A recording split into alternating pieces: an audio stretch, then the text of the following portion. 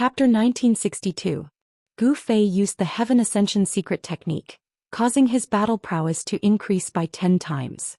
With his overwhelming battle prowess, he violently beat Xianxia. Even though Xianxia had the 5 elements divine armor to protect him, his body was still heavily injured. Traces of blood seeped out from the armor.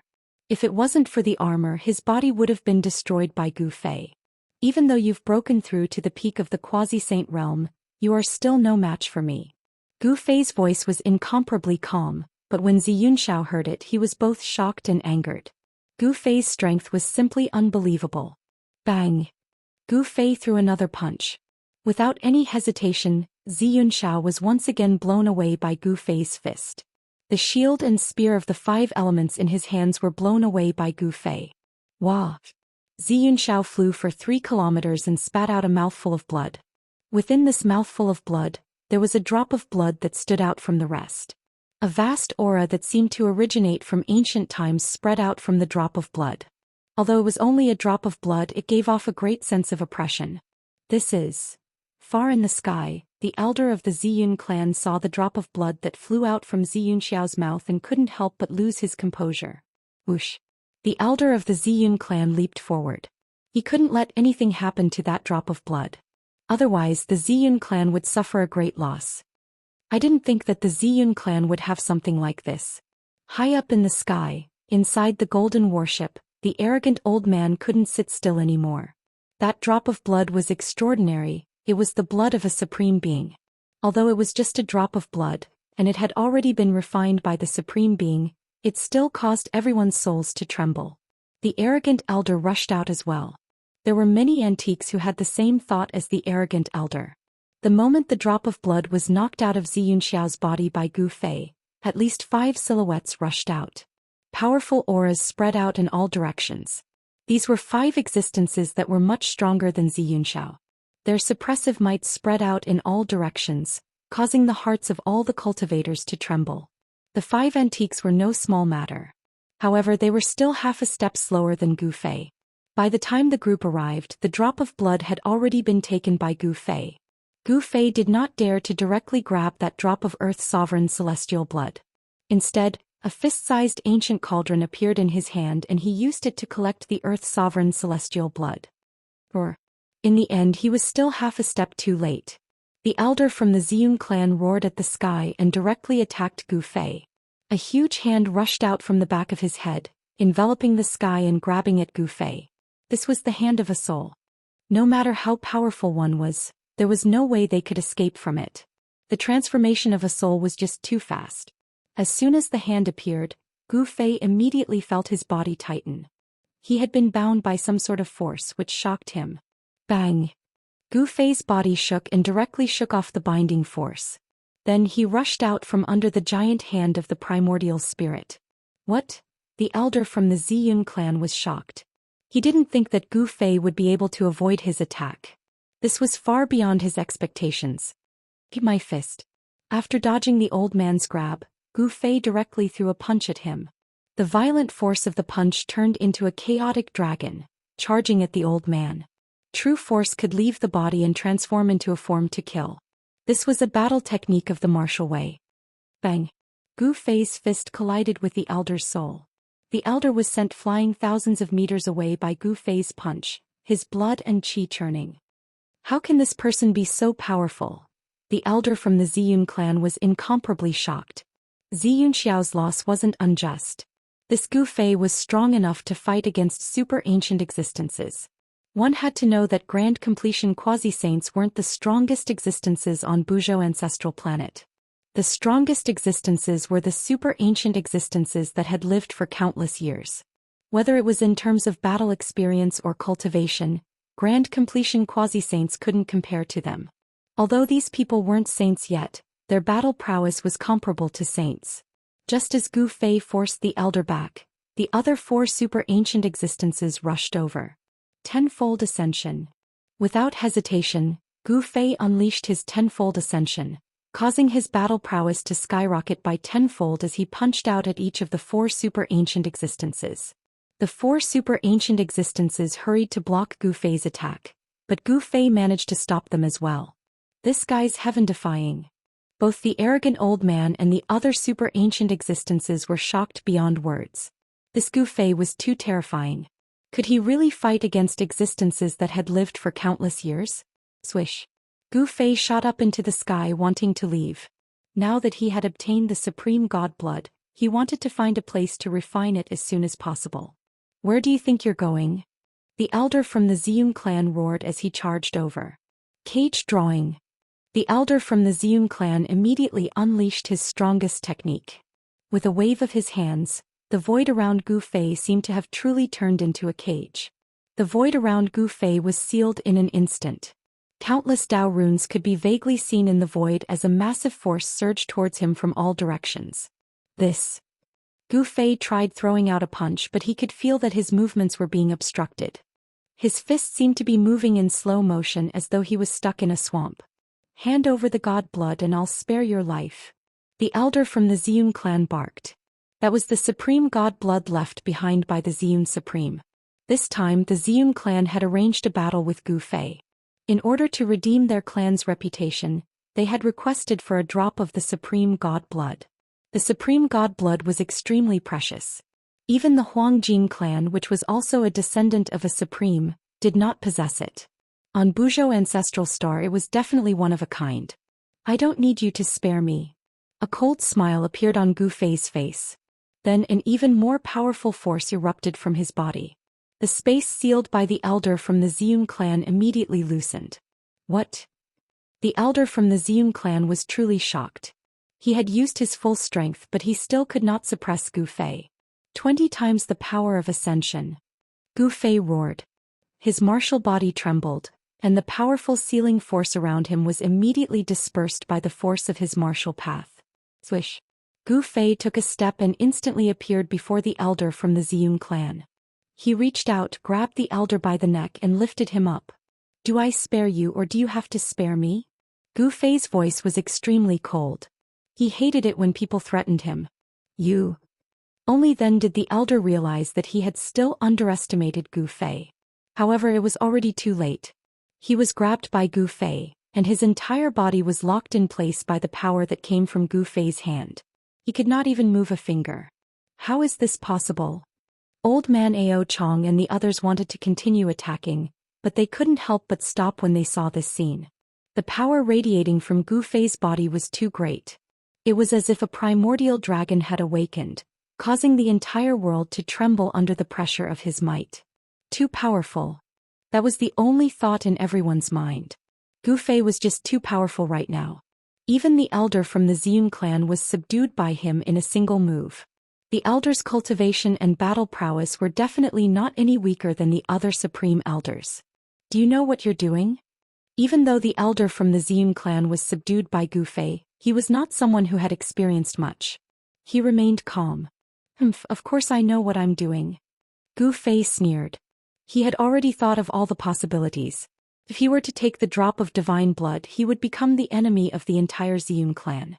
The sovereign's divine blood left behind by the Violet Cloud Sovereign was an absolute treasure to the Ziyun clan. The clan would never trade it for a flawless saint artifact. It's good that you know. Hand it over and I'll pretend that nothing happened. The ancestor from the Ziyun clan said. Since it's already in my hands, there's no reason for me to hand it over. Gu Fei smiled as he spoke. At the same time, a chilling murderous aura surged from his body. Don't.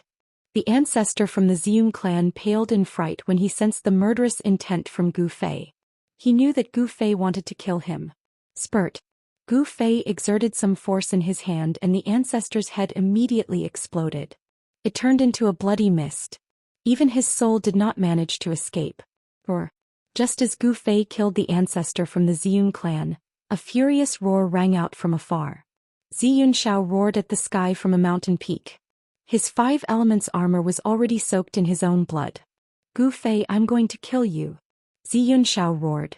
The elder killed by Gu Fei was the ancestor of his branch. This was a great feud. Is that so? I'm afraid you won't get the chance. Gu Fei tossed the headless corpse in his hand to the side and stared at Xianxia on the distant mountain peak. He wanted to cut the weeds and eliminate the roots. Xianxiao's muscles and bones were not bad, but if he was allowed to improve further, then Gu Fei would be out of luck. He wanted to get rid of this potential threat before the time limit of the 20 times rising strength was up. However, just as Gu Fei was about to make a move, a shocking aura suddenly appeared in the distance. A peerless figure was rapidly approaching this place. What? Gu Fei's expression changed when he sensed the monstrous pressure from afar. The cultivation and strength of this peerless figure was not any weaker than Ghost Emperor Fengdu from the soaring dragon ancestral star. Chapter 1963. A terrifying pressure swept over from afar, causing the entire world to tremble. Everyone was shocked to the extreme and they were all filled with fear. How could there be someone like this on planet Buzhou? Arrogant Elder's heart pounded. An existence like this was countless times scarier than the super antiques that had lived for countless years like them. Even old-timers like them were as weak as children in front of an adult. Even they were filled with fear. This fear originated from the deepest part of their souls. An unimaginable existence had been alerted and had personally descended upon this mountain range. Arrogant Elder and the others were all attracted by this powerful figure. In the sky above the mountain range, a silhouette appeared. It was a young man with long hair that reached his shoulders. Although this youth looked young, all the experts present could feel a great pressure coming from him. It was as if he was the heavens, the ruler of this part of the world. Who dares to steal the god blood of supremacy of the Ziyun clan? The young man in black merely took one step forward and crossed through the sky. He appeared in the sky above the amethyst mountain and looked down. He glanced at Arrogant Elder and the others. It's Gu Fei. Where's Gu Fei? When everyone snapped back to reality, Gu Fei had already disappeared. How dare you kill my clansmen and steal my god blood of supremacy? You deserve to die. The young man in black emitted a chilling murderous intent. A wave of his will expanded from his body, instantly covering a radius of 100,000 miles. Under this wave of will, everyone trembled in fear, afraid to offend the young man in black. That Gu Fei is dead for sure. That was what old man Ao Chong thought to himself. One had to know that the cultivation state of this black-robed young man was simply way too strong. Even old man Ao Chong himself was no match for this person. However, very quickly the young man's expression turned ugly. He could not believe that he could not sense the presence of the person who stole the god blood of supremacy. Even the presence of the god blood of supremacy had disappeared. How is this possible? The powerful will swept through the surroundings. All the cultivators and even all the living beings within a radius of 100,000 miles began to tremble under this will. That was especially true for cultivators with higher cultivation bases. They were able to sense just how terrifying this divine will was. Even their souls were trembling. This person can't be a saint, but the Ao Tsang elder's expression turned ugly. To think that there would be such an existence in the Ziyun clan. It was truly shocking. However, it seemed that there was also such an existence in the Huang clan. Old ancestor, Ziyun Shao flew over from afar. Useless fella. Even after using the god blood of a supreme being, he is still no match for that person. The black-robed young man glanced at Ziyun Shao and cursed. If they lost the sovereign god's blood just like that, it would be a great loss to the Ziyun clan. Ziyun Shao was ashamed and angry at the same time. He could not help but spit out another mouthful of blood. Go back and face the wall for 1,000 years. The black-clothed youth waved his hand and Ziyun Shao immediately flew up, disappearing into the horizon. The black-robed young man casually waved his hand and Ziyun Shao was sent 10,000 miles away. This level of cultivation was enough to stun everyone present. Senior, could you be the great sage Zi Qian? Arrogant old man said carefully. Huh. To think that someone would know my name. The black-robed young man glanced at arrogant old man curiously.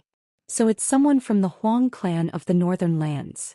The black-robed young man recognized arrogant old man's background with a single glance. It really is the great sage Zi Xian. How is this possible? Arrogant old man's voice began to tremble. At that moment, the black-robed young man seemed to have sensed something and disappeared before everyone's eyes. Even arrogant old man did not manage to see how the black-robed young man left. The great sage Zi Xian is actually still in the human realm. Arrogant old man mumbled to himself. The other old antiques were extremely shocked as well. The great sage Zi Xian was once an undefeatable great sage of Buzhou ancestral star. In the distant past, this great sage had almost unified the cultivation world of Buzhou ancestral star once again. In the era of the great sage Zhou Xian, he had subdued all the cultivation forces on Buzhou ancestral star. In the entire Buzhou ancestral star, only the Huangjin family did not submit to him. To think that someone like that was still on Buzhou ancestral star. It was unbelievable and hard to accept. One should know that sages were extinct in the current era. There should be no more sages in the human realm. Could it be that the great sage Zhou Xian is able to seal his cultivation? Arrogant old man thought of a possibility. The great sage Zhou Xian might have mastered some sort of self-sealing secret art. Swoosh. A figure suddenly appeared in the sky above a mountain range thousands of miles away. What's going on? I clearly sensed that he was here. Why isn't he here? The black-robed young man's expression was a little unnatural. Could it be that the other party had cultivated out an inner world and was hiding in it? How dare this? The black-robed young man could not help but be furious when he thought of this possibility. There were very few people who could cultivate out an inner world. It was not something that just anyone could master. The black-robed young man knew very well that if the person who stole the supreme divine blood hid in an inner world, even he would have a hard time finding that person. Moreover, even if he had amazing abilities, it would be hard for him to use them in the human realm. Once he used that power, the consequences would be dire. At this moment, Gu Fei had indeed hidden in his inner world. He could only retreat when encountering such a monstrous existence. The current him was far from being a match for such an existence. One should know that the person who came had cultivation and strength comparable to Ghost Emperor Fengdu. There was no doubt that Ghost Emperor Fengdu was powerful. Master. After entering the inner world, Old Dragon came to greet him. It was unknown when Old Dragon had come out from his closed-door cultivation. Old Dragon had gained a lot from this closed-door cultivation. Old Dragon's cultivation had broken through to the third heavenly layer of Almighty Realm. During this closed-door cultivation he had advanced by 2 small realms. If such a cultivation speed were to be spread, it would definitely shock the entire cultivation world. As for Zhong Liming, he was stimulated by Old Dragon and also went into closed-door cultivation. Gu Fei's other disciple Yao Yu was still preparing to break through to the innate martial body. Yao Yu's cultivation had reached a bottleneck. As long as she cultivated the innate martial body, she could continue to cultivate. For a martial artist, only when the martial body continuously broke through the limits and transformed all the way could the cultivation gradually improve. The martial body was the foundation. Chapter 1964. As expected of the innate water martial physique, Yao Yu was naturally close to the essence of water. When she cultivated, she was much faster than ordinary people. In just a short period of time she had already cultivated to the realm of awakening self. In the realm of awakening self, the potential of her martial physique had already been awakened. This was the first step in the path of martial arts. After the realm of awakening self was the realm of transcending mortality, which was a transformation of the martial physique from acquired to innate. This was the first transformation of the martial physique. In the realm of transcending mortality, Yao Yu's martial physique could communicate with the spiritual energy of heaven and earth, drawing it into her body and refining it into true qi. After that she could open up her dantian and become a true martial artist. The great Saint Zi Su of the Ziyun clan was searching for Gu Fei everywhere. However, Gu Fei had already entered the bottom of his inner world. The great Saint Zi Su was a great saint in the ancient era, but now he had already sealed himself. His cultivation had long fallen from the saint realm. If he still had the cultivation he had in the ancient era, forget about Gu Fei hiding in his inner world. Even if Gu Fei ran outside of Buzhou Star region, the great Saint Zisu would still be able to find him. Damn it! On top of a mountain, the black-clothed Zisu roared furiously. The person called Gu Fei who stole the sovereign god's blood had actually disappeared. There's not even a trace left behind. How is this possible? Zisu knew that his previous guess was probably correct.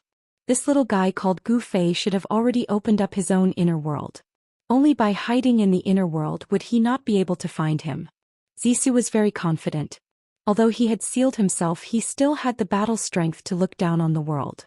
In the ancestral Buzhou Star, there were really not many people who had the qualifications to be his opponent. If it wasn't for the sovereign god's blood, he would definitely not come out at this time. No one could deduce any clues about the great world in the human world this time. No one knew what direction this great world would develop in. The heavens' secrets had already been concealed by some sort of power. In this super great storm, even an existence like Zisu would most likely fall. Even an existence like Zidan had to be careful when dealing with this great world. Ziruo directly sat down cross-legged on the mountain peak. He was waiting for the person called Gu Fei to come out from his inner world. He did not believe that that person would continue hiding in his inner world. The sovereign god blood was too important to the Ziyun clan. Gu Fei didn't know that he had already been targeted by Ziruo. At this moment he was studying the drop of God's blood within the mountain and river cauldron within a valley within his inner world. The supreme god blood is indeed extraordinary.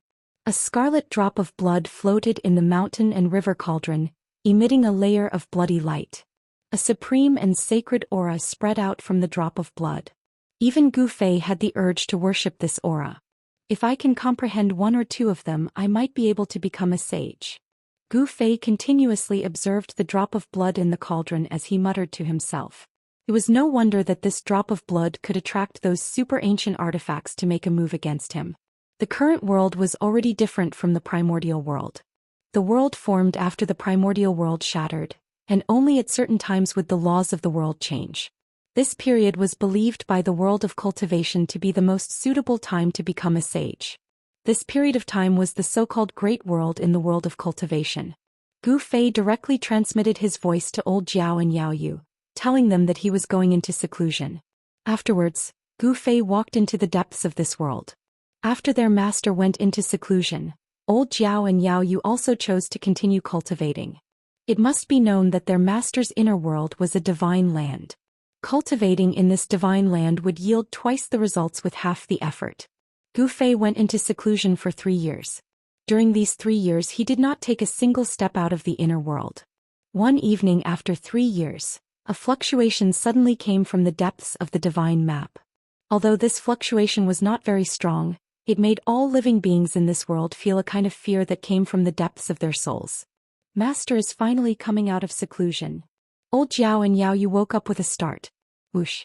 The shadow of a dragon rushed out of a valley. The dragon aura was vast and mighty, and a huge dragon appeared high in the sky. Afterwards, the huge dragon turned into a tall, middle-aged man. At the same time, 2 women appeared on a mountain peak. These 2 women were like fairies from the 9 heavens.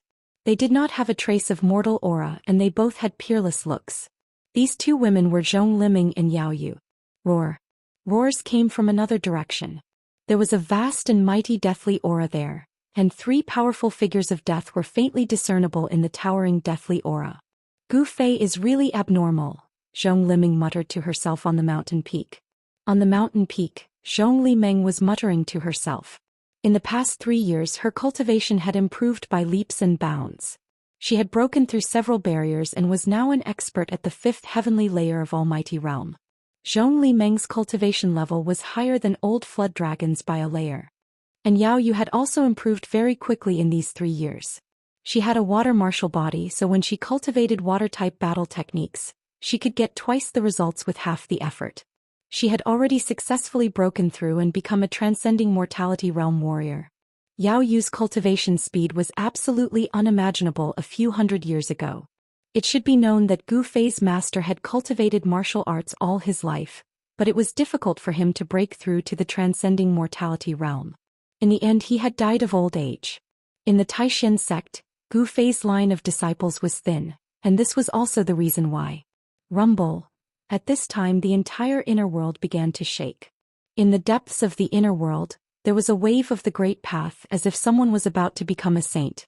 9 chaotic Tao patterns were faintly discernible, gathering endless power of the great path. Master is about to break through to the saint level. Old Jiao was extremely shocked. He flew down from the sky. The wave of the great path made him not dare to stay in the sky. Gu Fei is about to become a saint. Zhong Liming was dumbstruck as well. The aura of the Saint Tao was too powerful, and it was as if a saint had descended into the world. It caused one's soul to tremble, and before this aura, no one dared to even think about resisting. This kind of movement was too great. Even the ancestral dragon divine herb, which was usually elusive, had escaped from the depths of the divine land. It's the immortal herb. Zhong Liming's eyes lit up when she saw the stalk of godly herb. However, before she could do anything, the ancestral dragon immortal herb disappeared in a flash. Preposterous. Chapter 1965. Rumble. The heavens and earth shook. Spiritual chi from all directions crazily gathered in the depths of this divine land. Rays of light flickered. This was the visible spiritual chi of heaven and earth. Seeing this scene, everyone couldn't help but be shocked. There seemed to be a bottomless black hole in the depths of this divine land, devouring the spiritual chi of heaven and earth. Is Gu Fei really going to become a saint? Zhong Limeng's voice trembled. Becoming a saint was the goal of all cultivators. However, since the collapse of the untainted world, it seemed that no one could become a saint. This world no longer allowed the existence of saints. If Master becomes a saint, he will be the strongest martial saint since ancient times. The old dragon stared at the depths of the divine land and said these words. Gu Fei cultivated the martial way. Warriors who were successful in cultivating the martial way were invincible among those of the same rank. If Gu Fei became a martial saint, he would be able to sweep away all the saints and become the supreme among the saints. However, no one knew whether Gu Fei was trying to break through to the saint realm or not. However, what was certain was that Gu Fei's cultivation had broken through again. In the depths of the divine land, thousands of strands of auspicious chi flashed. Endless spiritual chi of heaven and earth gathered in Gu Fei's location. The density of the spiritual chi of the entire inner world was decreasing. Old Jiao and the others couldn't help but be shocked. It should be known that there were several divine springs of life in Gu Fei's divine land. With the nourishment of these springs, Gu Fei's inner world's spiritual chi was almost endless. And at this time, the density of the spiritual chi of heaven and earth in this divine land was actually decreasing. This was an unimaginable thing. Gu Fei had devoured too much spiritual chi. Just what level has Master's cultivation reached? Yao Yu sighed. Only now did she know how powerful her Master's cultivation base was. The aura of a supreme being emanating from the depths of this divine land caused her soul to tremble. She was filled with endless fear. I want to know as well. Zhong Limeng muttered to himself. At this moment, Gu Fei, who was sitting cross-legged in the depths of this divine land, was completely submerged by the spiritual energy of the world that had gathered from all directions. His martial body was like a bottomless pit, constantly swallowing the spiritual energy of heaven and earth. A mass of primal chaos divine light was floating in his dantian. Above this mass of primal chaos divine light, 9 blurry Dao patterns were constantly appearing. Those were 9 Dao patterns. The 9 Dao patterns were constantly changing and gradually became clearer. However, in the end, the 9 Dao patterns couldn't truly take shape and remained blurry. Roar. After devouring the endless spiritual energy of heaven and earth, Gu Fei faced the sky and let out a long roar. His voice reverberated throughout the entire inner world. The spiritual energy of the inner world no longer gathered towards him. The heavenly tribulation did not come. Elder Jiao and the others sensed that the terrifying ripples from the depths of this divine land were retreating like a tide, finally disappearing from this world. Everyone breathed a sigh of relief. While they were still in shock, a figure appeared in the sky above the mountain they were on, smiling at them. Master. Elder Jiao and Yao Yu saw this person and hurriedly bowed. Gu Fei. Zhong Limeng couldn't help but be stunned when he saw this person. Then he was pleasantly surprised. This Gu Fei has finally come out of seclusion. Just what level has his cultivation reached? They couldn't see through Gu Fei at all. That drop of sovereign god blood was really useful. Gu Fei couldn't help but sigh when he sensed the seemingly inexhaustible power in his body. His current cultivation had already reached the grand completion quasi-saint realm. The reason why his cultivation increased so quickly was all because of that drop of sovereign god blood. The sovereign god blood contained the sovereign's Tao. If one could comprehend a little or two, becoming a quasi-saint would not be a problem. Gu Fei only comprehended the Tao within the drop of sovereign god blood for 3 years and became a grand completion quasi-saint. He only comprehended a little bit of it. The sovereign's Tao was really broad and profound. No one could truly grasp this Tao.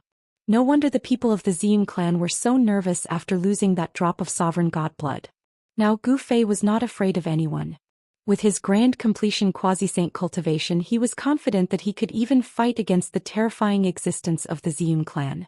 Gu Fei saw that Elder Jiao and Yao Yu's cultivation had increased a lot. He couldn't help but feel happy. Then he went to the top of the mountain to teach the 2 disciples the Tao. Soon Elder Jiao and Yao Yu were immersed in it. Even Zhong Liming was immersed in it. Many questions that he couldn't understand in cultivation were now understood. Gu Fei didn't teach them any powerful techniques. He only explained the Tao of heaven and earth, directly pointing to the origin of cultivation. Even Yao Yu, who was only at the transcending mortality realm, could understand this logic. 2 hours later, Gu Fei stopped and let Elder Jiao and the others comprehend on their own. It's time to go out. That guy shouldn't be here anymore. Elder Jiao and the others entered some kind of cultivation state. They wouldn't wake up so easily. Gu Fei wanted to leave the inner world and take a look. One should know that Gu Zhong was still training on ancestral star Buzhou. In 3 years, Gu Zhong should be able to make a name for himself on ancestral star Buzhou. Whoosh. An empty space near Amethyst Mountain suddenly rippled like water. Then a figure passed through the layer of empty space and walked out. At this moment, a figure sitting on the top of the Amethyst Mountain suddenly opened his eyes. It's been 3 years. You're finally out. A powerful will immediately descended on Gu Fei. This made Gu Fei tense up. He couldn't help but be shocked. Oh no. As soon as Gu Fei came out of the inner world, he was locked onto by someone's will. Moreover, the person who locked onto him was extremely powerful. He seemed to be much stronger than those super antiques. A loud laugh came from the Amethyst Mountain. Then a young man in black stood up and took a step forward. In an instant he appeared in front of Gu Fei. Did you think that I wouldn't be able to find you by hiding in the inner world? The young man in black looked at Gu Fei with a faint smile on his face. A powerful pressure spread from his body and shocked the surroundings. Gu Fei could see that the young man in black did not deliberately release his pressure. However, the young man just stood there and the pressure naturally emitted from his body. Although Gu Fei was surprised, he still pretended to be shocked. Chapter 1966. Hand over the God's sovereign blood. The black-robed young man said indifferently. He did not think that Gu Fei was his opponent. Even if Gu Fei was already a grand completion quasi-saint, the outcome would still be the same. From Zidan's point of view, the reason why Gu Fei's cultivation was able to rise so quickly was definitely because of the God's sovereign blood. Otherwise, how could a beginner quasi-saint become a grand completion quasi-saint in just 3 short years? Other than the members of the Ziyun clan, outsiders would definitely not be able to refine the God's sovereign blood. Zidan was not worried that this person called Gu Fei would refine the God's sovereign blood. Why should I hand it over? The black-robed young man acted all high and mighty, clearly not putting him in his eyes at all. However, Gu Fei was not afraid of this black-robed young man. If it was 3 years ago, he would still be wary of this black-robed young man. But now the situation was different. Very well. Since you want to court death, don't blame me. Zidan did not speak much. He immediately stretched out his hand and with his right hand spread open he grabbed towards Gu Fei. Gu Fei noticed that even though Zidan's grab seemed to be a casual grab, it contained a power that even he was unable to understand, and it actually instantly sealed off all his paths of retreat. Zidan's hand was magnified endlessly in Gu Fei's eyes. Gu Fei threw out a punch. Extreme chaotic Tao runes appeared on his fist and a powerful wave of energy surged out from his fist. Bang! Gu Fei's fist collided with Zidan's hand and a muffled sound rang out. After that, Gu Fei's fist was caught by Zidan's hand. You're still too inexperienced to fight against me. Zidan exerted force and actually lifted Gu Fei's entire body up before smashing him fiercely onto the ground. Boom! With a loud sound, Gu Fei smashed onto the ground. The powerful impact created a huge crater in the forest below. The ground trembled and dust flew everywhere. Very good. Step by step, Gu Fei walked out of the pit on the ground. A shocking aura erupted from his body. He looked like a god of war. His long hair fluttered even though there was no wind, and his eyes were incomparably resplendent. Suppress. At that moment, Ziruo had already formed a seal with her hands and pressed it down towards Gu Fei's head. A powerful sealing force immediately descended from the seal in Ziruo's hands. Boom! This sealing force struck Gu Fei's body and directly smashed him into the ground. Moreover, this sealing force turned into 9 Dao patterns that were imprinted on his body. Zidan wanted to seal Gu Fei with 9 Dao patterns. It's not that easy to seal me. The power within Gu Fei's body burst forth. 9 primal chaos Dao patterns emerged on his body, forcing out the 9 Dao patterns that were imprinted on his body. 9 Dao patterns. I didn't think that you'd actually formed 9 Dao patterns. Zidan was very shocked. This Gu Fei had not become a saint yet, but he was actually able to form 9 Dao patterns. Gu Fei's 9 Dao patterns were blurry. Although they had not truly taken form, they could still draw upon the power of the great Dao. Buzz. The space around Gu Fei violently trembled, emitting a rumbling sound. The 9 Dao patterns that Ziruo imprinted on Gu Fei's body were immediately dispersed by the power of Gu Fei's Dao patterns. Bang! Soil flew everywhere. Gu Fei charged out from the ground, then struck out with a heaven-encompassing palm. Rumble. The huge palm covered the sky and directly slammed towards Ziruo in the sky. It was as if 100,000 ancient divine mountains were moving, causing the entire world to tremble. Gu Fei did not think that this person would actually guard the Violet Cloud Mountain for 3 years. In the end he was still too careless, allowing this guy from the Ziyun clan to lock onto his chi. However, Gu Fei was no longer the Gu Fei from 3 years ago. His cultivation and battle prowess at the peak of the quasi-saint realm allowed him to fight against a supreme expert of this level. Ancient martial arts battle skills? When Zidan saw Gu Fei casting the heaven-encompassing palm, his pupils involuntarily contracted. He did not dare to be careless. After all, in the ancient era martial artists were synonymous with power. It was not a legend for martial artists to be invincible among those of the same level. Endless reincarnation. Zidan shouted out loudly.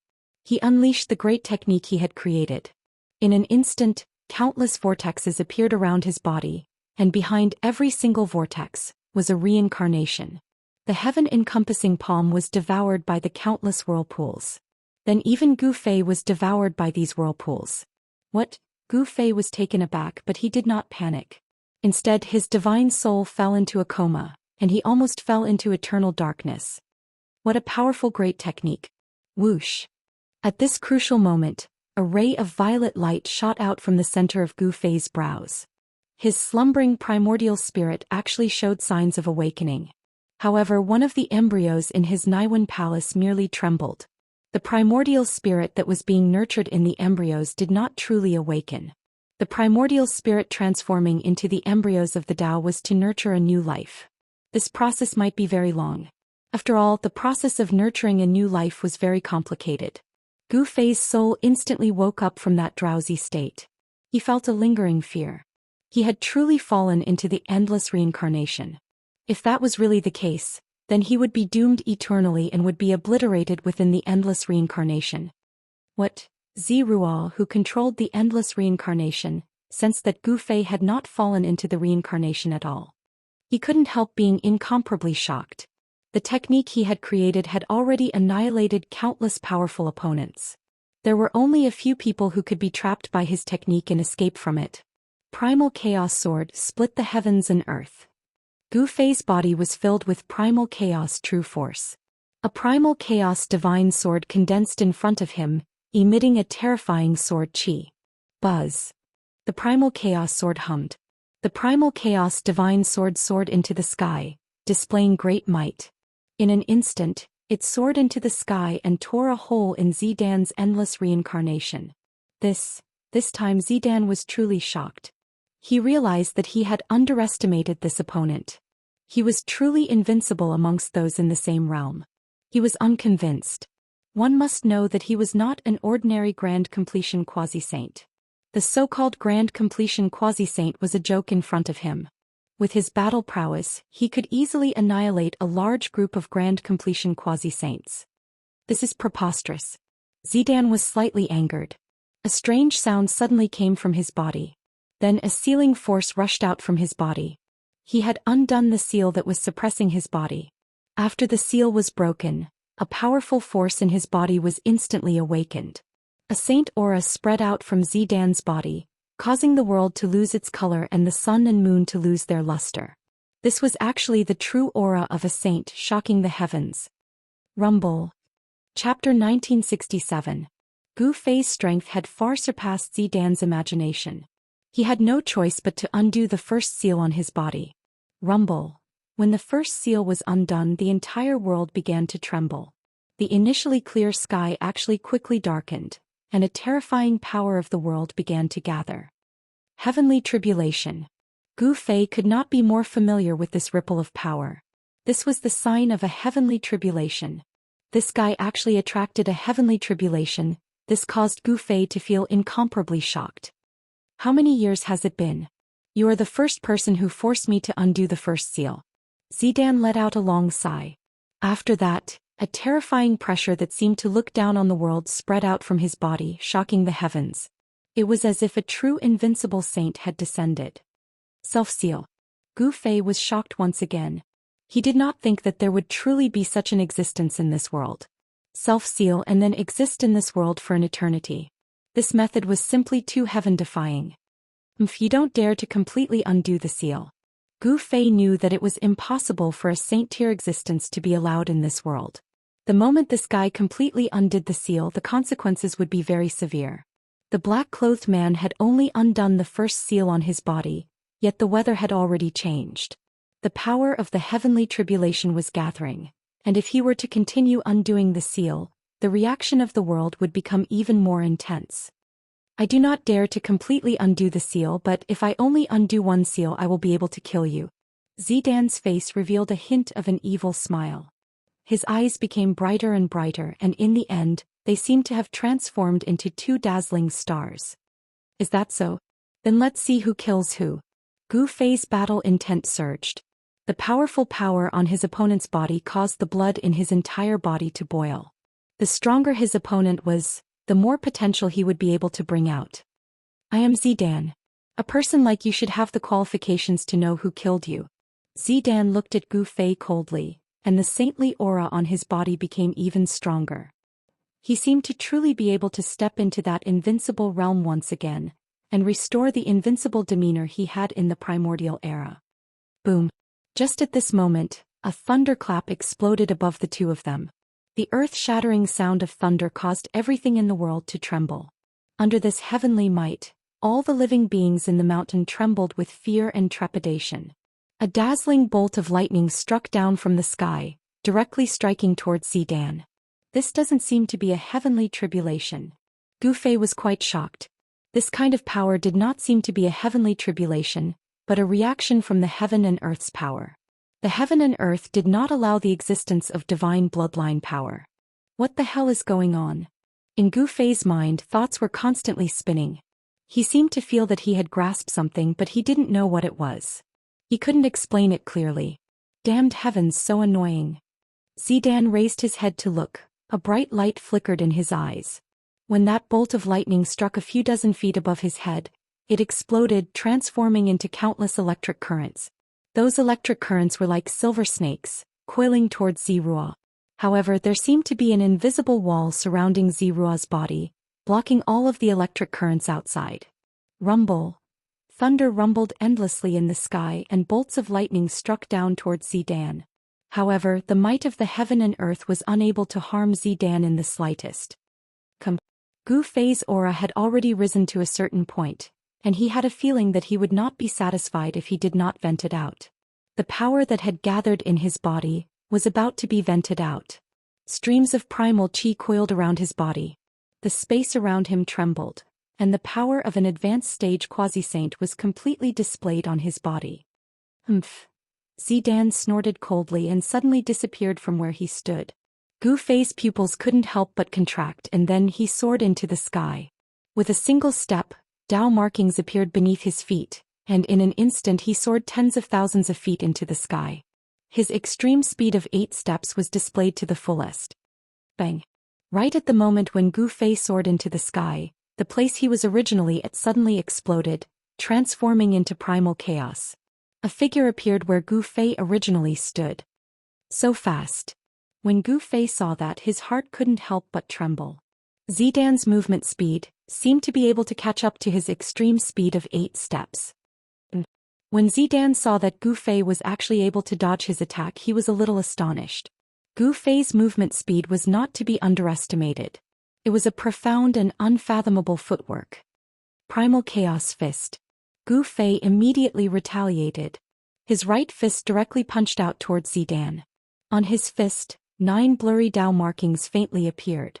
This fist, seemed to have brought along the power of the great Tao of the heaven and earth as it struck towards Zidan. Zidan's expression changed.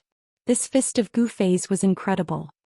He never thought that Gu Fei's understanding towards the great Tao had already reached such a level. Star River Reverse. Zidan executed a great technique, and an endless amount of starlight appeared in the dusky sky. He actually guided down a star river and it flew towards Gu Fei's fist, indirectly guiding the endless power of the stars with a wave of his hand. This method caused even Gu Fei to be shocked. Boom!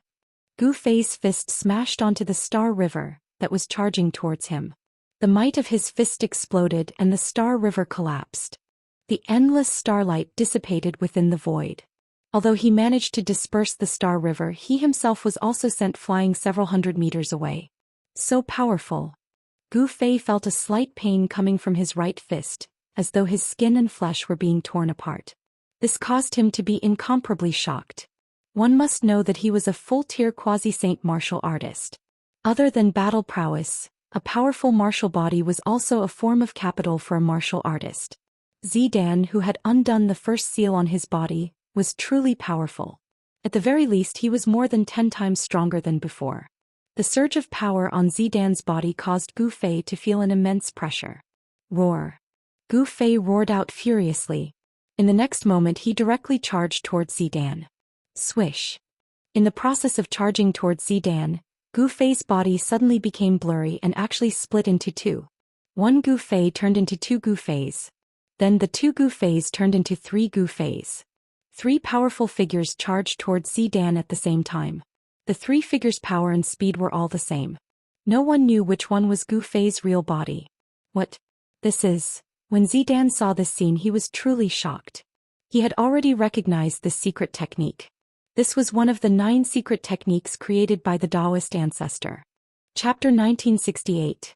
3 Pure Ones. How is this possible? Zero was truly shocked.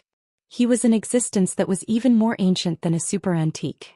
He was a true figure from the ancient era who had sealed himself in the present. He had experienced the ancient era where experts were as numerous as trees in a forest.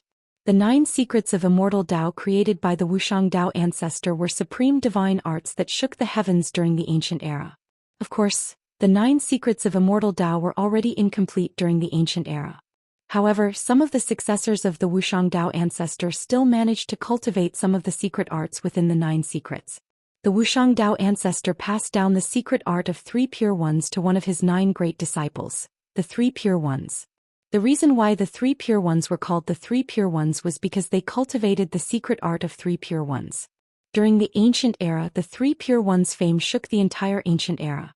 He was a ruthless character who once ventured deep into the devil domain and killed 18 innate great devils before escaping unscathed. The 3 Pure Ones were publicly acknowledged to be the strongest among the 9 great disciples of the Wuxian Tao ancestor.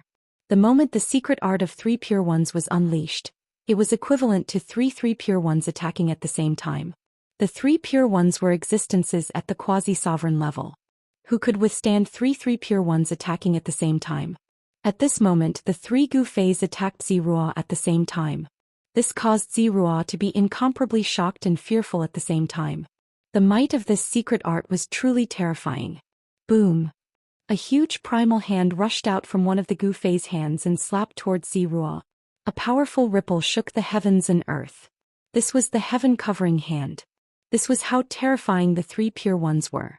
Regardless of which one of the 3 Gu Feis was the real one, they were all able to unleash his own martial arts battle skills. Heaven-covering hand, primal chaos fist, 5 elemental sword. 3 battle skills were unleashed at the same time, causing a terrifying ripple to shake the heavens and earth. Bam! Zidan used a great technique to block the heaven-shrouding hand. However, a primal chaos fist smashed onto Zidan's shoulder. Zidan was instantly sent flying by the huge force. At the same time, 5 sword lights instantly streaked across Zirua's body, leaving 5 sword scars on his body. This, Gu Fei was incomparably shocked. He knew very well how powerful his punch was. However, his opponent seemed to be unharmed after taking his punch head-on. Especially those 5 strikes, it caused Gu Fei to feel even more disbelief. The clothes on Zidan's body were slashed open 5 times by his sword aura, Yet no bloodstains seeped out from beneath his clothes. Humph! Zhou sneered, then charged over from afar. He threw a punch towards Gu Fei, and an overflowing power surged out from his fist, enveloping the three figures that Gu Fei had transformed into within the power of his fist. Boom! Gu Fei's three figures each smashed out a fist, blocking Zidan's fist. However, the powerful force that came from Zidan's fist caused him to be pushed back several hundred meters. On the other hand, Zhou was like an unshakable primordial divine mountain, and he did not take even half a step back. What? Only then did Gu Fei realize that he seemed to have neglected something. Zidan was a saint from the primordial era. Even though his cultivation as a saint had been sealed, his fleshly body was still the body of a saint. This was the fleshly body of a saint. Even if Zidan was not a body cultivator, his fleshly body was still powerful to the point where even Gu Fei was shocked. The ending has already been decided from the very beginning. Even if I stand here and let you attack me, you won't be able to harm me. Zidan approached Gu Fei step by step, and the trace of an evil smile on the corner of his mouth became even more obvious. That might not be the case. Gu Fei's voice rang out from the three figures, and it was impossible to tell which one was real and which one was fake. The three pure ones are indeed wondrous. Zidan's eyes brightened. If I can capture this guy, I might be able to obtain the 9 secrets of the Immortal Tao. Thinking about that, Zidan's breathing hastened. Boom! As he said that, an astonishing power suddenly erupted from Gu Fei's three figures. Gu Fei's aura was rapidly rising and the entire world was trembling. Pitch-black spatial cracks appeared around the three figures. Seeing that Gu Fei's aura was rising once again, Zidan's eyes shone even brighter. Gu Fei displayed the secret art of ascension, causing his combat power to rise by 10 times. The world lost its color, and the entire region was filled with his terrifying aura and pressure, intimidating all living things. What's going on? That human martial body has appeared again. The terrifying pressure spread across a radius of several tens of thousands of miles. Quite a few cultivators who were cultivating in the mountains were alarmed, and they all rushed out from their cultivation grounds. 3 astonishing powers erupted at the same time from the 3 Gu Feis. He channeled 2 secret arts at the same time, causing his combat power to rise to a level that even Zidan's expression changed. The 9 heavenly star sword appeared in Gu Fei's hand, an ancient cauldron appeared in another Gu Fei's hand, and a peerless sword appeared in the 3rd Gu Fei's hand. What? A supreme divinity weapon? How is this possible? When Zidan first saw the 9 heavenly stars sword, he did not think much of it. However, when he saw the other 2 items in Gu Fei's hands, he could not help but be shocked. An ancient cauldron and a weapon that emitted a peerless sword aura. One of them was unremarkable while the other was extremely sharp. However, both of these supreme divinity weapons exuded a powerful aura of the Tao. Even Zidan, who was once a saint, was shaken by the presence of such a flawless grand Tao. At this moment, Zidan no longer had the time to think, because Gu Fei had already charged over with the weapon in his hand. The sword forged from the godly steel of indestructible was nothing much, but if it were to be struck by the cauldron or the violet gold sword, even the body of a saint would be injured. Especially the violet gold sword, which contained an astonishing killing intent. If one were to be struck by the sword, the consequences would be unthinkable. Whoosh! Zidan used his movement technique and dodged. At the same time, a divine rope shot out from his body, then coiled around Gu Fei. The divine rope turned into a huge black dragon, emitting a peerless and terrifying ripple. It was a flawless divinity weapon. The moment the 9 heavenly stars sword in Gu Fei's hand touched the black dragon formed by the black rope, it was knocked away. Even when the mountain and river cauldrons smashed onto the black dragon, it could only barely block it. The mountain and river cauldron had yet to awaken, so it could not suppress the divine rope. But the violet gold sword was different. Even if it had yet to awaken, its sharpness was enough to cut the black dragon formed by the divine rope. However, the black dragon did not dare to clash head-on with the violet gold sword and dodged. Chapter 1969. A great battle erupted. Gu Fei used the 3 pure ones and the Ascension secret technique, raising his battle prowess to the limit. Wielding the 9 heavenly stars sword and the mountain and river cauldron, the violet gold divine sword, he clashed with Zhou. Terrifying ripples spread in all directions. All living beings within several tens of thousands of miles were startled. Many cultivators who were cultivating in the mountains soared into the sky and looked towards the source of the ripples in fear. Who's fighting? Everyone was bewildered. Many people rushed towards the area where Gu Fei and the others were, wanting to find out what was happening near the Amethyst Mountain. Kill. At that moment, Gu Fei's killing intent skyrocketed. He did not hold back and attacked with all his strength. The 9 heavenly stars' sword emitted a dazzling sword light, continuously tearing apart the world and clashing with Ziruo's hands. A saint's physical body was truly too powerful. Even the 9 heavenly stars' sword refined from the godly metal of indestructible could not harm Ziruo at all. However, no matter how conceited Ziruo was, he did not dare to use his hands to block the sharpness of the violet gold divine sword. The 2 supreme god artifacts caused him to hesitate and he could not attack as he pleased. Swoosh. A ray of violet gold divine sword light streaked past Ziruo. His robes immediately fell soundlessly. He was swept by the chilling sword chi and a bloody mark appeared below his left ribs. This, Zidan's shock was truly no small matter. The murderous aura on the purple gold divine sword was extraordinary. It was the murderous aura contained within a sovereign divine weapon. He only felt a wave of chilling air enter his body. Half of his body instantly became numb. The supreme killing intent only took an instant to make half of his body lose feeling. Bang! At that moment, a huge cauldron smashed over and directly sent Ziruo flying tens of thousands of feet away. He coughed up a large mouthful of blood and looked extremely miserable. Damn it! The left half of Ziruo's body was corroded by the killing intent emitted from the violet gold divine sword. Only the right half of his body could still move. He was both shocked and furious. After being smashed by the mountain and river cauldron, his body almost exploded. He suffered a great impact and did not dare to stay any longer. Shwa. A scroll flew out from Ziruo's body and unfurled before him. A ball of divine light rushed out from the scroll and enveloped Ziruo. After that, space trembled. The ball of divine light enveloped Zisu and entered the void, disappearing without a trace. Greater teleportation Dao scroll. Gu Fei wanted to stop Ziruo, but Ziruo's movements were too fast. By the time Gu Fei came back to his senses, Ziruo had already fled into the void. Gu Fei was very clear about how terrifying the killing intent on the violet gold divine sword was. It was definitely a killing intent that could only be formed after being stained with the blood of a sovereign. Although Zidan was not truly slashed by the violet gold divine sword and was only brushed by the sword chi, a strand of killing intent still managed to invade Zidan's body. Even if this strand of weak killing intent was unable to take Ziruo's life, it was enough for Ziruo to suffer. Shwa. Tens of thousands of miles away from the Amethyst Mountain, in the sky, a figure fell out of the void and then fell to the ground. Plop.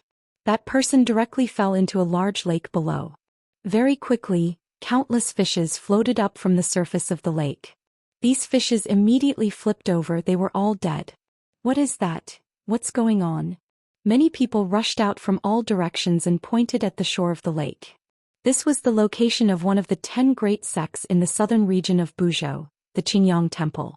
This huge lake was located at the back mountain of the Qingyang Temple, and the back mountain was the training ground of the younger generation of the Qingyang Temple. Very quickly, a few elderly people arrived above the huge lake. The fishes in the lake are all dead. I sensed a terrifying killing intent. The few elderly people's expressions were extremely solemn. No one dared to enter the lake to check because there was a shocking killing intent in the lake. This killing intent caused even their souls to tremble. He was only slightly brushed by the sword chi and he actually, at that moment at the bottom of the lake, a figure floated up and down. That person was Ziruo, who was injured by Gu Fei's sword chi with the violet gold godly sword. Ziruo's current state was terrible.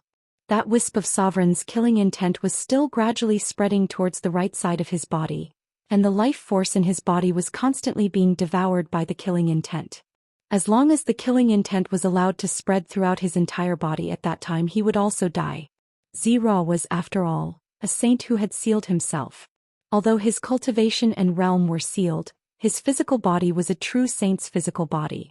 The life force contained within a saint's physical body was unimaginable. Even that wisp of Sovereign's killing intent could not spread throughout Zirua's entire body in a short period of time. Looks like I have to use that thing. While his right hand could still move, Zirua hurriedly took out a jade bottle from his body. Then he placed the jade bottle in his mouth and carefully used his teeth to bite open the cork, then swallowed a drop of medicine from the jade bottle. The moment the medicine entered his mouth, it immediately turned into a vast life force. Even the Sovereign's killing intent showed signs of being dispersed. Only the godly medicine of immortality could dispel the Sovereign's killing intent. Zirua was a saint of the Ziyun clan, and he actually had a drop of blood essence from the godly medicine of immortality. It was not a drop of the godly medicine of immortality that ordinary people could obtain. However, the Purple Cloud Sovereign had once unified the ancestral star of Buzhou, and had even expanded his influence to the neighboring ancestral star. Naturally, the Purple Cloud Sovereign had a stock of godly medicine of immortality. However, after the Purple Cloud Sovereign disappeared, the stock of godly medicine of immortality disappeared as well. No one knew just who had the stock of godly medicine of immortality that had once followed the Purple Cloud Sovereign. Without the invincible cultivation of a sovereign, even a cultivator who had obtained the godly medicine of immortality would not have the ability to protect it. Sooner or later it would be snatched away by others.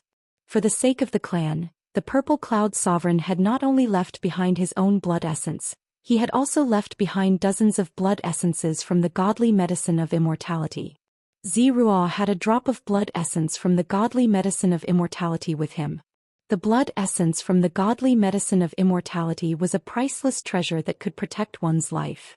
Very soon, Zirua felt himself being enveloped by warmth. His body was warm and it was extremely comfortable. At this moment, the medicinal effect of the godly medicine of immortality took effect. As if the Sovereign's killing intent in Zirua's body had met its nemesis, it was gradually forced out by the medicinal effect. However, it was still the Sovereign's killing intent. Even after consuming a drop of blood essence from the godly medicine of immortality, it was difficult to completely expel the killing intent in Zirua's body. Right after Zirua left with a great teleportation scroll, Gu Fei also left the Amethyst Mountain. It was time to search for a way to return to the ancestral star of the Soaring Dragon. Chapter 1970. The Violet Gold Godly Sword was a sovereign godly sword that specialized in killing. The murderous aura on the sword could only be condensed after being stained with the blood of a sovereign. Even a peak saint would find it hard to withstand such a murderous aura. Purple managed to keep his life, but his ancestors' graves were also emitting green smoke.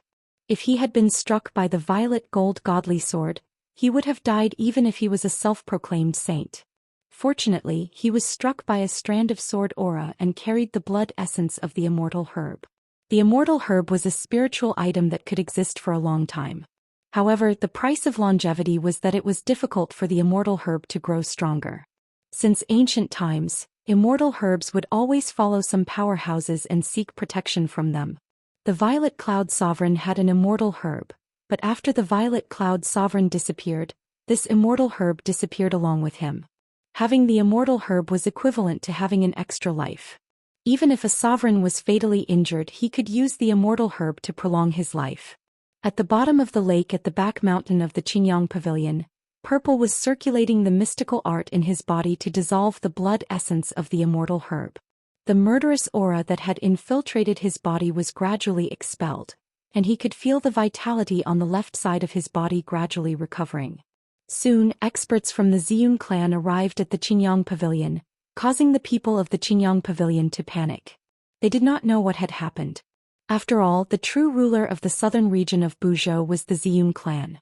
The Qingyang Pavilion was only a peripheral force of the Ziyun clan.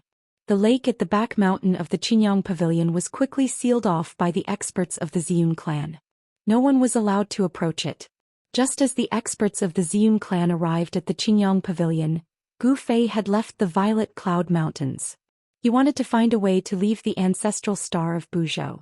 It was time to return to the ancestral star of the Soaring Dragon. For several days, Gu Fei appeared in various cities in the southern region of Buzhou. He could only find out what he wanted to know in cities with a relatively high concentration of cultivators.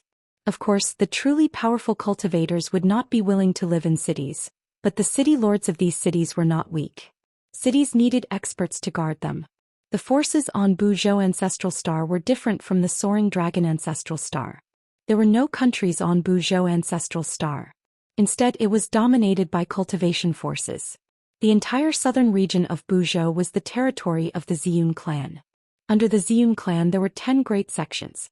Each sect occupied an area. Within the sphere of influence of the great sects, everyone had to obey the decrees issued by the great sections. Disobedience was not tolerated. A great sect was like a relatively independent country. Have you heard? The people from the Black Lotus Holy Land discovered an ancient ruin in the forsaken land of the gods. That ruin seems to be related to Jizun. What? Ancient ruins? Isn't that an existence even more ancient than the Violet Cloud Sovereign? That's right. I heard that many experts have already rushed over and many of them have died. Peerless City, in a pavilion next to the southern street of the city, there were a few cultivators gathered. They were whispering to each other, and opposite the pavilion in a restaurant, sat an ordinary-looking young man in black. Forsaken land of the gods? The black-clothed young man muttered to himself. Although they were separated by a street, he could still hear the conversation of the cultivators in the opposite pavilion. There were a few dishes and a pot of wine on the table in front of the young man. He was pouring himself a cup of wine. There weren't many people in the restaurant. They were all ordinary people from Peerless City. Peerless City was a city under the jurisdiction of the Purple Profound sect, one of the 10 great sects in the southern region of Zhou. The strength of the Purple Profound sect was considered above average among the 10 great sections. Only the people of the Purple Profound sect would dare to casually talk about the Black Lotus Holy Land, which was also one of the 10 great sections. Ancient ruins? It's not a bad idea to take a look. The black-clothed young man muttered to himself. He seemed to be casually pouring himself a cup of wine, but the conversation of the cultivators in the opposite pavilion was clearly heard by him. The forsaken land of the gods was a forbidden land in the southern region of Zhou. Legend had it that it was a place abandoned by the gods. Not a single blade of grass grew there, and it was a place devoid of spiritual energy. The lack of spiritual energy was a very serious problem for cultivators. After all, cultivators could absorb the spiritual energy of the world to nourish themselves. Once there was no spiritual energy in the outside world, cultivators would not be able to obtain any spiritual energy from the outside world to replenish themselves. Every bit of essence energy they used would decrease. The essence energy in a cultivator's body was not limitless. The more they used, the more it would be consumed. However, although the forsaken land of the gods was a forbidden land, there were still many cultivators who entered despite knowing the dangers to try their luck. Every year many cultivators would be lost in the forsaken land of the gods and never come out. Even the 10 great sects of the southern region would send their disciples into the forsaken land of the gods from time to time to train. Those who could come out of the forsaken land of the gods would receive great nurturing from their sections. The news that a disciple of the Black Lotus Holy Land had actually found a ruin in the forsaken land of the gods had already spread far and wide, attracting the attention of all the major powers in the southern region. However, the Ziyun clan did not respond even after a long time. As the ruler of the southern region, the Ziyun clan's silence seemed a little abnormal. However, no one knew that the Ziyun clan was no longer in the mood to care about this matter. The Ziyun clan had lost the sovereign god blood and Zi had almost died. The experts of the Ziyun clan were now gathered in the Qingyang Palace to protect Zi. Zi had suffered serious injuries when he came out this time. Even with the essence blood of the immortal herb, it would be difficult for him to fully recover in a short period of time. The forsaken land of the gods was located in the southern region of the Zhou ancestral planet, between the Amethyst Mountains and the Antarctic Sea. It had a radius of 100,000 kilometers and almost completely blocked the connection between the Amethyst Mountains and the Antarctic Sea. The other major power in the southern region, the South Pole Immortal Mansion, was located in the depths of the Antarctic Sea. Gu Fei left Peerless City and headed straight for the Amethyst Mountains. Before he left Peerless City, he had already bought a map of the southern region. The location of the forsaken land of the gods was clearly marked on the map. The forsaken land of the gods, the ancient ruins. I'm really looking forward to it. On the peak of a mountain a few hundred kilometers away from Peerless City, Gu Fei faced the mountain breeze and looked towards the Amethyst Mountains. Swoosh. He shot into the sky and used the Void 8 Desolation steps, disappearing into the horizon in an instant. His speed was unimaginably fast. At this time, many experts from the 10 great sects of the south were also rushing towards the forsaken land of the gods. An earth-shattering roar came from the depths of the Amethyst Mountains. A wild beast the size of a small mountain was showing off its might as it chased after a person. Beast. The person dodged between the rocks at an extremely fast speed. The wild beast was full of brute force, but it could not even touch the corner of the person's clothes. The wild beast was a long-haired golden ape. Its golden fur seemed to be cast from gold, and there were traces of golden light circulating on it. Whoosh! The long-haired golden ape was obviously angered by the person. It roared and swung its arms wildly at the person with great strength. The person dodged the long-haired golden ape, but he did not make a move. Boom! The long-haired golden ape's fist smashed into a huge boulder the size of a small mountain behind the person. The entire boulder immediately exploded, and was directly smashed into pieces by the long-haired golden ape's fist. Countless rocks flew everywhere and the forest was immediately in chaos. The nearby trees were smashed by the rocks and directly fell from the sky. "I'm not playing with you anymore, you evil beast." With a leap, the man actually jumped onto the shoulder of the long-haired golden ape. The long-haired golden source was furious. It stretched out its right arm and the huge claw immediately slapped towards its shoulder, wanting to slap the person away. However, at this time the person exerted force with his legs, and the long-haired golden source's body immediately became shorter.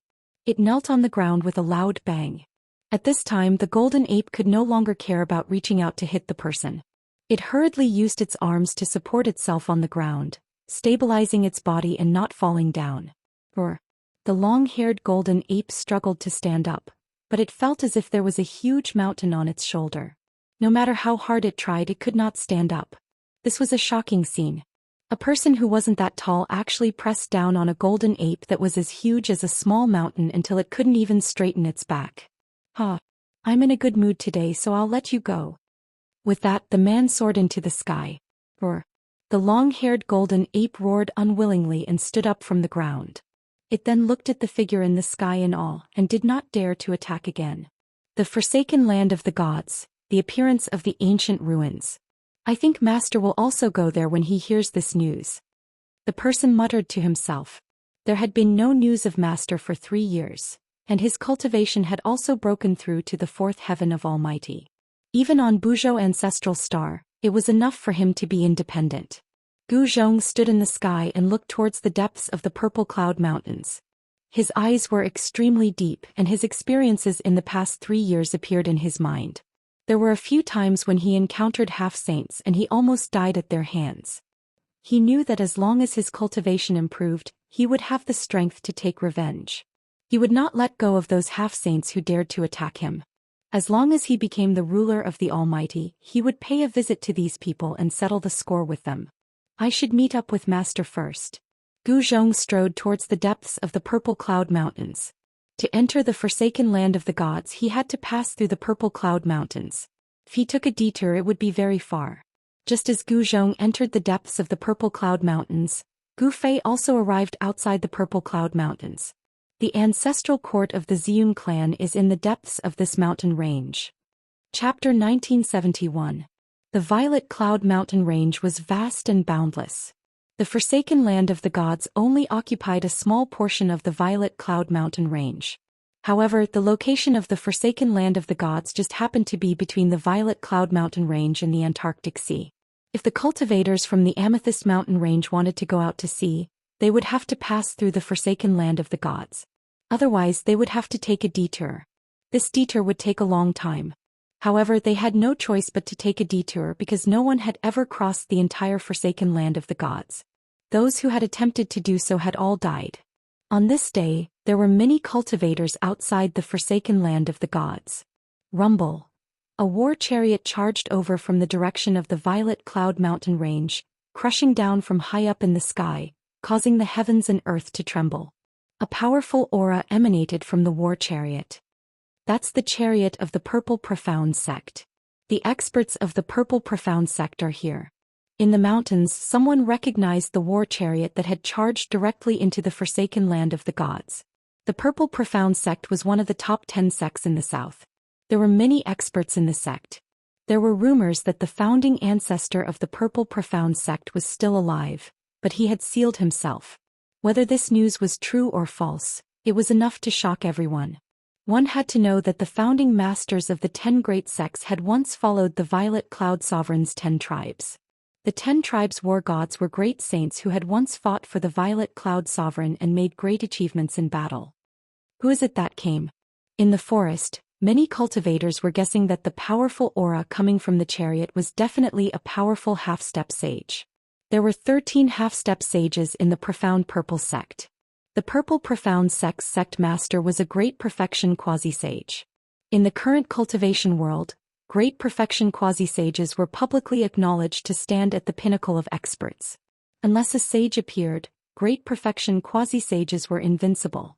Of course, there were differences in strength between Great Perfection quasi-sages. Rumble. Just when the crowd of cultivators was guessing who came from the Purple Profound sect, a muffled thunderous sound came from the distant sky. That is, all the cultivators on the mountain ridge raised their heads and looked towards the horizon. Another chariot appeared on the horizon, rushing towards the forsaken land of the gods. Roar. The savage beast that was pulling the chariot suddenly roared. The sound was deafening, shocking all the cultivators. This savage beast was incredible. It definitely had the combat power of a supreme being. It was a crimson steed with a black horn on its head. The steed had clouds beneath its feet as it galloped through the air. It was very fast and soon it came close. It's a red-scaled horse. Could it be that the Palace Lord of the Fire God Palace, one of the top 10 sects, has personally come? All the cultivators who saw this chariot were incomparably shocked because only one of the 10 great sects, the Fire God Palace, had this scarlet scale horse. This was a type of fire-type beast and its entire body was covered in scarlet scales that were like scarlet flames. From afar it looked like a rising flame. A powerful pressure came down from the chariot, causing all the cultivators below to tremble in fear. It was as if there was a mountain pressing down on their heads. The chariot did not stop and directly entered the forsaken land of the gods. There are quite a lot of people here. On a mountain peak outside the forsaken land of the gods stood a young cultivator in white. This person was Gu Zhong, who had just arrived at the forsaken land of the gods. He was a warrior, so he could restrain his aura. At this time he was just like an ordinary person, not a single trace of his aura leaked out. At this time some big shots began to appear. They constantly drove their chariots into the forsaken land of the gods. Only these people had the ability to do so. One had to know that the forsaken land of the gods was a place without spiritual energy.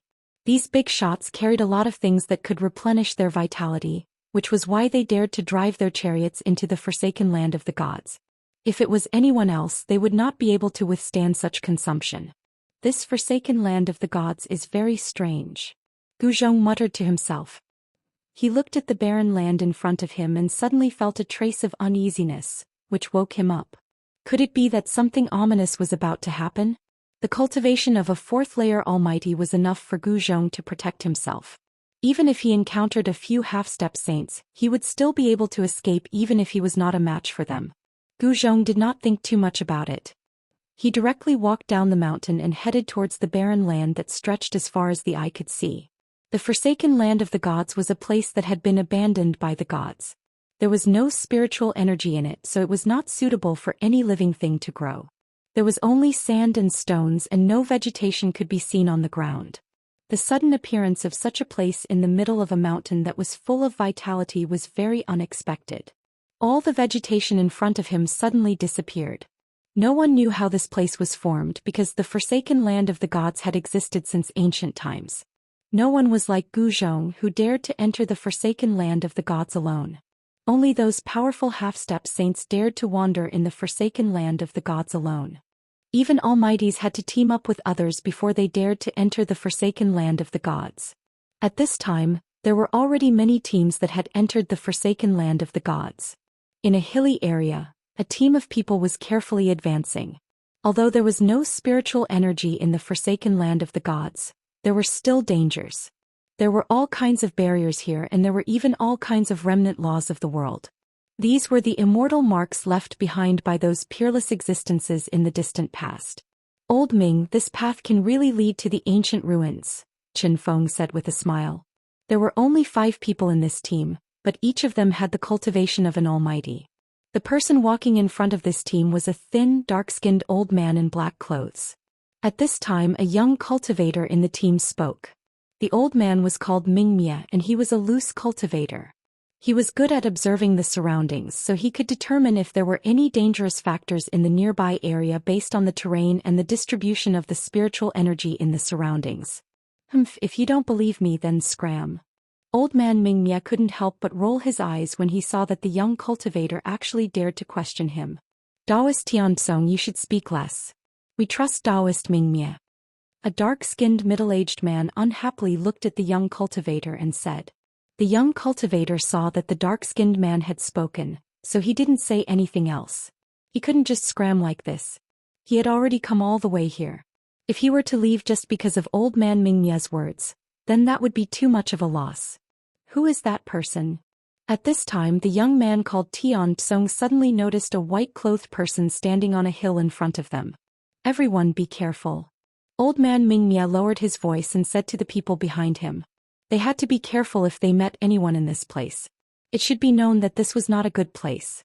Chapter 1972. Goddess Huiyun Li Ruoxua had a great background. She was the younger sister of the palace lord of the Fire God Palace. The palace lord of the Fire God Palace had not shown himself for almost 10,000 years. Rumor has it that she was an ancient saint who sealed herself in the human world. An existence like this was enough to intimidate all the forces in the southern region of Buzhou. Even the Xiun clan had to be wary of the Fire God Palace. A saint who sealed herself was not someone who could be compared to a great completion quasi-saint. If she dared to undo the seal, then such an existence would recover the cultivation base and realm of a saint. I'm going to kill you. Somewhere in the forsaken land of the gods, a shocking murderous aura could be felt. A woman in fiery red robes was riding a chariot of fire clouds, chasing after a young man in white. Hee, you want to murder your husband? The young man in white shouted as he ran. His voice traveled far as if he was afraid that no one would hear him. You damned fella. If I, Goddess Huiyun, don't kill you, I swear I'm not human. On the chariot, Goddess Huiyun was so angry that her body was trembling. Her face was covered with a red scarf so no one could see her face. Bang! Goddess Huiyun made her move directly. A vast fire elemental power surged. A huge flaming hand appeared above the head of the young man in white and slammed down towards him. Swoosh! The young man in white used his footwork. With just one step he instantly rushed out from under the huge flaming hand. "Oh, you little girl really want to murder your husband?" The young man in white shouted as he stepped forward. His footwork was very mysterious. With every step he took, a Dao pattern would appear under his feet. Then he would instantly appear far away. His speed was so fast that it was even faster than teleportation. I'm so pissed. Goddess Huiyun Li Ruoxua was enraged. However, this despicable fellow was as slippery as a loach. Even with all her mystic arts she could not stop him. This fella is only at the 4th heavenly layer of Almighty Realm. How is this possible? Although Fairy Huiyun was furious, she was also secretly shocked. This guy was actually able to remain so calm while being chased by her. It was indeed very abnormal. One had to know that if it was an ordinary cultivator of the 4th heaven, she would have already killed him. However, this person's battle prowess seemed to surpass that of a cultivator of the 4th heaven. In particular, this person's footwork was extraordinary. The person who caused Fairy Huiyun to chase after him for thousands of miles was Gu Zhong. When Gu Zhong was traveling in the southern region of Buzhou ancestral planet, he happened to meet Fairy Huiyun in a mountain ridge. Then when Fairy Huiyun was not paying attention, he tried to steal her red scale horse. Then tragedy befell Gu Zhong. Not only did he fail to steal the Qilin horse, but he also angered Fairy Huiyun. Fairy Huiyun was a great perfection half-saint while Gu Zhong was only a 3rd heavenly layer almighty at that time. He wasn't a match for Fairy Huiyun at all. He was beaten half to death by Fairy Huiyun and luckily escaped. From then on, Gu Zhong was determined to subdue this little pepper. Rumble. Just as Gu Fei and Fairy Huiyun were in pursuit, a thunderous sound came from the depths of the forsaken land of the gods. The entire forsaken land of the gods could feel the ground trembling. Those guys have made their move. Fairy Huiyun was shocked and stopped chasing Gu Zhong. Her expression changed several times before she finally gritted her teeth and gave up on chasing Gu Zhong. She drove the war chariot and rushed into the depths of the forsaken land of the gods. Gu Zhong looked in the direction where Fairy Huiyun disappeared and was shocked. The ancient ruins in the depths of the forsaken land of the gods seemed to have undergone some changes. An incomparably ancient aura came from the depths of the forsaken land of the gods. Swoosh! Gu Zhong also took large strides and chased after Fairy Huiyun. At this time, an ancient city was floating in the air in the depths of the forsaken land of the gods. It was a dilapidated ancient city with pitch-black walls that had long collapsed. Most of the houses in the ancient city had also collapsed. It was a city that seemed to have gone through a fierce battle. On the buildings of the city, there were marks left by swords, spears, and halberds. It was hard to imagine how such a great battle happened back then. After the battle, even the ancient city was almost destroyed. Even if it wasn't destroyed, the ancient city would have become a ruin now. At this time, the ancient city that was floating in the air suddenly vibrated. It was as if a peerless beast was attacking the seal. Many cultivators appeared around the ancient city. Some big shots stopped in the air with war chariots, emitting a powerful pressure that shocked all directions. Those who could come here were not simple. Boom. At this time, someone made a move. A war chariot directly rushed towards the ancient city that was floating in the air. A powerful pressure instantly erupted, causing the void to tremble. Someone sneered. Then a tall man whose body was emitting a dazzling divine light appeared in the sky and rushed towards the war chariot. Daoist Wuxiang, what's the meaning of this? Are you trying to go against my Zixuan sect? On the war chariot, a middle-aged man wearing bronze armor and holding a divine spear said coldly. He stared at the man shrouded in divine light as a chilling killing intent emitted from his body. Zixuan sect, what a great reputation. The middle-aged man called Wu Shang sneered.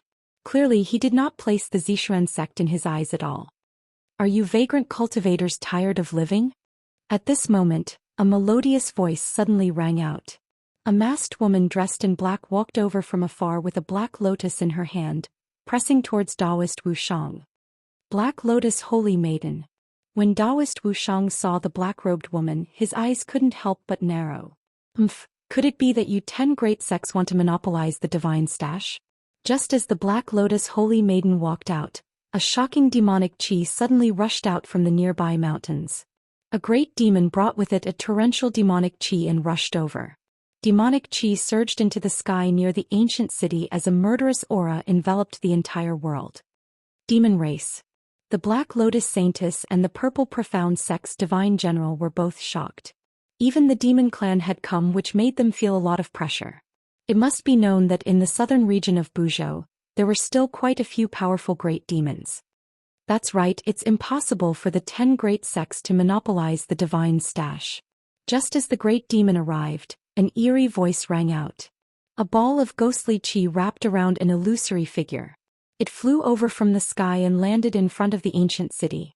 Chapter 1973. The ancient city floated in the dusky void. It was in a complete state of ruin. There weren't any intact buildings. It was a city that was almost completely destroyed. But at this moment, there was a vast power in the ancient city that allowed the city to float in the sky. Ancient Dao runes could be vaguely seen on the dilapidated city. This was an ancient city that had been left behind since the primordial era. There were runes of an ancient sovereign on it, which was why it could be preserved until now. One must know that this ancient city was sealed by the sovereign's runes. Some people guessed that the runes of the ancient sovereign would completely dissipate in the near future, which was why this ancient city was discovered by the people of the Black Lotus Sacred Ground. There might be a sovereign's divine treasury sealed inside the ancient city, which was why the various powers were rushing over, wanting a share of the loot. Your underworld's hands have stretched too far. The appearance of the Tao of Ghosts made all the cultivators present nervous. Almost all the Tao of Ghosts on Buzhou ancestral planet came from the abyssal underworld. The abyssal underworld was very powerful. Even the Ziyun clan and the Huangjing clan of the northern lands were afraid of them. This primordial ruin belongs to my underworld. You guys can scram now. The newcomer was very domineering, directly telling the 10 great sects and the Buzhou demonic race to scram. This shocked everyone. One must know that the 10 great sects of the south had the backing of the Ziyun clan. The Buzhou demonic race was a superpower on par with the abyssal underworld. In the distant past, there was also a sovereign in the Buzhou demonic race. What an arrogant fellow. I hope you have the strength to back up your arrogance. At this moment, a white-haired old man with a ruddy complexion walked out. He held a dragon-head staff and wore straw sandals. His entire body was shrouded in immortal light, exuding a profound aura. Earth Immortal Elder. Everyone couldn't help but be shocked when they saw this old man. This person was the second in command of the South Pole Immortal Manor, the younger brother of the South Pole Immortal Manor's master, Earth Immortal Elder. The South Pole Immortal Manor was a mysterious power in the depths of the Antarctic Sea. There were rumors that the master of the South Pole Immortal Manor might be a saint who had sealed himself. The means of ancient saints were unimaginable. Through sealing themselves they could live for an eternity. They were true supreme antiques. Outsiders are not allowed to interfere in the affairs of the southern region. The experts of the 10 great sects of the south pressed towards the ghost Dao expert together. Their powerful auras caused the entire heaven and earth to tremble. The desolate killing aura was suffocating. That expert from the Nether God Palace was incomparably shocked. He never would have thought that the 10 great sects of the South and the South Pole Immortal Palace would ally together to expel him. Rumble. Just as the group of experts was closing in on that ghost Dao expert, the ancient city in front of them suddenly trembled. Ancient Dao patterns continuously emerged from the dilapidated city, and the power of the supreme Dao patterns was dissipating. After countless years from the ancient times to the current era, the sovereign Dao runes on the ancient ruins were finally about to disappear. The power condensed by the patterns of Dao was fading away, and beams of divine light kept rushing out from the ancient city. Then they dissipated into the most primordial natural powers, disappearing into the void. At this moment, all the cultivators could sense the changes that had occurred in the forsaken land of the gods. How is this possible? Everyone was incomparably shocked. Spiritual qi actually appeared in the forsaken land of the gods. The power condensed by the supreme Dao patterns dissipated into the void, turning into spiritual qi. Such a change in the forsaken land of the gods caused everyone to be indescribably shocked. Could it be that the reason why there was no trace of spiritual qi in the forsaken land of the gods was because of this ancient city? Clang. The sound of metal clanging rang out from within the ancient city. This caused everyone to be pleasantly surprised. Perhaps there really was something sealed within the ancient city. Swish. At this moment, the ghost Dao expert took advantage of this great opportunity and directly soared into the sky, turning into a plume of black smoke as he charged towards the ancient city. Stop him. The experts from the 10 great sects immediately unleashed their respective great techniques to attack the black smoke. They wanted to stop it, but the black smoke was extremely fast. It dodged all the attacks one after another. Just as the black smoke was about to rush into the ancient city, a white figure suddenly appeared in front of the black smoke. He then opened his palm and directly slapped towards the black smoke. A powerful force blocked everything in front of it. The black smoke had no choice but to stop. After that, a pale white palm slapped out from within the black ghost qi. The powerful mysterious yin energy caused the void to solidify. Bang! 2 huge palms fiercely clashed against each other. The ghost Dao expert was sent flying a few hundred feet away while the white-robed man only took a few steps back. What? The ghost Dao expert turned pale with fright. His opponent's combat strength was unparalleled, especially the strength of his physical body. It was even stronger than his own. This was truly unbelievable. This wasn't the combat strength that a level 4 Almighty should have. After receiving the palm of the ghost Dao expert, Gu Zhong only felt a wave of cold air coming from his opponent's palm. He couldn't help but shiver. What a powerful mysterious yin ghost energy. Gu Zhong muttered to himself. He had just arrived and intercepted the ghost Dao expert who was rushing towards the ancient city. However, his opponent's cultivation was much higher than his. Gu Zhong only managed to repel him by catching him off guard. This kind of thing could only happen once. His opponent wouldn't make the same mistake again. You still dare to come here? On the flaming cloud chariot, goddess Hui Yunli Ruoxuer immediately frowned when she saw Gu Zhong. A murderous aura emanated from her body. Goddess Huiyun was about to attack Gu Zhong, but Gu Zhong had already retreated. He didn't want to fight her. This made Li Ruoxua's teeth itch, but she couldn't do anything to Gu Zhong. Gu Zhong cultivated the 8 desolation steps. He had the world's fastest speed. Although he was only a level 4 almighty with the 8 desolation steps, even a half-saint or a great completion half-saint wouldn't be able to stop him. Roar. At this moment the Ghost Dao expert roared at the sky. If it wasn't for Gu Zhong's appearance he would have long entered the ancient city. He completely hated Gu Zhong. However, some of the experts from the 10 great sects rode on their chariots, while others approached step by step. They had already surrounded the Ghost Dao expert. Do you really want to go against my Hades palace? Do you know the consequences of doing so? The Ghost Dao expert said sternly. Chapter 1974. Hades Palace. What a great name. Just as everyone was getting closer to the Ghost Dao expert, a voice rang out from afar. Afterwards, a woman wearing golden armor and a golden mask walked out. The Gold Clan. Seeing this woman, everyone was startled. She gave off a sharp metal element aura. That was a characteristic of the Huang Jin family. At this time the people from the supreme powers also walked out.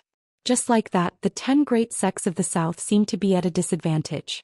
It should be known that any one of these supreme powers would be enough to give them a headache. I didn't expect the Golden Goddess to personally come. Amidst the ghost chi, the faint and incorporeal figure spoke these words. What? Everyone was shocked. They never expected that the person from the Gold Clan would be the Golden Goddess, whose name had shaken the north in recent years. The Golden Goddess was a genius of the Gold Clan. She had only been on the path for a few hundred years, but she had already become the number one of the younger generation in the north. At this time, there were more than 10 experts gathered in front of the ancient city. None of them were weak. Even the weakest was a half-saint. Xianxia actually didn't come. The Golden Goddess glanced at everyone and then said. She was wearing a golden mask so no one could see her true appearance. However, her tone carried a trace of disdain. Xianxia had been defeated by Gu Fei. He had already been punished by Zisu to face the wall for 1,000 years. However, not many people in the cultivation world knew about this. During this 1,000 years, everything that happened in the outside world had nothing to do with Xianxia. Golden Goddess, why are you looking for my brother? Could it be that you've taken a fancy to him and want to be my sister-in-law? Suddenly, a loud laugh rang out. At some point, a girl in purple had appeared in the sky. She was smiling at the Golden Goddess. You're courting death. The Golden Goddess was furious. She directly slammed her palm towards the purple-clothed girl. Powerful metal energy instantly condensed into a golden hand that enveloped the purple-clothed girl. The mighty power of the metal element shocked everyone. No one expected the Golden Goddess to attack just like that. By the time someone reacted, the golden hand had already reached the top of the purple-clothed girl's head. The vast and mighty energy fluctuations coming from the golden palm shook the heavens and earth. It was extremely terrifying. Others might be afraid of you, Golden Goddess, but I, Xian, am not. As the purple-clothed girl spoke, she formed a sword finger with her right hand. Using her finger as a sword, she pierced the golden hand. Buzz. A sword chime rang out and a purple sword aura shot out from the finger of the girl's right hand. The chilling sword aura tore through the void and collided with the huge golden hand. The incomparably sharp sword chi was indestructible, and it actually directly cut a large hole in the palm of the golden hand. Schwa. Xian, soared into the sky and rushed out of the hole in the palm of the golden hand. Seeing this scene, everyone was shocked. The Xian clan was incredible. Xianxia was already heaven-defying, and now even Xianxiao's sister was a heaven-defying existence. Someone from the Xian clan finally came. The people of the 10 great clans of the south felt extremely complicated. This little princess Xian, was not Xianxiao. She was a mischievous girl. It's impolite not to reciprocate. Keep my sword. Xian, did not take out her divine sword. Instead, she continued to form sword fingers with her right hand. Then she stabbed at the Golden Goddess. Her sword fingers vibrated continuously, and 10 rays of purple sword light shot out in a row, piercing towards the Golden Goddess. The powerful ripples of the sword aura caused the world to lose its color. The Golden Goddess did not move at all. When the 10 rays of light shot out, a ball of golden light suddenly surged out from her body. With a swoosh, it enveloped her. Bang! Bang! Bang! Bang! The 10 rays of light all hit the golden divine light around the golden goddess and exploded. The extremely sharp sword chi actually could not penetrate the layer of golden light around the golden goddess. Hehe, the golden goddess does have some ability after all. Ziyun did not attack again. She knew that it would not be so easy to determine a victor between her and the golden goddess. Greetings, princess. The experts of the 10 great clans hurriedly bowed to Ziyun. After all, the 10 great clans were only the external forces of the Ziyun clan. They were not the core forces of the clan. Even the leaders of the 10 great clans had to be respectful when they saw Ziyun. Stay away from me. I can't be happy when I see you. Ziyun was displeased when she saw the people of the 10 great clans. These people were very boring. They were all respectful and careful when they saw her. It was not fun at all. The people of the 10 great clans could not help but look at each other. They did not know why the little princess did not like them. However, even though they didn't know the reason, the people from the 10 great sects still retreated. Is it the little princess of the Ziyun clan? At this moment, a young man surrounded by demonic chi walked over. He had a feather fan and a silk handkerchief. His eyebrows were like swords and his eyes were like stars. He was definitely a handsome man. Who are you? Ziyun could not help but frown when she saw this person. She disliked this person for no reason. Even she did not know why. I am Yao Wuxia. I would like to be friends with Princess Yun.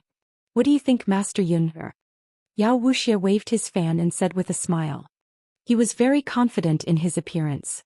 When the young women of the human race saw him, they would all be attracted by his appearance. Yao Wuxia, you're that cocky cockerel who thinks of himself as a playboy. Ziyun looked at Yao Wuxia curiously from head to toe. Then she smiled and said those words. Hearing this, Yao Wuxia's face turned extremely ugly. The others were shocked to see that Ziyun had called out Yao Wuxia's true form. This Yao Wuxia was also a famous figure on Buzhou Ancestral Star. Even though they knew that Yao Wuxia's true form was a cockerel, not many people dared to say such words in front of him. The little princess of the Ziyun clan really dared to say anything. A cockerel. I Ziyun will never make friends with a cockerel. I'm sorry. Ziyun giggled and said with an innocent look on her face. Chapter 1975. Yao Wuxia was a demon lord. Even within the Buzhou demon race he was one of the top figures. But now he was being called a rooster. This made him furious. Ziyun, you're going overboard. Yao Wuxia's face flushed and paled when he heard her calling him a rooster. He was about to go crazy. How am I going overboard? You're just a rooster. Ziyun pointed at Yao Wuxia innocently and laughed. Shut up. Yao Wuxia couldn't take it anymore. Even though she was the little princess of the Ziyun clan, he was no pushover. So what if it was the Ziyun clan? He had the entire demon race behind him. Bam! Yao Wuxia made his move. A huge green hand flew out from the back of his head and grabbed at Ziyun. A powerful demonic energy exploded. Sister goddess, save me. Ziyun jumped in fright when she saw Yao Wuxia making his move. She hurriedly ran towards the golden goddess. Humph. Seeing this, Yao Wuxia did not stop. The green hand continued to grab at Ziyun. This was a hand that was condensed from the energy of his soul. The hand enveloped the entire area, including the space in front of Yao Wuxia. You little brat. When the golden goddess saw Ziyun running towards her, how could she not know what this little brat was planning? However, this little brat was very lovable. Swoosh. A golden divine whip appeared in the golden goddess's right hand. Then she raised the divine whip in her hand and lashed it at the green hand that was coming at her. Like a golden bolt of lightning, it ruthlessly swept across the huge green hand. The powerful force actually directly swept the huge green hand into two, and then it dissipated in the void. After the green hand was destroyed, Yao Wuxia's face flushed red. He stumbled back a few steps as blood seeped out from the corner of his mouth. Sister goddess is so powerful. Rooster, you're out of luck. Ziyun had already hidden behind the golden goddess. She clapped her hands and laughed. Golden goddess, what do you want? Is your gold family really not afraid of starting a war? Yao Wuxia took in a few deep breaths before he regained his breath. He then turned to the golden goddess and asked sternly. As the saying went, one would know if one was an expert the moment they made their move. This golden goddess didn't seem to be someone with an undeserved reputation. What? You want to use the entire demon race to suppress me? I'm so scared, said the golden goddess disdainfully. The divine whip in her hand was flickering with golden light. Golden Dao patterns were faintly discernible on the body of the whip. Holy object. When Wuxia sensed the divine whip in the hands of the golden goddess, he could not help but widen his eyes in shock. Shua. The golden goddess swung her whip once again. The golden divine whip in her hand turned into a golden lightning as it shot towards Wuxia. The golden divine light tore through the heavens and earth. Wuxia's shock was no small matter. The long whip in the other party's hands was a saint weapon. This was something that was refined by a saint and possessed immense power. No matter how strong Wuxia was, he would not dare to take a blow from this golden divine whip head-on. He wanted to dodge, but the long whip was extremely agile, as though it had a life of its own. With a swoosh, it coiled around him. The long whip tightened. The strength of the whip caused the bones in Wuxia's body to crack. A few of his ribs were broken as he spat out fresh blood. Spare me. With this mighty demon lord finally knew what fear was. The divine whip in the hands of the golden goddess was truly a flawless saint weapon. The golden goddess did not show any mercy. She exerted strength in her hand and whipped the whip. Shua. A golden light flashed and a tragic cry rang out. Wuxia's body was broken into multiple pieces as he fell to the ground. Fresh blood splattered everywhere. Looking at this scene, everyone was stunned. That was a demon lord. She killed him just like that. A ball of green divine light rushed out from Wuxia's body. He roared and wanted to escape, but his primordial spirit was already covered by a layer of golden light. Even without the golden goddess, the layer of golden light on Wuxia's primordial spirit was enough to destroy his soul. Bang! The ball of green divine light that shot up into the sky exploded, turning into a green firework. It gave off a final burst of divine light before disappearing into the void. A demon lord that dominated the world of cultivation was destroyed just like that. Sister, you're so fierce. Seeing this, Ziyuner could not help but stick out her tongue and shrink her neck. She was extremely shocked as well. One should know that Wuxia was no ordinary demon. Am I fierce? The golden goddess laughed. Her voice was extremely calm. Swoosh. Without any warning, Ziyuner suddenly shot up into the sky like a startled bird and hid far away in the sky. Seeing this, the golden goddess could not help but be stunned. This little brat was really too cunning. She had not even made a move and he had already escaped. Wuxia was dead. He died in the hands of the golden goddess. The entire place was silent. No one said a word. At this time, a person quietly came nearby. It was a young man in black. This young man did not emit any aura at all. He was just like an ordinary person, inconspicuous. However, when Gu Zhong saw this man in black, he was extremely excited. He hurriedly rushed towards the man in black. Very soon, he arrived in front of the man and bowed respectfully. Master. Gu Fei nodded and looked at Gu Zhong from head to toe. He said, "You have gained quite a lot in these 3 years." Gu Zhong's cultivation was no secret in Gu Fei's eyes. He could see it with a single glance. There was a huge gap between the 4th and 5th heavenly layer. If Gu Zhong could successfully break through to the 5th heavenly layer, he would be the ruler of all heavenly layer cultivators. He would truly be invincible among his peers. I didn't expect you to come as well. At this time, a sharp gaze swept towards Gu Fei. Who is this person? Why is the golden goddess paying so much attention to him? Someone followed the golden goddess's gaze and saw Gu Fei and his disciple. That person. It's him. Someone recognized Gu Fei. 3 years ago, Gu Fei fought Xianxia. That battle shocked everyone and attracted countless cultivators to watch. Who in the southern region of Buzhou had not heard of Gu Fei's name? We came for nothing. Chapter 1976. The arrival of experts that could truly intimidate everyone made the people of the 10 great sects of the south feel a great pressure. There were some people among the 10 great sects that could contend against these people, but they wouldn't easily come out of seclusion. Go ask the ancestor. Fire God Palace's fairy Huiyun transmitted her voice to another Fire God Palace's elder. Only when the cult ancestor came out of the mountain could he compete with these people for the ancient divine treasury. The elder from the fire god palace was a little hesitant. It should be known that consulting the sect ancestor was not a small matter.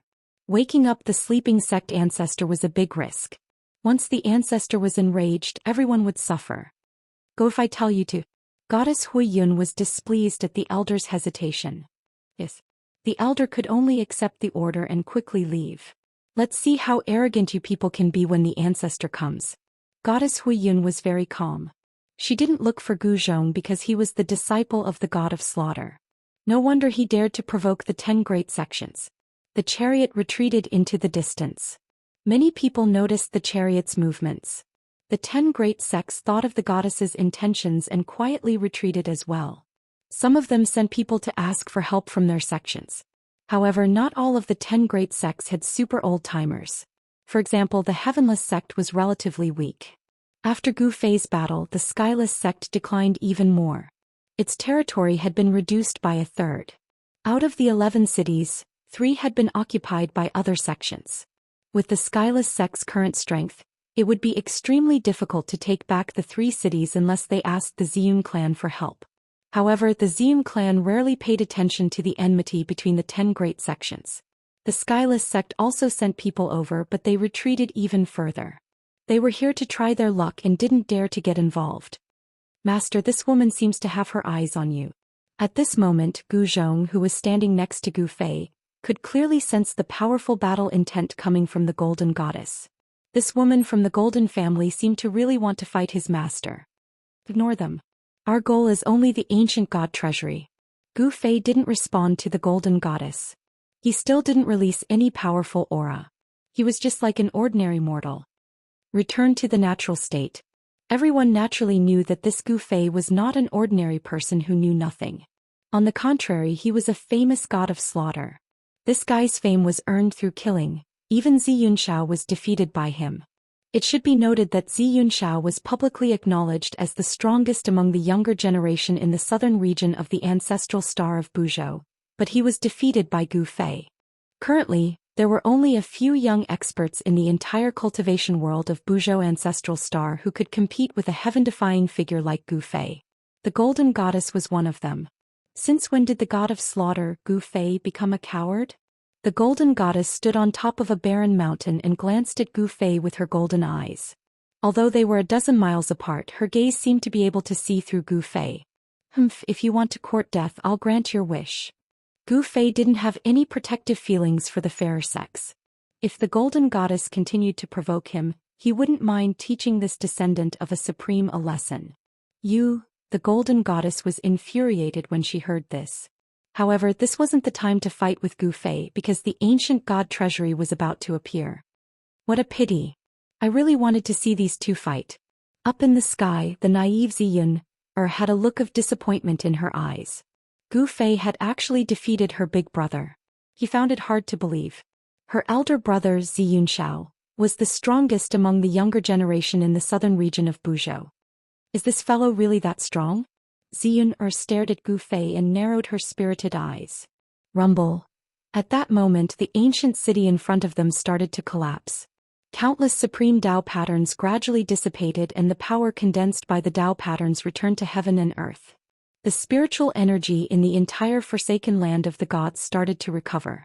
Everyone could clearly feel that the density of the spiritual energy in the forsaken land of the gods, which originally didn't have a trace of spiritual energy, was actually rising rapidly.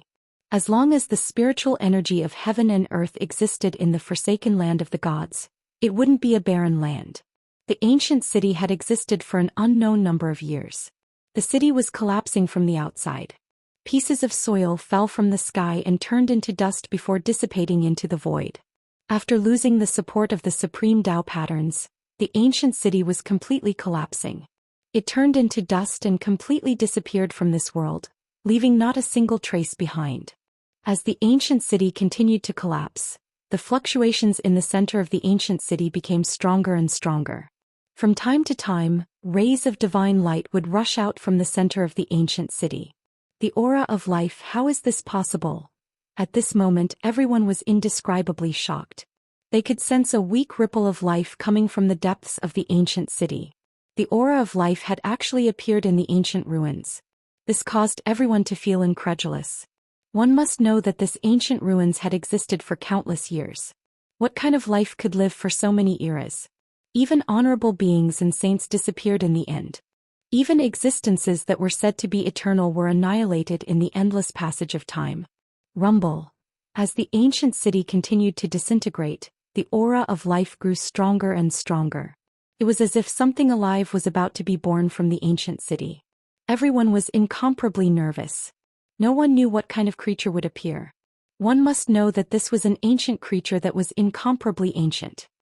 Could it be that there really is an ancient creature sealed in the city? Someone exclaimed. This didn't seem impossible.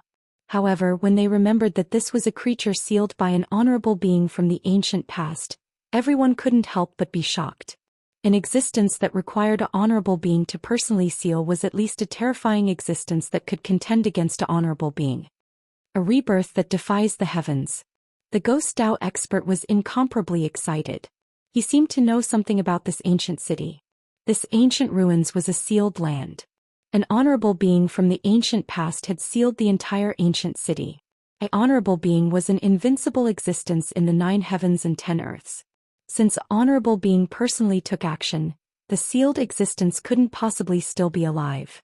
However, right now there was a fluctuation of life coming from the ancient city.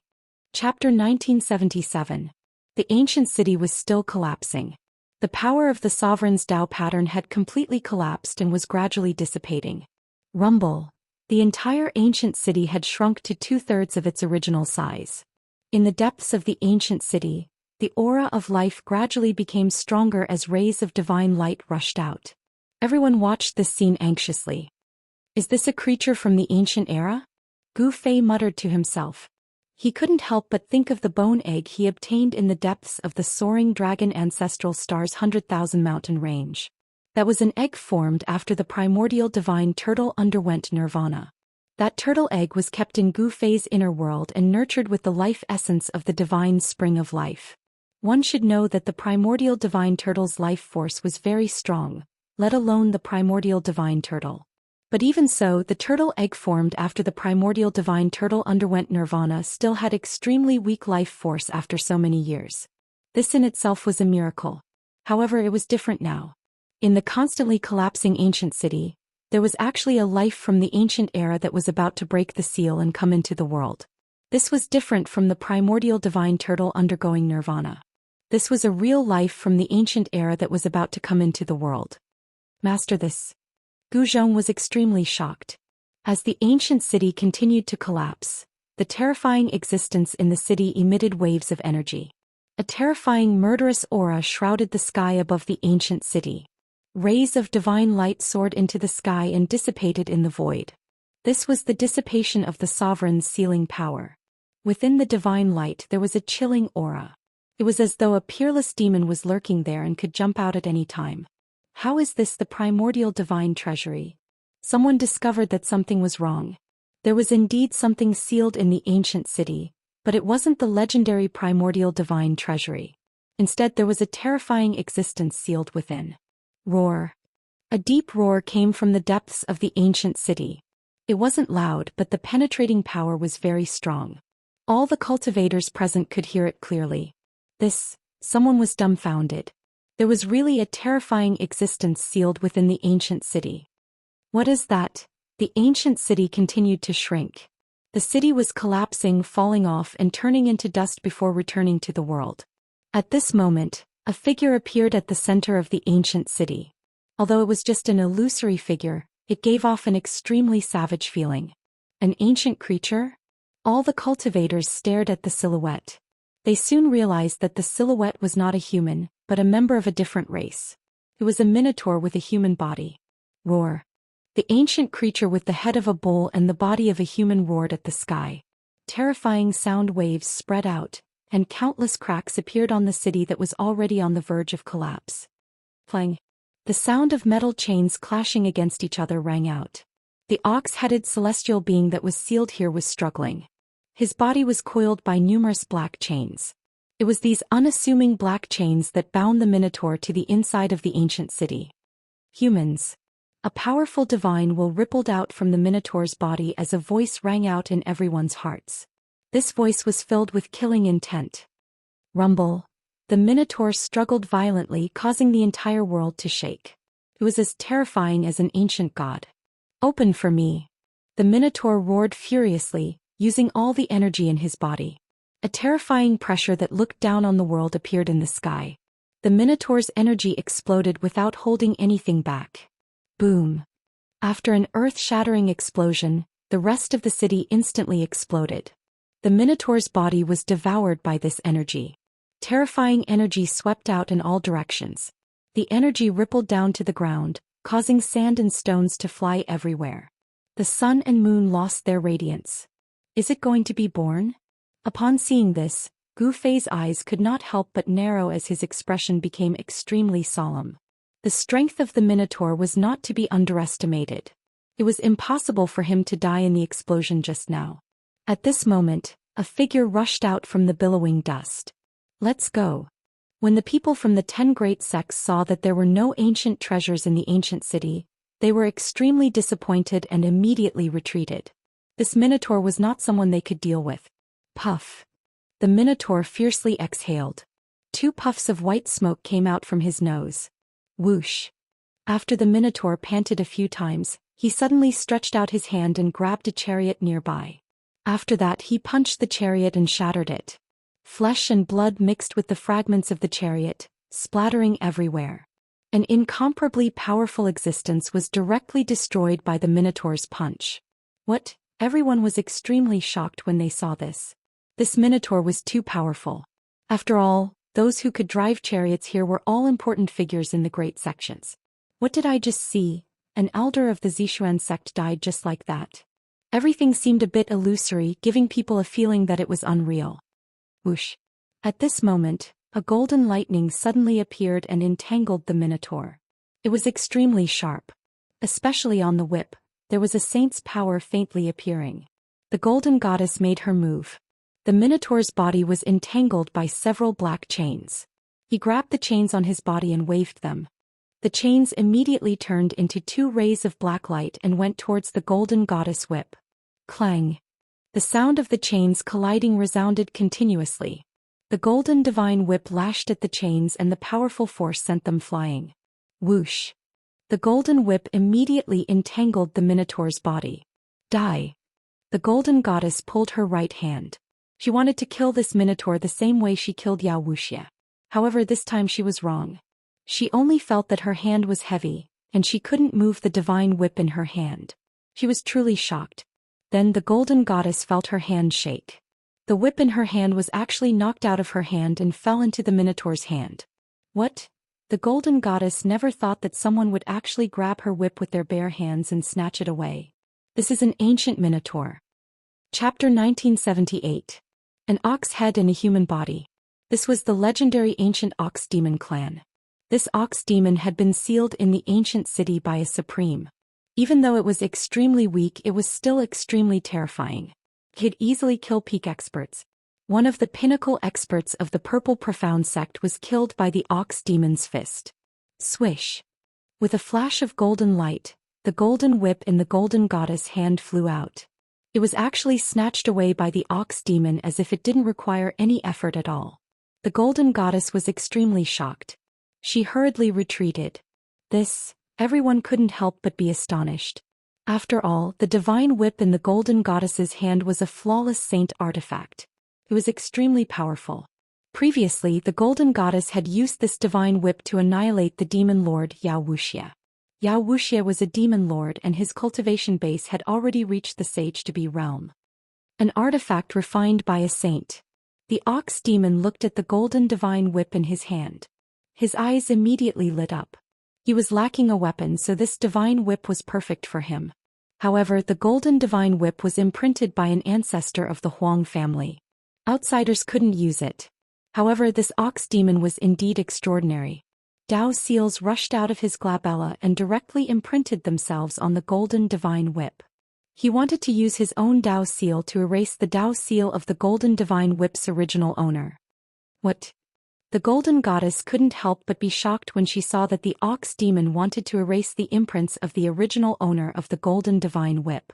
After all, the golden divine whip was an important treasure of the Huang family. In ancient times, there weren't many existences that could cultivate to the level of a saint. Saints were invincible existences in ancient times. Items refined by saints were also very rare. Among them, flawless saint artifacts were as rare as phoenix feathers and Qilin horns.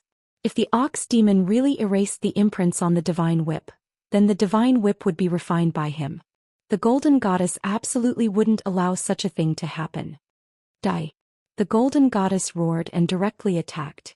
She stretched out her hands and 10 rays of golden divine light shot out from her 10 fingers. They were like 10 golden heavenly swords that pierced towards the demonic ox. Every beam of golden divine light shattered the void, leaving behind a pitch-black spatial crack wherever it passed. Yes.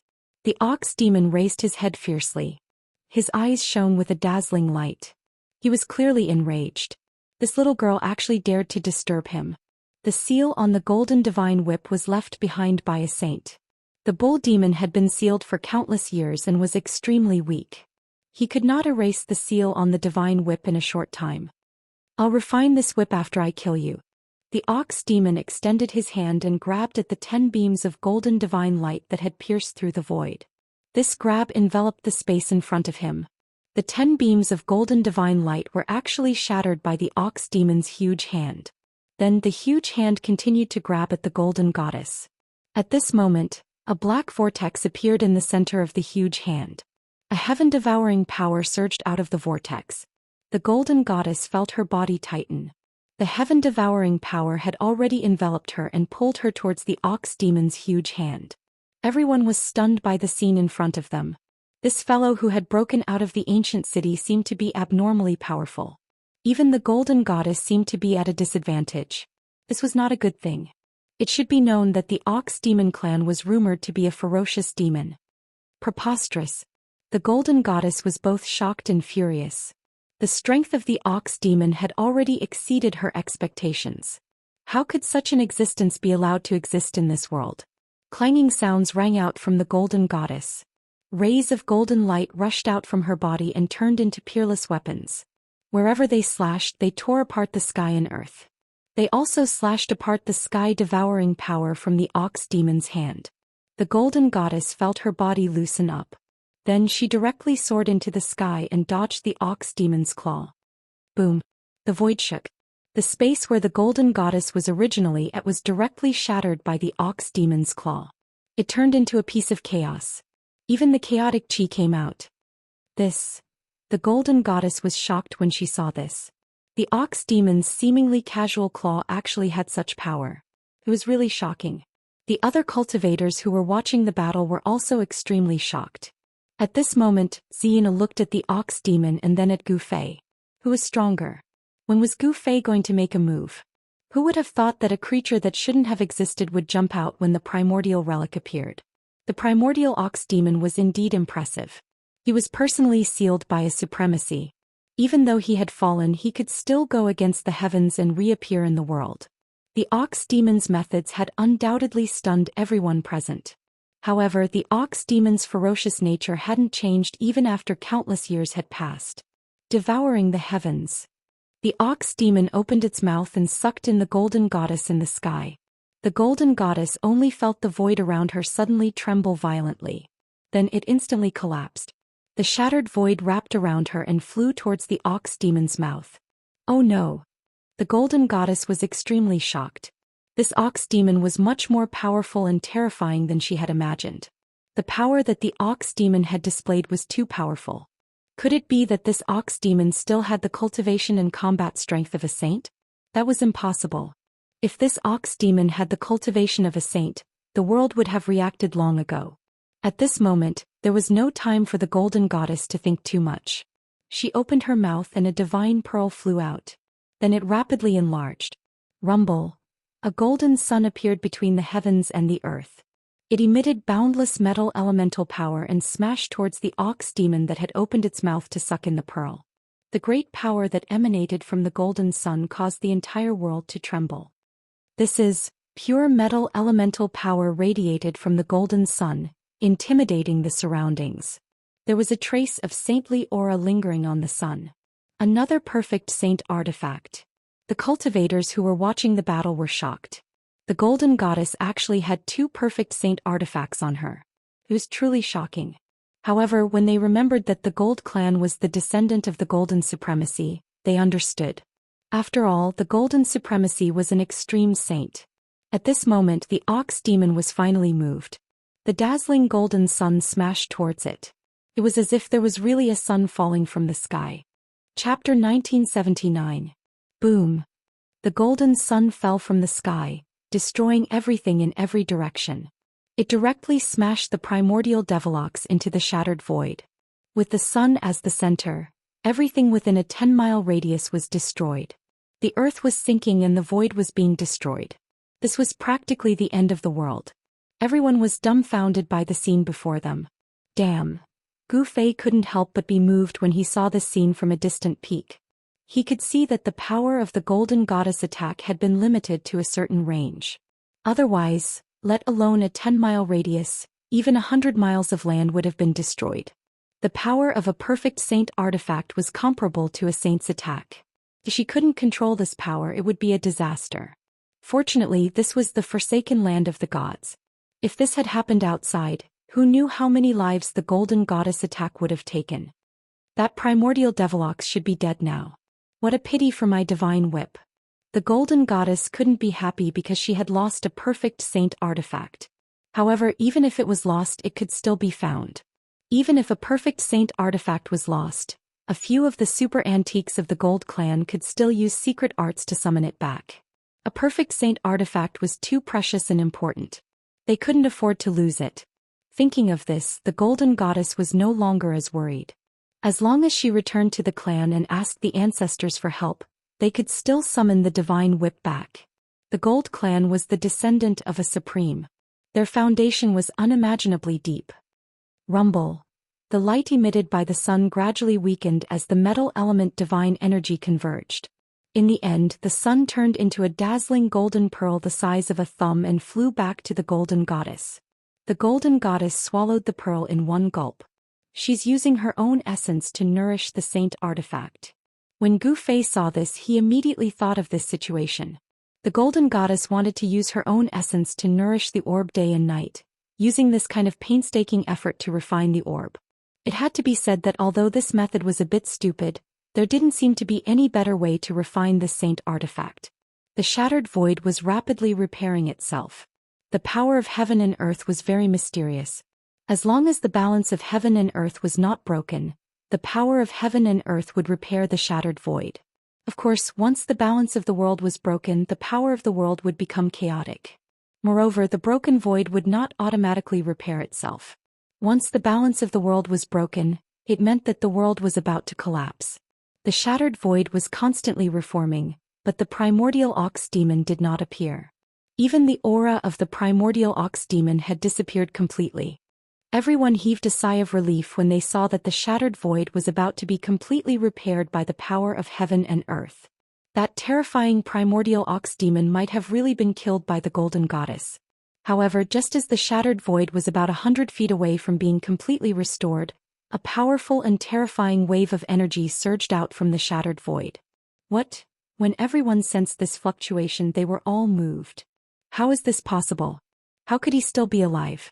All the cultivators were indescribably shocked. Boom. At that moment there was a loud explosion and the void shook. A tall figure dashed out from the shattered void that had yet to be repaired. His murderous aura was shocking. This primordial ox demon is really strong. Gu Fei's eyes narrowed when he saw this. He realized that the primordial ox demon was not very strong, but his physical body was extremely strong. This was a genuine saint-level physical body. The golden goddess's attack had indeed sent the primordial ox demon into the chaos.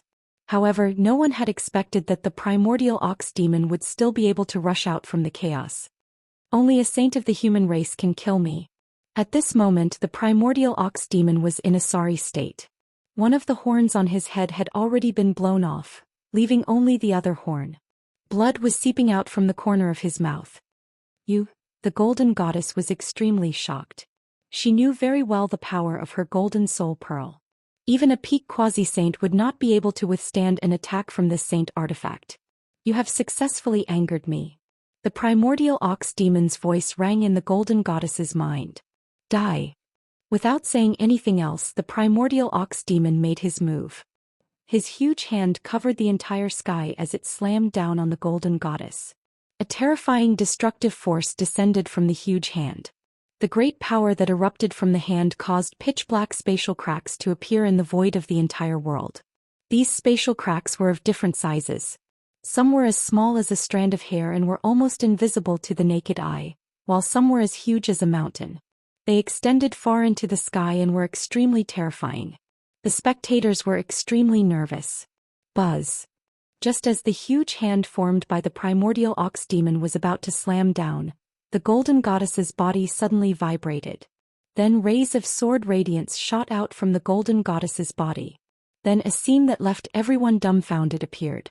The golden goddess had actually turned into a peerless divine sword and faced the huge hand that was slamming down. Turning yourself into a Dao sword. Gu Fei was astonished to see the golden goddess actually use such a great technique. The golden goddess transformed herself into a sword and soared into the sky. She instantly collided with the huge hand that was slapping down from the sky. The extremely sharp divine sword displayed great power and directly pierced through the huge hand that the primordial ox demon had conjured. Roar. The primordial ox demon roared furiously at the sky. A violent aura spread in all directions. Bang! The golden goddess opened her mouth and spat out the golden essence pearl again. This time the pearl did not turn into a golden sun. Instead it directly smashed into the primordial ox demon's back. The powerful impact caused even the primordial ox demon to stagger and lose his footing. Master, the primordial ox demon's physical body seems to be very strong. Gu Zhong, who was standing behind Gu Fei on a mountain peak in the distance, said. The primordial ox demon's physical body was really strong. It could directly withstand an attack from a flawless holy item. No matter how strong he is still no match for the golden goddess. Gu Fei said calmly. What? Gu Zhong could not help but be shocked. Could it be that the golden goddess still had a trick up her sleeve? If that was really the case, the golden goddess was not stupid. As expected, the primordial ox demon suffered continuously in the following battle. Even the golden divine whip in his hand was snatched back by the golden goddess. Chapter 1980. In the forsaken land of the gods, the golden goddess was fighting the ancient ox demon powerhouse. The golden goddess was getting more and more courageous as she fought. She even showed signs of suppressing the ancient ox demon. How can this be? Everyone watching the battle was baffled. When the ox demon's powerhouse broke out of the seal, he was extremely powerful and suppressed the golden goddess. But now, the ox demon clan's powerhouse seemed to be gradually weakening. This change surprised everyone. Bang! The ancient ox demon powerhouse was sent flying thousands of meters away by the golden goddess. He roared in anger. This was the first time he had been sent flying by an opponent, so he was both shocked and furious. What's going on? Why can't I absorb the world essence chi? The ox demon emperor roared in his heart. He realized that the concentration of world essence chi in this area was actually very low. It was so low that it was negligible. An ancient race like him was naturally close to world essence chi. He could use the power of world essence chi with just a wave of his hand, and his power would never dry up. But now, the ox demon monarch of the ox demon clan was shocked to find that he couldn't absorb any spiritual energy from the outside world. Such a thing was absolutely unimaginable for an ancient living being like him. It should be known that world essence chi was abundant in the ancient era. It was precisely because of the abundance of world essence chi that the races of that era were extremely powerful. Some races could even absorb world essence chi the moment they were born. They were comparable to immortal essences. However, in the current era, the concentration of world essence chi could no longer be compared to the ancient era, especially in the forsaken land of the gods. The forsaken land of the gods was a strange place to begin with. There wasn't a trace of world essence chi here, so the ox demons couldn't replenish their yuan chi at all. The ancient races relied on world essence chi far more than the cultivators of the current era. What exactly is this place? The ancient ox demon emperor had already realized the strangeness of this place. There was almost no world essence chi, so his combat strength was greatly reduced. What was worse was that his yuan chi was constantly being consumed, but he couldn't replenish it at all. As a result, he gradually became weaker. On the other hand, the golden goddess naturally had many spirit herbs that could recover her essence energy. Although her essence energy was also being consumed, it would immediately recover after taking the spirit herbs. In this place, this Tauren will definitely lose. Gu Fei stood on the peak of the mountain. He already knew the result when he saw this scene. Although this ancient minotaur was powerful, this era was no longer the ancient era. At this point, some of the super old-timers realized what was going on. Shwa. The golden whip flickered and coiled around the minotaur like a snake. Then, the golden goddess appeared above the minotaur and spat out the golden spirit bead from her mouth towards the top of the minotaur's head. Boom. A golden pearl flew out of the golden goddess' mouth and instantly enlarged. It emitted a terrifying wave of metal elemental energy and descended towards the top of the minotaur's head like a sun. Roar. The minotaur struggled violently.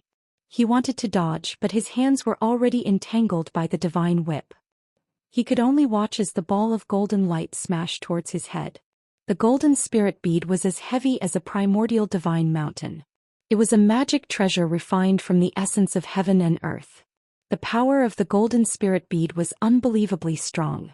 Even the minotaur was shaken by the golden spirit bead's attack. The golden divine whip was a sacred item. Even though the minotaur was a powerhouse of the ancient era, he had been sealed for countless years and his yuan chi had been greatly damaged. It was difficult for him to break the divine whip. His muscles were trembling and his veins were popping up on his skin. The golden spirit bead had already pierced deep into his muscles and bound him tightly. If he had been at his peak, even a great perfection sacred weapon refined by a great perfection saint wouldn't have been able to do anything to him, let alone a divine whip refined by a saint. The minotaur was extremely dissatisfied. He couldn't even deal with a little fellow who hadn't even become a saint yet. Boom. It was as if a golden sun had fallen from the sky. The ball of dazzling divine light that emitted the shocking power of metal slammed heavily on the top of the primordial demon emperor's head. This extremely ferocious smash directly knocked the minotaur unconscious. His only remaining horn was also broken, and a bloody wound appeared on the top of his head. Bang! The minotaur was like a meteorite that fell from the sky and smashed deep into the ground. The ground shook violently. Even the cultivators who were hundreds of miles away could feel the tremors under their feet. Even this can't kill this fellow. The golden goddess was really shocked. The physical body of this ancient race was really too strong. Even a sacred item could not compare to it. One must know that the golden spirit bead was refined from the essence of heaven and earth. The essence of heaven and earth was formed when the primordial world was formed. Yin and Yang evolved into the 5 elements. Although the golden spirit bead was only the size of a thumb, it was heavier than a mountain.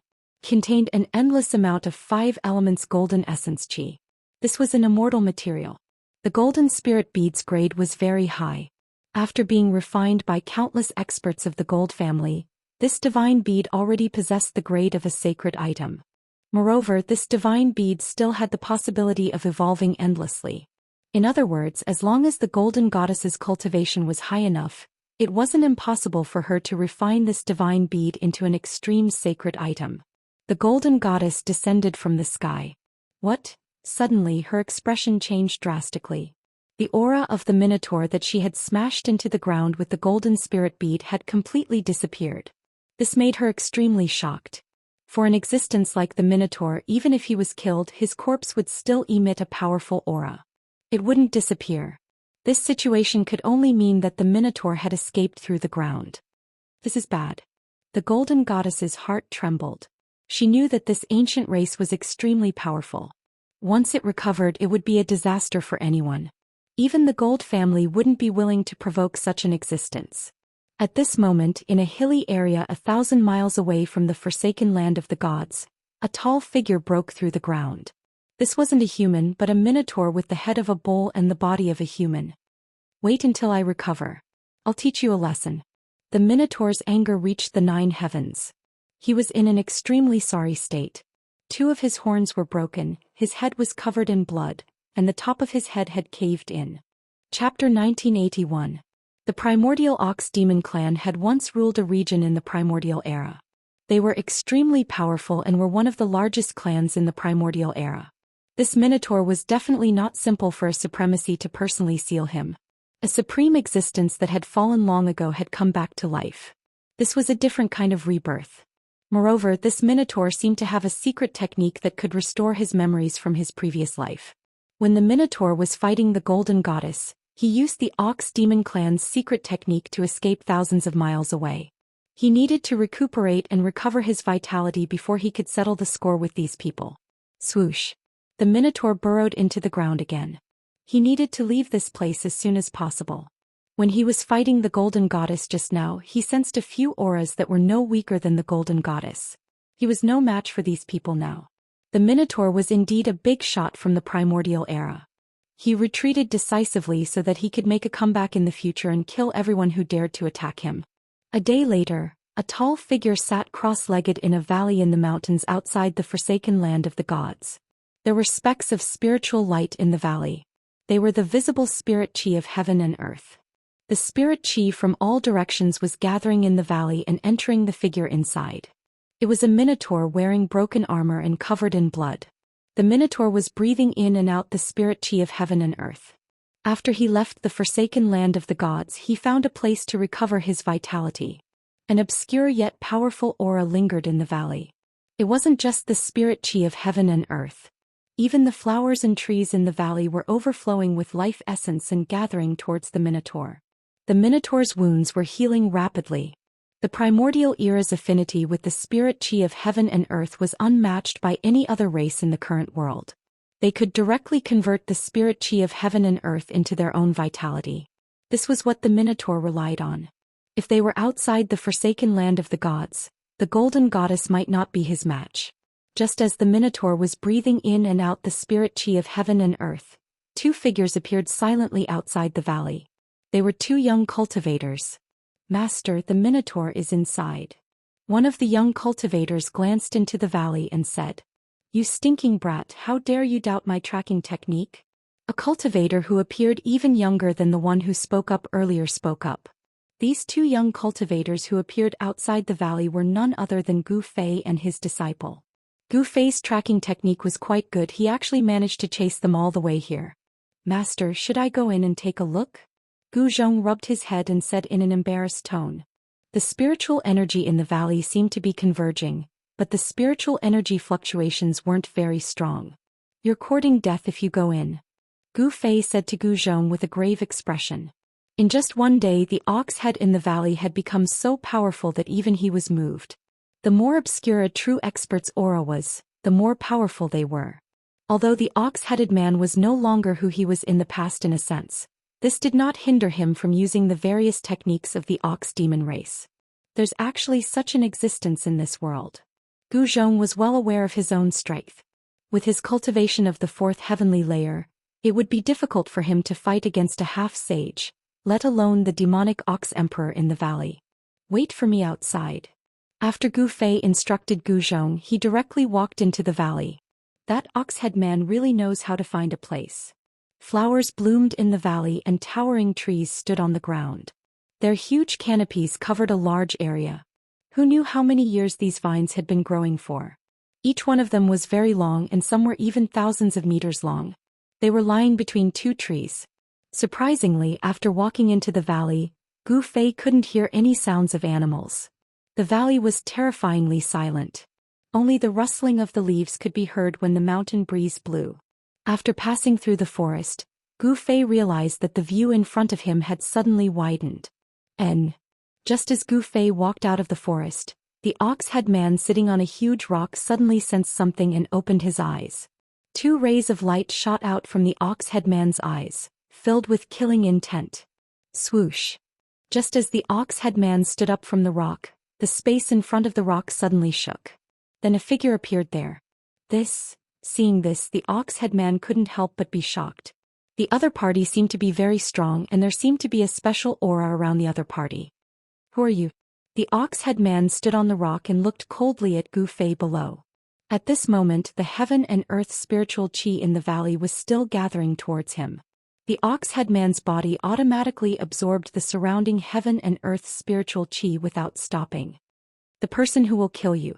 As soon as Gu Fei said this, a shocking killing intent erupted from his body. The powerful force caused the space around him to shake. Boasting shamelessly. The ox-head man sneered. This was not the abandoned land of the gods. In this world he could constantly absorb heaven and earth's spiritual qi to recover his exhausted yuan qi. To a certain extent he was already standing in an invincible position. Bang. Gu Fei didn't say much. He directly used the heaven-covering palm. The palm covered the sky and the entire world suddenly darkened. A single palm covered the sky, sealing the space where the ox-head man was at. A powerful force spread in all directions, and the heaven and earth spiritual qi in the valley became chaotic. Preposterous. I'll let you see how powerful your grandpa ox is. The ox-head man was really angry. He also stretched out his hand and slapped upwards. Boom. The two huge hands collided with each other in an instant, producing an earth-shattering sound. Under the collision of these two forces, the void instantly collapsed and turned into chaos. The energy storm that swept out in all directions uprooted all the trees in the entire valley, and then directly crushed them into dust. The valley that was originally filled with vitality instantly turned into a barren land. All the plants were instantly crushed, revealing the sand underneath. The ox-head man was very surprised. He didn't expect Lin Fan to be able to withstand his palm. The two huge palms dissipated and no one could really suppress the other. Good fella. Gu Fei was secretly shocked. This ox-head man's physical body was really strong, so strong that it was abnormal. This guy actually dared to go head-on against him. Swish. Swish. Chapter 1982. Boom. The entire valley exploded. An extremely ferocious force wreaked havoc, destroying everything in its path. The two figures were like two ancient war gods fighting. Everywhere they passed by, everything was destroyed. The mighty shockwaves from the mountain engulfed a radius of 10,000 miles. This was the result of the two experts carefully controlling their strength. If they were to go all out without any reservations, the surrounding 10,000 miles would be shrouded by their auras. This was the terror of a great completion quasi-sage. They were just a step away from becoming a sage. When they went all out, their auras could cover a radius of 10,000 miles and shake the world. Roar. The Minotaur roared in anger. The baleful aura on his body was incomparably dense. One look and one could tell that this fellow was definitely not a good person back in the ancient times. At this moment, Gu Zhong, who was originally waiting outside the valley, had already flown into the sky and retreated far away when Gu Fei and the ox-headed man started fighting. This Minotaur's physical body is actually so strong. Gu Zhong couldn't help but feel shocked when he saw the two figures fighting in the distance. One must know that his master was a great completion quasi-sage. His martial body was so strong that it was comparable to a sage weapon. His master was just a step away from cultivating the undying martial body. Even with such a strong martial body, he could only fight evenly with the Minotaur. It would be hard for him to gain any advantage. Primal Chaos Fist. In the end, Gu Fei still executed a fist technique that he had been perfecting. The power of primal chaos surged, shaking the entire sky. On his fist, Dao runes of primal chaos could be vaguely seen. Bang! Gu Fei's right fist collided with the Minotaur's right fist. This was a direct contest of strength and there was no room for tricks. The Minotaur only felt an extremely powerful force coming from the other party's fist. This force pushed him back more than 10 steps. Little fella, you haven't used your full strength yet. The ox-headed man was extremely shocked. In the ancient times, there were very few races that could contend against the physical bodies of the ox-headed man. But today the physical body of this human was enough to make him feel threatened. The Minotaur couldn't help but frown when he felt the pain from his fist. Preposterous.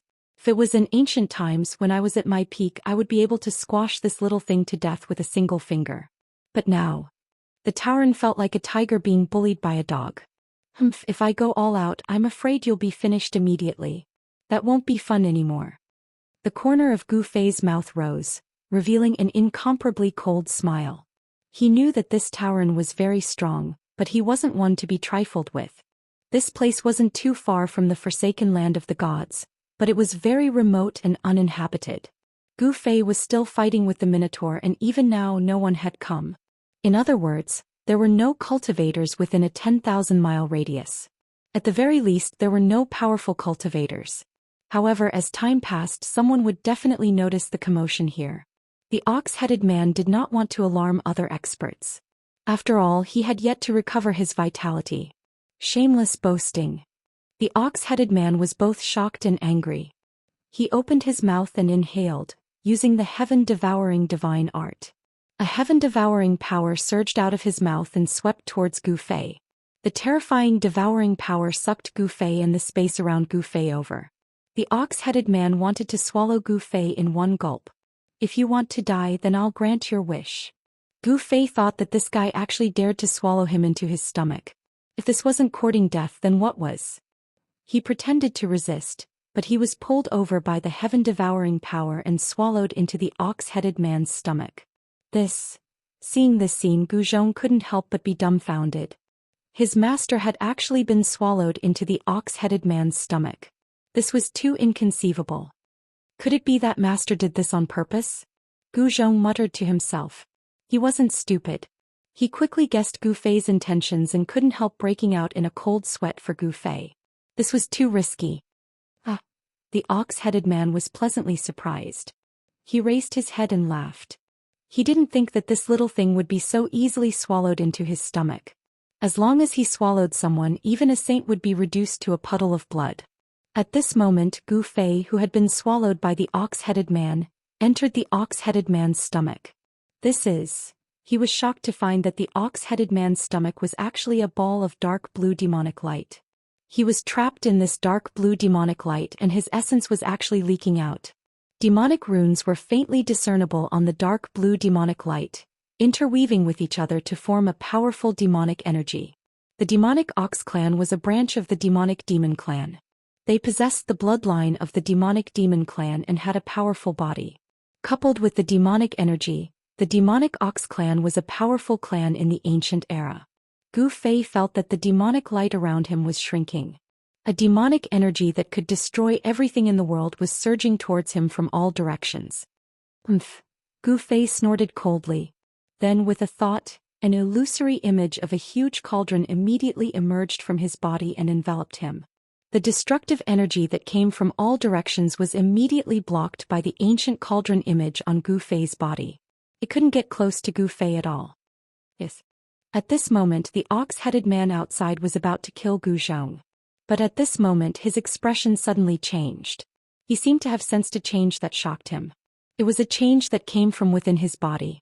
The ox-headed man directly sat down cross-legged with an expression of disbelief on his face.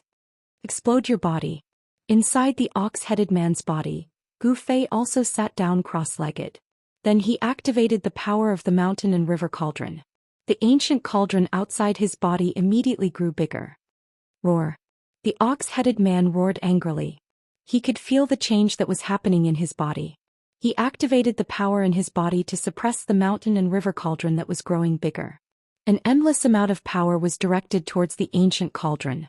However, what made the ox-headed man's heart cold was that no matter how much he activated the power in his body, he couldn't suppress the ancient cauldron image. What's going on?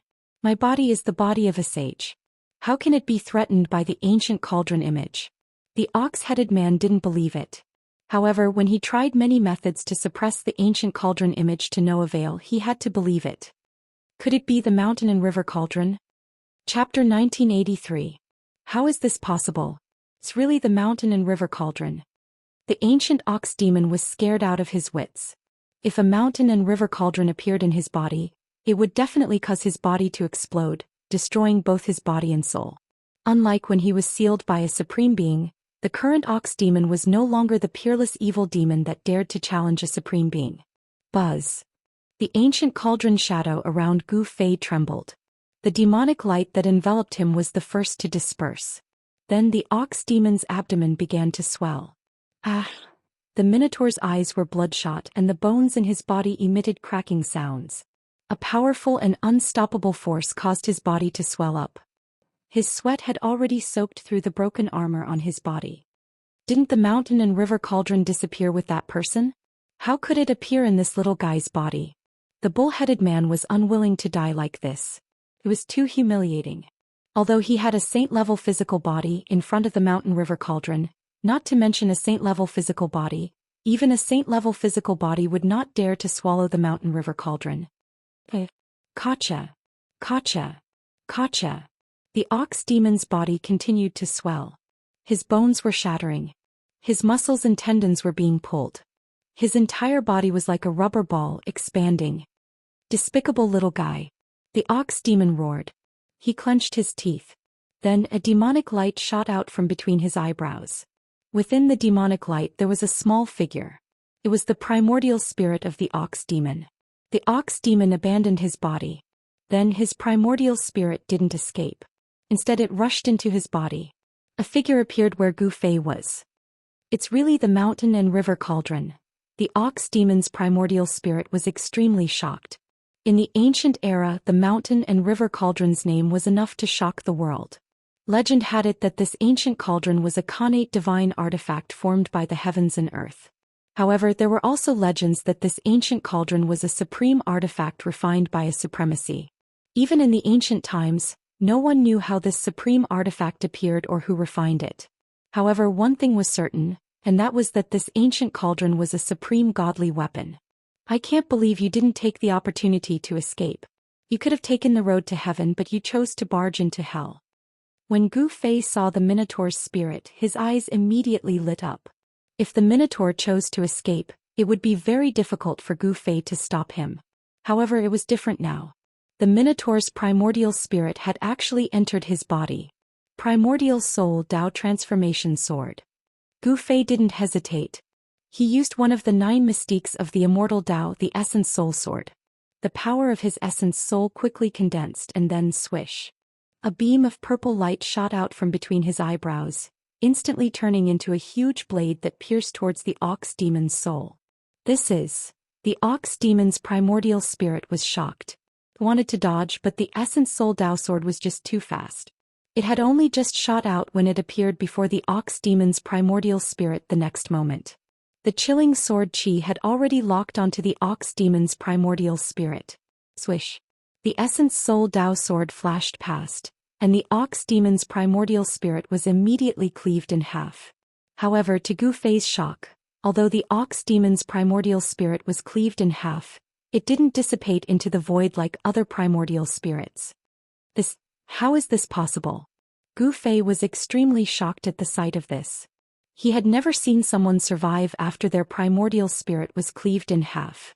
He knew the power of the Essence Soul Dao Sword very well. It was a supreme divine technique of the Immortal Dao that was specially used against the primordial spirits of cultivators. The ox demon's primordial spirit that had been cleaved in half actually gathered together. Very soon, a complete primordial spirit reappeared. What kind of mystique is this? The ox demon was truly stunned by the battle technique that Gu Fei had displayed. At this moment he finally gave up on his physical body.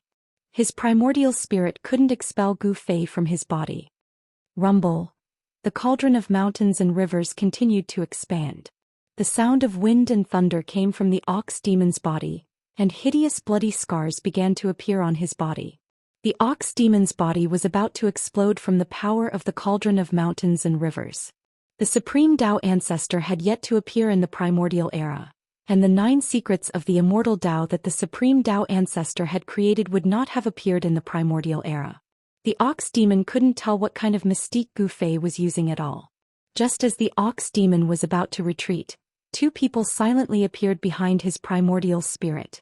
They were Gu Fei's clones. He used the 3 Pure Ones technique, and the 2 clones silently appeared behind the ox demon's primordial spirit. How is this possible? Even though the ox demon from the primordial era was knowledgeable, he was still stunned by this scene. Gu Fei used the I Chi turning 3 Pure Ones technique to block it for a while. Boom! The ox-headed man's body finally exploded from the power of the mountain and river cauldron. A cloud of blood mist exploded in the air before gradually dissipating. The destructive power spread out and the ox demon's primordial spirit was completely destroyed by this power. Nothing was left behind, which surprised Gu Fei. Gu Fei had the cauldron of mountains and rivers to protect himself. The destructive power of the ox demon's body was completely blocked by the cauldron of mountains and rivers. He had never heard of a saint-level expert's body exploding. Fortunately, it was the power of the cauldron of mountains and rivers. If the ox demon had exploded his own body, the power would have been even more terrifying. Rumble. The mighty energy storm swept through the surrounding tens of thousands of kilometers, and countless living beings were killed by this power. Not a single one was spared. The power released by the body of a saint-level expert was too great. This level of power was comparable to the destruction of heaven and earth. Everything within a radius of 30,000 miles was destroyed. Gu Zhong couldn't help but be stunned when he saw this scene from afar. This was too terrifying. Master, Gu Zhong couldn't help but worry for Gu Fei. Even 10 great accomplishment saint-level experts would die from such power. However, when he thought that Gu Fei had a supreme artifact to protect him, Gu Zhong felt more at ease. This movement was too great. Almost every place in the Purple Cloud mountain range could sense this fluctuation. In an instant, a few incomparably powerful spiritual wills swept over. Some big shots wanted to know what was happening here as soon as possible. These guys. Chapter 1984. The peerless expert of the ancient demonic ox clan died just like that. It was not that he was not strong, but that he was too careless. He thought that he could devour and refine Gu Fei with his own strength. This kind of devouring was a very common thing in the ancient era. Gu Fei's qi and blood were extremely vigorous. He was the best food for the demonic ox emperor. If he could successfully devour and refine Gu Fei, the demonic ox emperor's cultivation would definitely recover a small part. At that time he would be able to move freely in the world. However, it was a pity that the demonic ox emperor did not expect Gu Fei to have the mountain and river cauldron that could suppress the mountains and rivers. The mountain and river cauldron had existed since the ancient era. It was a supreme artifact. If this supreme artifact were to fall into the hands of a supreme being, with a single strike of the cauldron, the heavens, the earth, the mountains, and the rivers would all be suppressed. No matter how powerful one was, they would still be completely suppressed. Their life and death would be at the mercy of a single thought. It was not that the demonic ox emperor's physical body was weak. Even if he was hit by a supreme artifact, he would only be slightly injured. However, in front of the mountain and river cauldron, even if the demonic ox emperor completely recovered his cultivation and returned to his peak, his physical body would still be destroyed by the mountain and river cauldron. The terror of a supreme artifact was not something that the demonic ox emperor could withstand. He died just like that. Not even a hair. Under the protection of the mountain and river cauldron, Gu Fei was not injured at all in this great destruction. However, the power of the explosion of a saint-level physical body was too great. This made his heart palpitate. The area with a circumference of 30,000 miles was completely destroyed. A thick layer of the ground was shaved off. Countless lives disappeared in an instant. All of them were killed. Apart from being shocked, Gu Fei was also a little disappointed. This ancient creature did not even have a single treasure on him. This was really surprising. He had worked hard for nothing. These old guys. At that moment, Gu Fei sensed a few strands of divine sense sweeping over from afar. He couldn't help but feel angry. Purple light flashed on his forehead and a ray of sword light flashed through the air, destroying the strands of divine sense. Roar. How dare you? This Gu Fei is simply too arrogant. Several other places in the southern region of Buzhou ancestral planet also unleashed powerful auras at the same time. On a mountain shrouded in white clouds, a green-robed old man who was sitting cross-legged on a boulder opened his eyes. At this moment, a drop of blood emerged from his forehead. A great technique that can sever divine will. The green-clothed old man said these words. His voice was incomparably old and filled with the vicissitudes of life. In another mountain range shrouded in immortal qi in the southern region of Buzhou, an angry roar came from a fairyland-like cave dwelling. All the living beings in this part of the heavenly abode were alarmed and fled in all directions. Opening up a paradise was something that only sages had the means to do. That was because it was easy to open up a paradise, but it was extremely difficult to maintain the stability of the paradise and make it exist forever. Only sages had the great power to stabilize the universe. In the depths of the Violet Cloud Mountains, in a valley where the ancestral vein of the earth was located, a purple-robed old man who was sitting on a jade platform suddenly stood up. She was an old woman with a head of white hair and a face full of wrinkles. Her teeth were almost all gone. However, at this moment, the old woman's eyes shone brilliantly as if two cold stars were embedded on her face. A powerful aura emanated from the skinny body that seemed to be on the verge of death. At this moment, a drop of blood flowed from the old woman's forehead. This was the reason why she was furious. Someone had actually severed the divine will that she had sent out. It's the Saint Grandmother. In the valley, all the experts of the Xian clan were alarmed. A purple figure rushed out and landed nimbly on the jade platform. Grandmother, who made you angry? I'll go beat him up. The young girl waved her tender fists and said angrily. Little Xiu. The old woman's expression immediately improved when she saw the purple-robed young girl. The purple-robed young girl was the little princess of the Xian clan, Xian. She was the darling of the heavens and was loved by everyone in the Xian clan. Even the hot-tempered Saint Grandmother could not get angry in front of her. An arrogant young man actually severed my divine will, the Saint Grandmother said fiercely. Holy Grandma said ruthlessly. Gu Fei's insolence made her very unhappy. If Holy Grandma was unhappy, the consequences would be dire. What? Don't tell me it's that Gu Fei who defeated my brother? Xian rolled her eyes and immediately thought of a person. It seemed that only this person had the ability to sever the Saint Grandmother's divine will. She knew very well how powerful and terrifying the Saint Grandmother was. She was a self-proclaimed saint, similar to Saint Zisu in the clan. They were both saints who sealed themselves and stayed in the human world. A saint who sealed themselves did not have the cultivation and strength of a saint, but they were still the strongest existences in the human world. Even a grand completion quasi-saint would only be a joke before them. Let's go and have a look. The Saint Grandmother grabbed Xian and disappeared from the jade platform. Seeing that the Saint Grandmother had left, there were people walking around in the valley. One should know that the old woman had a very bad temper. No one dared to appear in front of her when she was angry. In the entire Xian clan, there were definitely no more than 3 people who could speak in front of the Saint Grandmother. Whoosh! A streak of purple light flew over from the horizon like a purple meteor. It suddenly flew over from afar and appeared in the forbidden zone where there was no vegetation. What's going on? The Saint Grandmother could not help but be shocked at this scene. The powerful aura in the void had not completely dissipated. It seemed like a saint had self-destructed. Saint Grandmother, do you know who could cause such damage? Xianer was stunned by what she saw. The area within a radius of 30,000 miles had become an empty space. The ground had been shaved off and it was as if a huge pit had suddenly appeared in the purple cloud mountains. If we were to attack with our full strength, we could indeed cause such damage. However, the price to pay would be great. The Saint Grandmother said solemnly. She carefully sensed the remnant aura in the void and her eyes flickered. That person can't be this powerful. This is... Xianer's expression suddenly changed. She sensed the remnant aura in the void. It was a little familiar.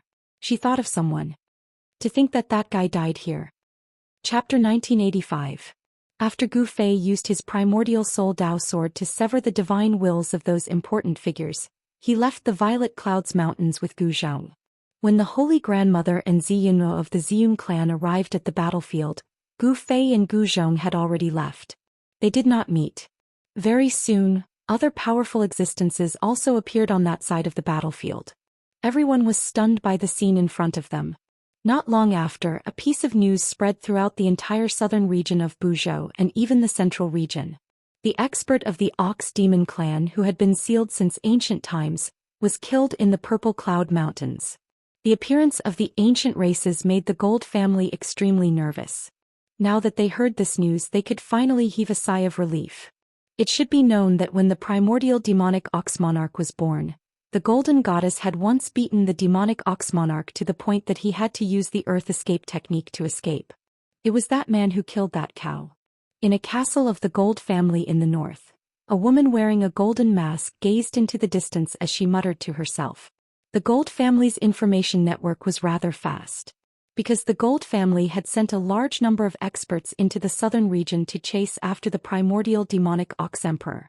One must know that once the demonic Ox Emperor recovered, it would be a disaster for the entire Gold family. Killing the demon Ox Emperor while he was injured was the best way to get rid of this hidden danger. However, before the experts dispatched by the Gold family could find the Demon Ox Emperor, the news that the Demon Ox Emperor had been killed in the Purple Cloud Mountain range came. Very soon, the people of the Huangjin clan found out that a peerless human expert had blocked the Demon Ox Emperor in the Violet Cloud Mountains, and then fought with it, killing it on the spot. In the southern region of Buzhou, there are only 3 to 5 people who have the ability to kill that bull.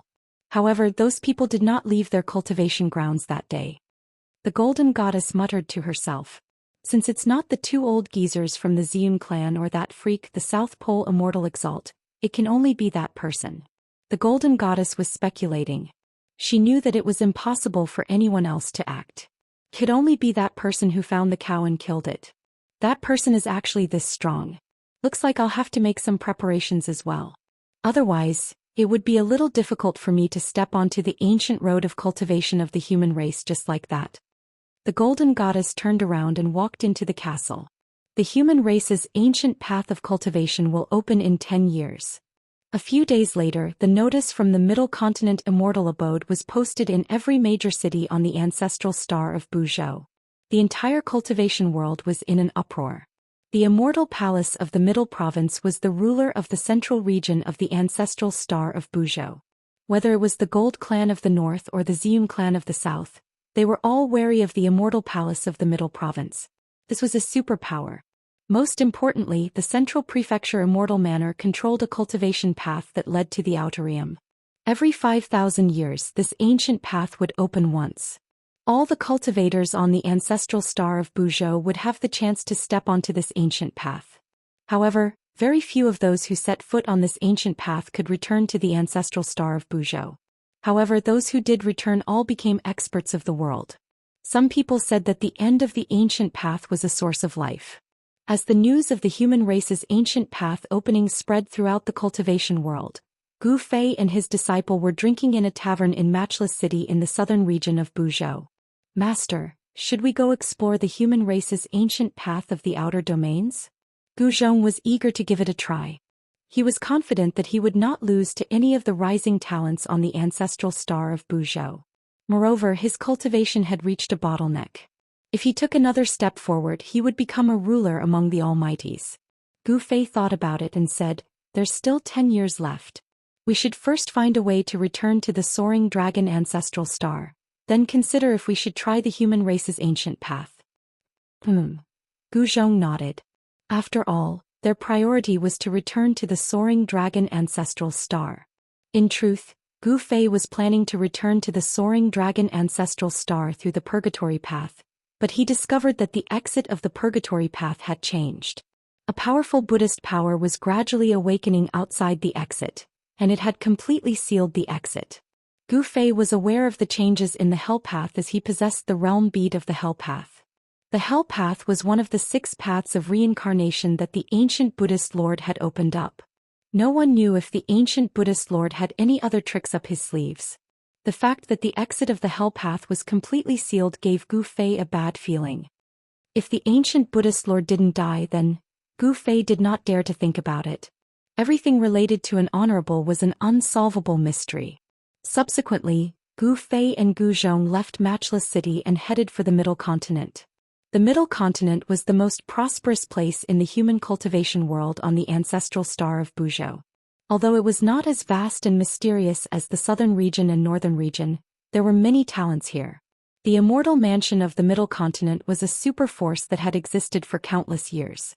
Although it did not produce an honorable, it could still contend against the Huangjin clan and the Xian clan. There was an immortal venerate city at the place where the Middle Continent and the southern region of Buzhou were connected. The city was not simple. It was said to have been built by an ancient immortal venerate. Such ancient ruins were rare even on the ancestral star of Buzhou. One must know that an immortal venerate was a supreme existence at the quasi-honorable realm. They were only a step away from completing the Great Tao and becoming an extreme sovereign. The immortal venerate city was located at the border between the Middle Continent and the southern region. Such a location made the ancient city highly valued by various forces. The people here were very complicated. There were spies from various forces, and there were also various rogue cultivators who frequented this place. One could even see the demon clan here. Gu Fei and Gu Zhong continued their journey. 10 days later they arrived outside the celestial reverent city. They stopped a dozen miles away from the city. There were 2 mountains in front of them. There was a road between the 2 mountains that led directly to the Immortal Venerate city. There was a formation behind the 2 mountains. If Gu Fei's group didn't want to force their way in, they could only walk on the ground. The people of the Immortal Venerate city were too careful. The protective formation even covered a radius of 10 miles outside the city. The people of the Immortal Mansion of the Middle Continent were really generous. Che, if you want to pass, leave behind the money you've spent on the road. When Gu Fei and Gu Zhong arrived in front of the 2 mountains, a dozen people jumped out from the forest on both sides. One of them was holding a large black saber blocking Gu Fei's path. What? Robbing the road? Chapter 1986. Blocking the road and robbing us? No way. Gu Fei and his disciple were dumbfounded. The dozen people in front of them had the air of a bandit. It was obvious that they were the nearby bandits. Such people dared to rob a cultivator? They really didn't know the meaning of death. Yes. However, Gu Fei and his disciple soon realized that something was amiss. The dozen or so people in front of them were obviously not ordinary people, especially the burly man who seemed to be the leader and held a big black saber. His body actually emitted the energy of an immortal spirit. Master, these guys seem to be immortal bandits. Gu Zhong smiled. Immortals actually became bandits? This was something he had never seen or heard of before. They really are immortals. Did a donkey kick these guys in the head and cause them to have problems? Gu Fei also smiled. What are you two squabbling for? If you know what's good for you, put down your things and scram. The burly man brandished the big black saber in his hand twice as he spoke to Gu Fei and his disciple in a fiendish manner. A murderous aura surrounded his body. Master, this guy wants us to put down our things? What should we do? Gu Zhong glanced at the man in front of him and smiled evilly. He was really lucky today to meet such a bunch of idiots. Then we'll put down our things. What else can we do? Gu Fei shrugged his shoulders and said, Big guy, the treasure is coming. With that, Gu Fei took out the 9 heavenly stars sword and threw it at the man. When the burly man saw Gu Fei throw the black sword over, he subconsciously stretched out his left hand in an attempt to catch it. However, the moment his hand touched the black sword, he felt his hand sink. The black sword fell to the ground in front of the burly man with a pew sound and smashed into the ground. The burly man holding the big black saber couldn't help but be startled when he saw the black sword smashed into the ground. He was actually unable to catch the sword. The weight of the sword was shocking. One must know that he was an immortal spirit. The strength of his grasp was strong enough that he could even lift a small mountain. But now he couldn't even catch a sword. Could it be that this sword was heavier than a hill? The muscular man's heart grew tense. For this person to be able to pick up such a heavy sword meant that he was no ordinary person. It was highly likely that he was also a cultivator. In fact, he might even be an immortal. Thinking of this, the smile on the muscular man's face immediately disappeared. Busco, kill those two. A lackey behind the burly man shouted arrogantly. Up your ass. The muscular man roared in anger. Without even looking, he swung his left hand behind him. He slapped the lackey hard in the face, causing the lackey to stagger and spit out a few teeth. Boss. The lackey innocently covered his left cheek and looked at the burly man. Shut up. The muscular man glared at the lackey, then squatted down and stuck his left hand into the ground. He grabbed the black sword and pulled it up. The muscular man felt that the black sword in his hand was extremely heavy. When he tried to pull it up, the black sword didn't move at all. This shocked the muscular man. This black sword was really heavy. This had already exceeded his expectations. Hee big guy, as long as you can pick up this sword, we'll give you everything we have. Gu Zhong smiled. He naturally knew how heavy his master's 9 heaven stars sword was. Even almighty existences would find it very heavy to lift the divine sword. Only his master could wield such a heavy weapon freely. You must keep your promise. The muscular man looked up at Gu Zhong. Yes, said Gu Zhong. Gu Zhong said. This robust man was merely at the immortal god realm.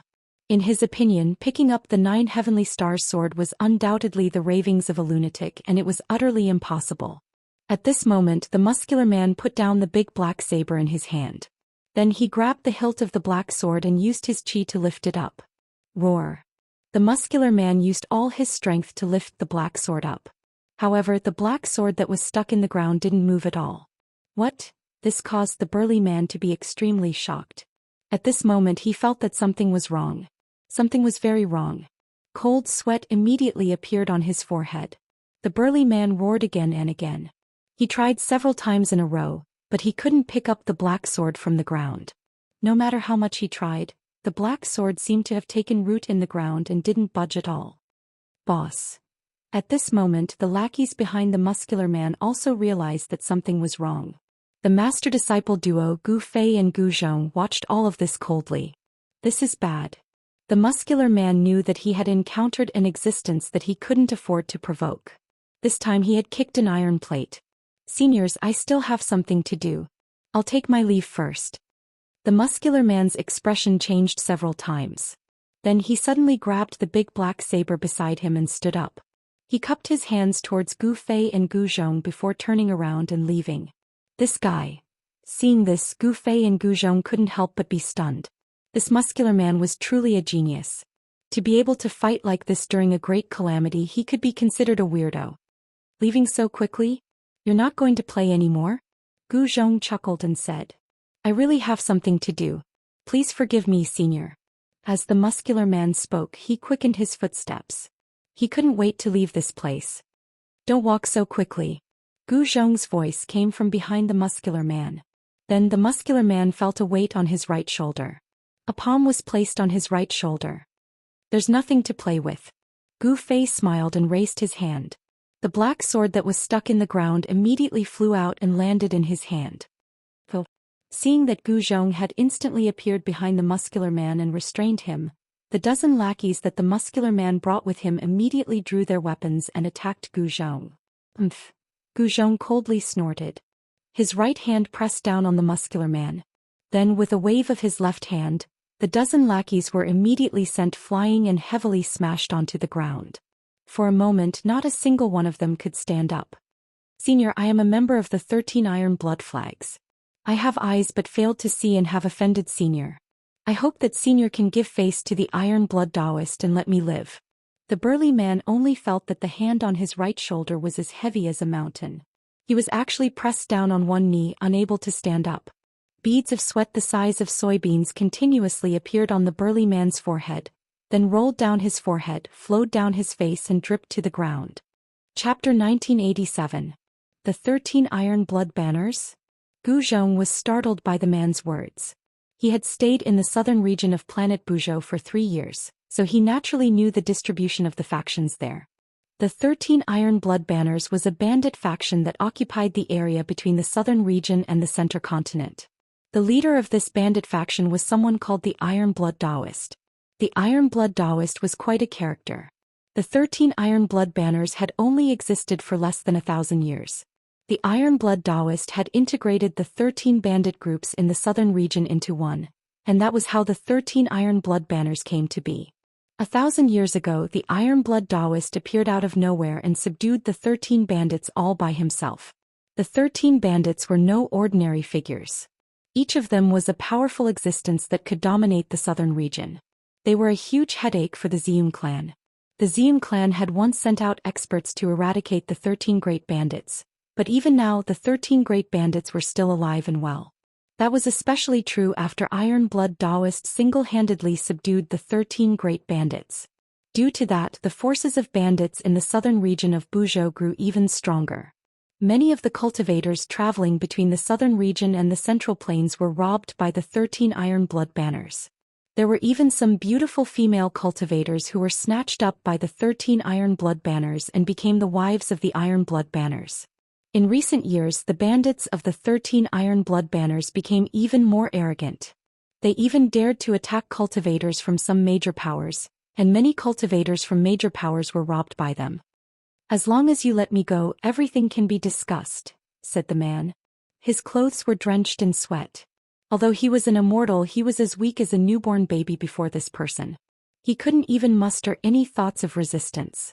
The reason why these people became bandits was to survive. When the man realized that he wasn't Gu Zhong's match, the first thing he thought of was how to save his own life. The resources in the cultivation world were all in the hands of major factions. Wandering cultivators had no choice but to become bandits that robbed other cultivators. So what if I don't let you go? I'm not afraid of the 13 iron blood banners. Gu Zhong didn't withdraw his right hand from the burly man's shoulder. Instead, he increased his strength, causing the burly man to immediately fall to the ground, unable to straighten his back. Senior, please spare our lives. We were forced to do this. The burly man panicked. This person didn't even give face to the iron blood Daoist of the 13 iron blood flags. Could it be that he was an expert who could challenge the iron blood Daoist? If he provoked such a person, then he would really be out of luck. You actually dare to be on the streets outside the Immortal Venerable City? Aren't you afraid that the experts inside the Immortal Venerable City will come out and kill you? At this moment, Gu Fei walked over. The Celestial Emperor City can't even take care of itself now. How would they have time to care about us? The burly man quickly said. He wanted to show that he still had some value in front of these two people. In this way he would have a higher chance of not being killed. You're not stupid. How could Gu Zhong not know what this fellow was thinking? It didn't matter if he killed such a person or not. An immortal-level existence really made him a little embarrassed to make a move. He withdrew his right hand from the burly man's shoulder. Thank you for your praise, Senior. In the world of cultivation we have to be careful. The burly man heaved a sigh of relief and stood up. At this moment the burly man's dozen lackeys were still lying on the ground, groaning in pain. Their cultivation levels weren't high, so their fall wasn't light. No one cared about their life or death, not even the muscular man. He didn't even look at his lackeys. This was the cruel world of cultivation. Only those with powerful cultivation and strength would be valued by others. What's your name? Gu Fei looked at the burly man with interest. This fellow was really interesting. I'm An Wuxiang. The burly man answered carefully. An Wuxiang. Gu Fei couldn't help but laugh. This fellow's name was the same as his person. It was also very interesting. It seemed that this person really knew how to protect himself. Seniors, if there's anything that you can't do, you can leave it to me. I definitely won't disappoint you. What can you do for us? How laughable. Gu Zhong couldn't help laughing again. This fellow was just an insignificant immortal god. His abilities were very limited. In this grand world, even immortals would find it hard to protect themselves. However, An Wuxiang's words were very serious. Even if he was an ant, as long as he displayed his value, people would be interested. This was one of the experiences An Wuxiang had accumulated as an independent cultivator step by step to become an immortal god. These experiences were incomparably precious and had allowed him to live until now. Yes. Take us to the 13 iron blood flags. Gu Fei thought for a while before saying this. What? When An Wuxiang heard this, he was immediately taken aback. All sorts of thoughts quickly spun through his mind because of Gu Fei's words. He was thinking quickly, trying to guess what Gu Fei was going to do next. But he was disappointed. He wasn't Gu Fei, so how could he know what Gu Fei was thinking? Reading people's expressions was also a skill to survive in the cultivation world. And Wuxiang had already cultivated this skill to an extremely proficient level. But at this moment he couldn't get any useful information from Gu Fei's expression. This was because Gu Fei's face was completely expressionless. No one could tell what he was feeling right now. Master, what are you? Even Gu Zhong didn't know why his master would do such a thing. The bandits of the 13 iron blood flags weren't easy to deal with, especially that iron blood Daoist. Rumor had it that he had successfully broken through the shackles of cultivation and became a sage-to-be. This was also the reason why the people of the Zhou clan and the Immortal Revered City were wary of the Daoist. The Zhou clan and the Immortal Revered City were indeed powerful, much more powerful than the 13 iron blood banners. However, if a demi-saint went berserk, it would still be terrifying. Exterminating the 13 iron blood flags required a huge price. Thus, both the Zhou clan and the Immortal Palace of the Center Plains were unwilling to lose any manpower at this time. As long as the Daoists didn't go too far, the people of the Zhou clan and the Immortal Palace of the Center Plains would endure it. This was the reason why the 13 iron blood flags could survive in the cracks between the Zhou clan and the Immortal Palace of the Center Plains. As long as the 13 iron blood flags didn't cross the bottom line of these two supreme powers, they wouldn't touch them. Don't you think that the two of us are too weak? Chapter 1988. Gu Fei and Gu Zhong were both powerful individuals, but there were only two of them. No matter how powerful they were individually, there were many things that were difficult to accomplish. However, as an expert, there was no need for them to do everything personally. As long as they gave the order, there would naturally be countless people who would do things for them. This was the benefit of having one's own faction. And Wuxiang's words reminded Gu Fei that if he had his own faction on planet Buzhou Ancestral Star, it would definitely be much more convenient for him to do things. He didn't want to borrow the power of other super factions because there would be many conflicts of interest. Those super factions were also not good people. Since he didn't want to borrow the power of other factions on planet Buzhou Ancestral Star to do things for him, there was only one way, and that was to establish his own faction. However, it was not an easy task to establish his own force in a short period of time. However, the existence of the 13 Iron Blood banners saved Gu Fei a lot of time and effort. As long as he could control this force for his own use, it would be enough. At night, Gu Fei and Gu Zhong were led by An Wuxiang to a stronghold of the Iron Blood 13 banners in the mountains 1,000 miles away from Immortal Venerate City. This stronghold was a new stronghold of the Iron Blood 13 banners. Because the Iron Blood 13 banners had recruited many wandering cultivators in recent years, their faction had expanded very quickly. Because of the arrival of the Great Era, many experts had appeared, and the wandering cultivators on planet Buzhou Ancestral Star were having an even harder time. In this Great Era, wandering cultivators were the most worthless. If they encountered those from large factions who had come out to train, they would very likely lose their lives. For a wandering cultivator like An Wuxiang, if he wanted to live, he would have to join a powerful faction. However, there weren't many factions that these wandering cultivators could truly join. Those large sects would not accept them because there was a problem of loyalty. The disciples of large sects had all entered the sect from a young age, and then they would cultivate and grow in the sect. It was the sect that nurtured them. The loyalty of such disciples was definitely much higher than those wandering cultivators who had come to join a sect. Rogue cultivators who came to join a sect with their skills were definitely not loyal enough. Loyalty was something that needed time to be nurtured. However, a bandit force like the 13 Iron Blood banners had a much lower requirement for loyalty. They were bandits to begin with. With the advent of the Great Era, factions like the Iron Blood 13 banners had the opportunity to develop rapidly. Thus, the Iron Blood 13 banners developed quite well. Is it in bold? Just as An Wuxiang brought Gu Fei and his disciple closer to the stronghold, a loud shout came from a tall tower. Under the illumination of the torches, they could see a person looking out from the stone tower. "Old brother Qing, it's me, An Wuxiang." An Wuxiang hastily replied. He knew that if he hesitated in the slightest, Qing Datu would mercilessly attack him from the top of the tower. Qing Datu was famous for not recognizing his own family. "And bold, what's going on? 13 people went out with you. Why did you bring back 3? Did you run into a vicious character?" Qing Datu let down the barrier in front of the stronghold as he spoke, letting An Wuxiang in. This stronghold was located in a mountain valley. The entire mountain valley had been turned into a stronghold by the Iron Blood 13 banners. There were fluctuations of formation energy in the air above the stronghold.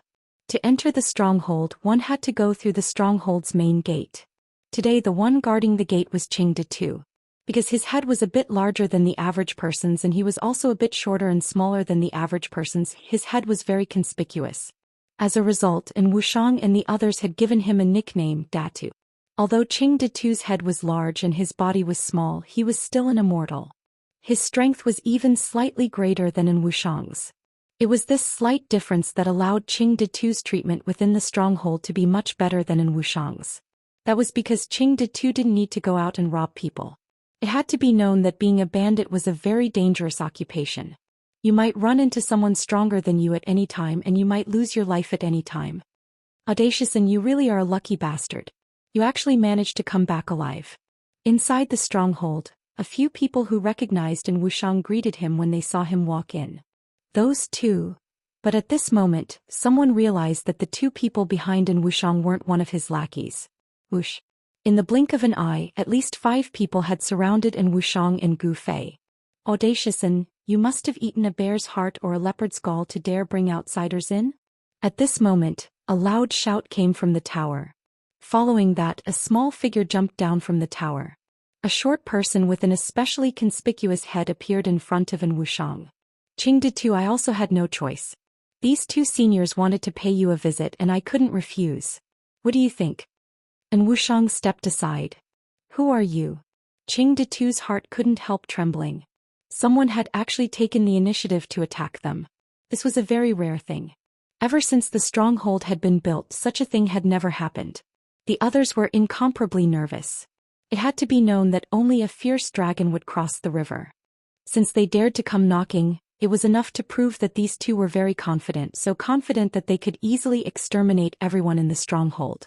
Call out the people in charge of this place. Gu Zhong took a step forward and expressionlessly swept his gaze over these people. These people were all immortals, but they had fallen to become bandits. Were immortals really that worthless now? Had they all become bandits? These people were all newly joined vagrant cultivators of the 13 Iron Blood Banners. They were very smart. Although they were cautious, they didn't take the initiative to attack. Just you wait. Qing Detu was just about to go report. Which expert has graced us with his presence? Forgive me for not going out to meet you.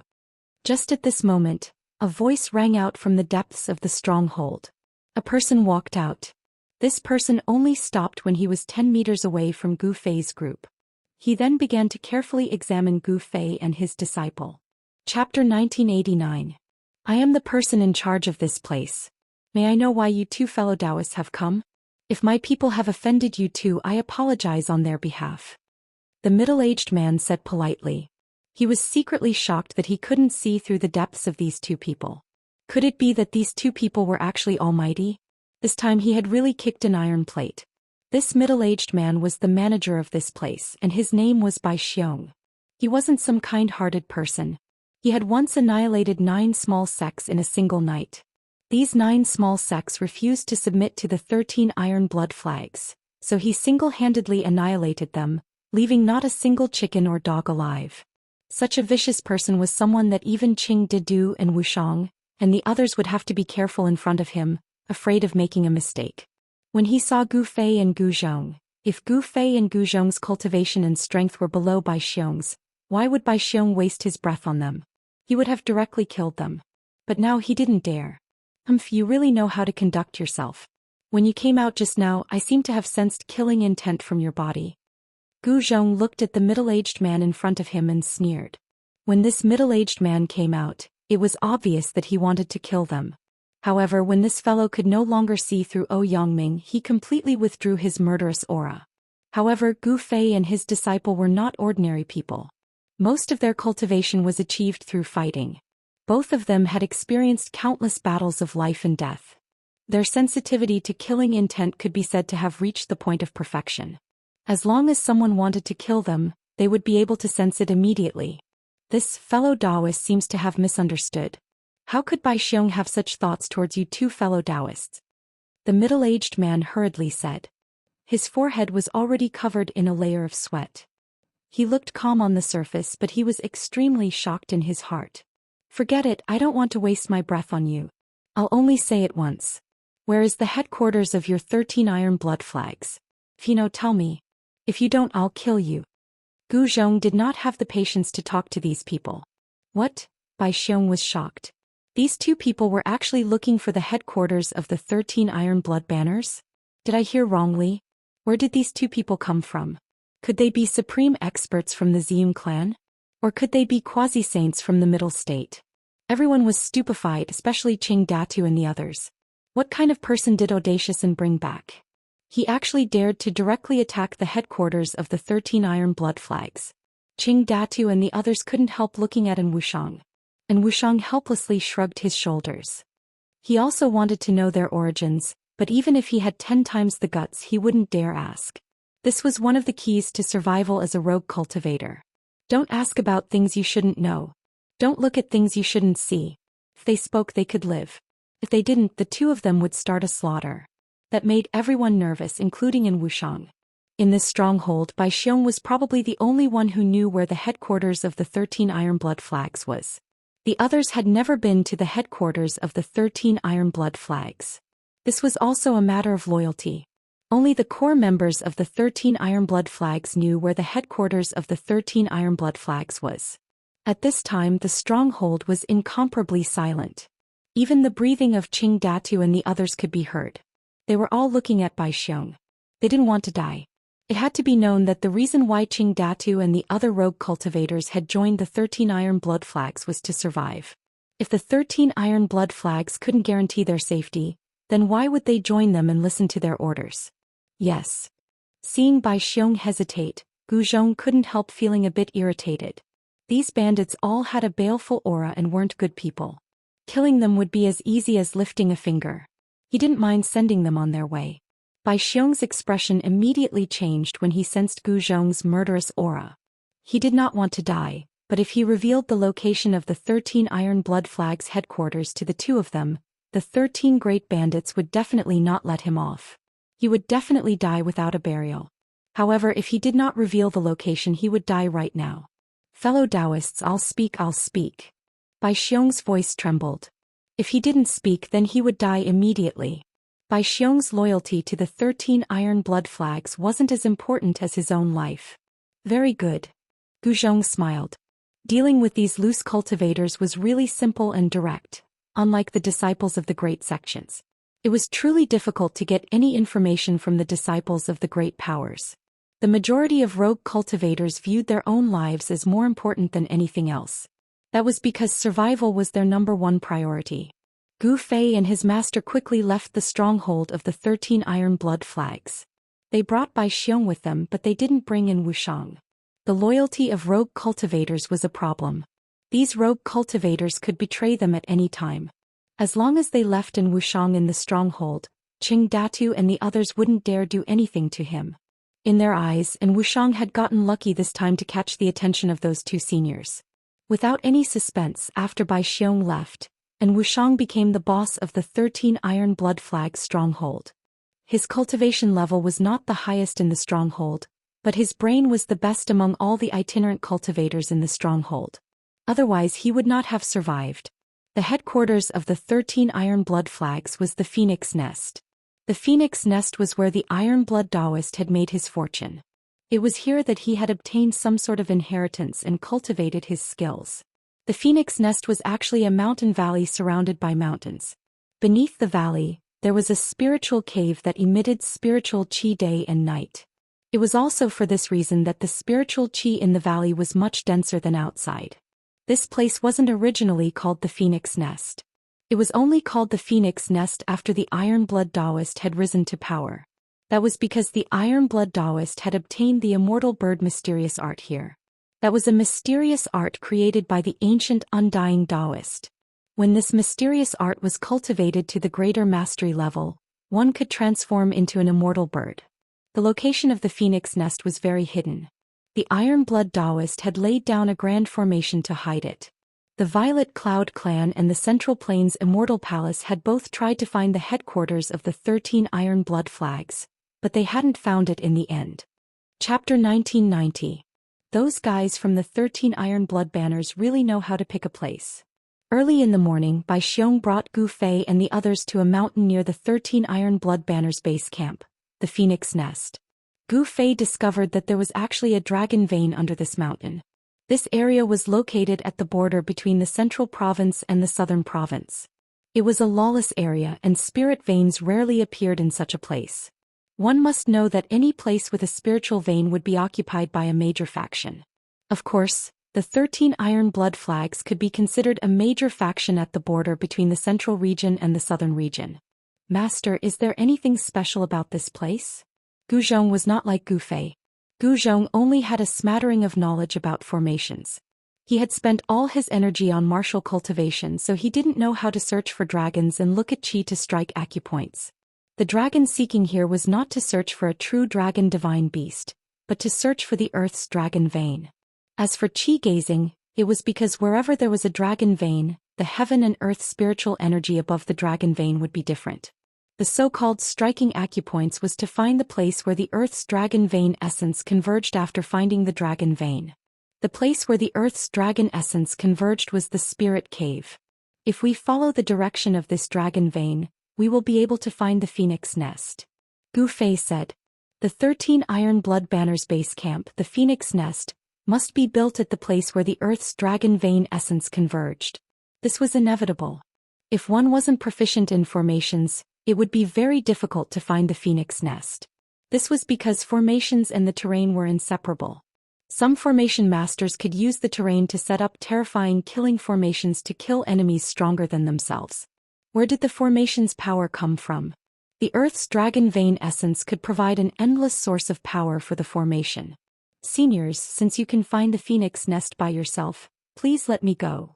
At this time, Bai Xiong could no longer call Gu Fei and Gu Zhong fellow Daoist. In front of these two he was like a newborn baby. He didn't have any thoughts of resisting. This was because these two people were too powerful. To be able to become the manager of a stronghold of the 13 Iron Blood Flags, this Bai Xiong must have a cultivation of the Immortal King level. Only with such a cultivation could he suppress those loose immortals.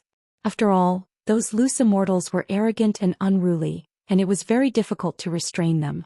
They would absolutely not obey those with lower cultivation than them. Unless this person had a powerful backer. Bai Xiong did not have any backing. He was just one of the many core disciples of the 13 Iron Blood Banners, so he was still rather loyal to them. Only such a person would know where the phoenix nest was. If you want to leave, go ahead. At this time, Bai Xiong no longer had any value to Gu Fei and the others. It didn't matter if they killed him or not because they wanted to subdue the 13 Iron Blood Flags, not kill him. Although it would be difficult to subdue the 13 Iron Blood Flags, it wasn't impossible. From what Bai Xiong had told them, the leader of the 13 Iron Blood Flags, the Iron Blood Daoist, was only a quasi-sage. Gu Fei was a great perfection quasi-sage and the Iron Blood Daoist wasn't his match. Many thanks to the two seniors for not killing me. Bai Xiong was instantly overjoyed. He hurriedly bowed to Gu Fei and the others, then turned and fled. The joy of escaping from death made him temporarily forget everything. Let's go. It's time for us to meet the 13 great bandits of the 13 Iron Blood Flags. As Gu Fei spoke, he directly soared into the sky. A powerful aura erupted from his body. He no longer concealed his strength.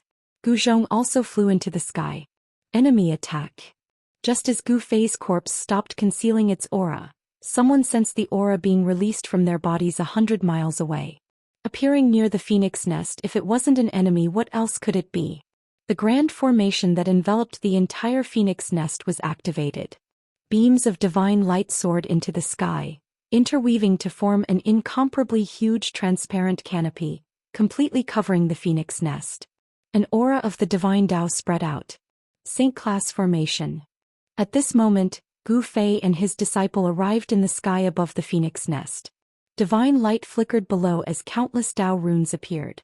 An incomparably powerful force was rapidly condensing. They were not in a hurry to make their move. Instead, they stood in the sky and quietly watched this scene. One had to admit that the defense of the phoenix nest was not bad.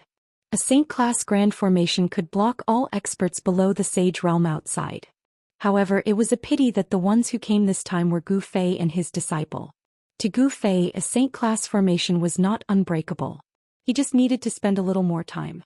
After all, he had even broken through an extreme Tao divine formation before. Who is it? A loud shout came from the phoenix nest. Then a dark red silhouette rushed out from the phoenix nest and into the sky. It was a young man with an incomparably dense murderous aura. From his aura, one could tell that this young man was definitely a battle-hungry person. You are one of the 13 great bandits, Tu Qing.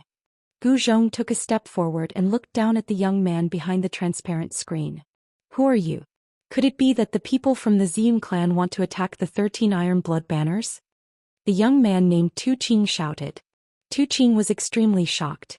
To know that ever since the 13 Iron Blood Banners was established, no one had been able to find the headquarters of the 13 Iron Blood Banners. But today, early in the morning, someone had come to kill them. The Ziyun clan? What is the Ziyun clan? Xianxia was defeated by my master. Gu Zhong said. What? Hearing this, Tu Qing was shocked. Who are these two? How could they be so arrogant?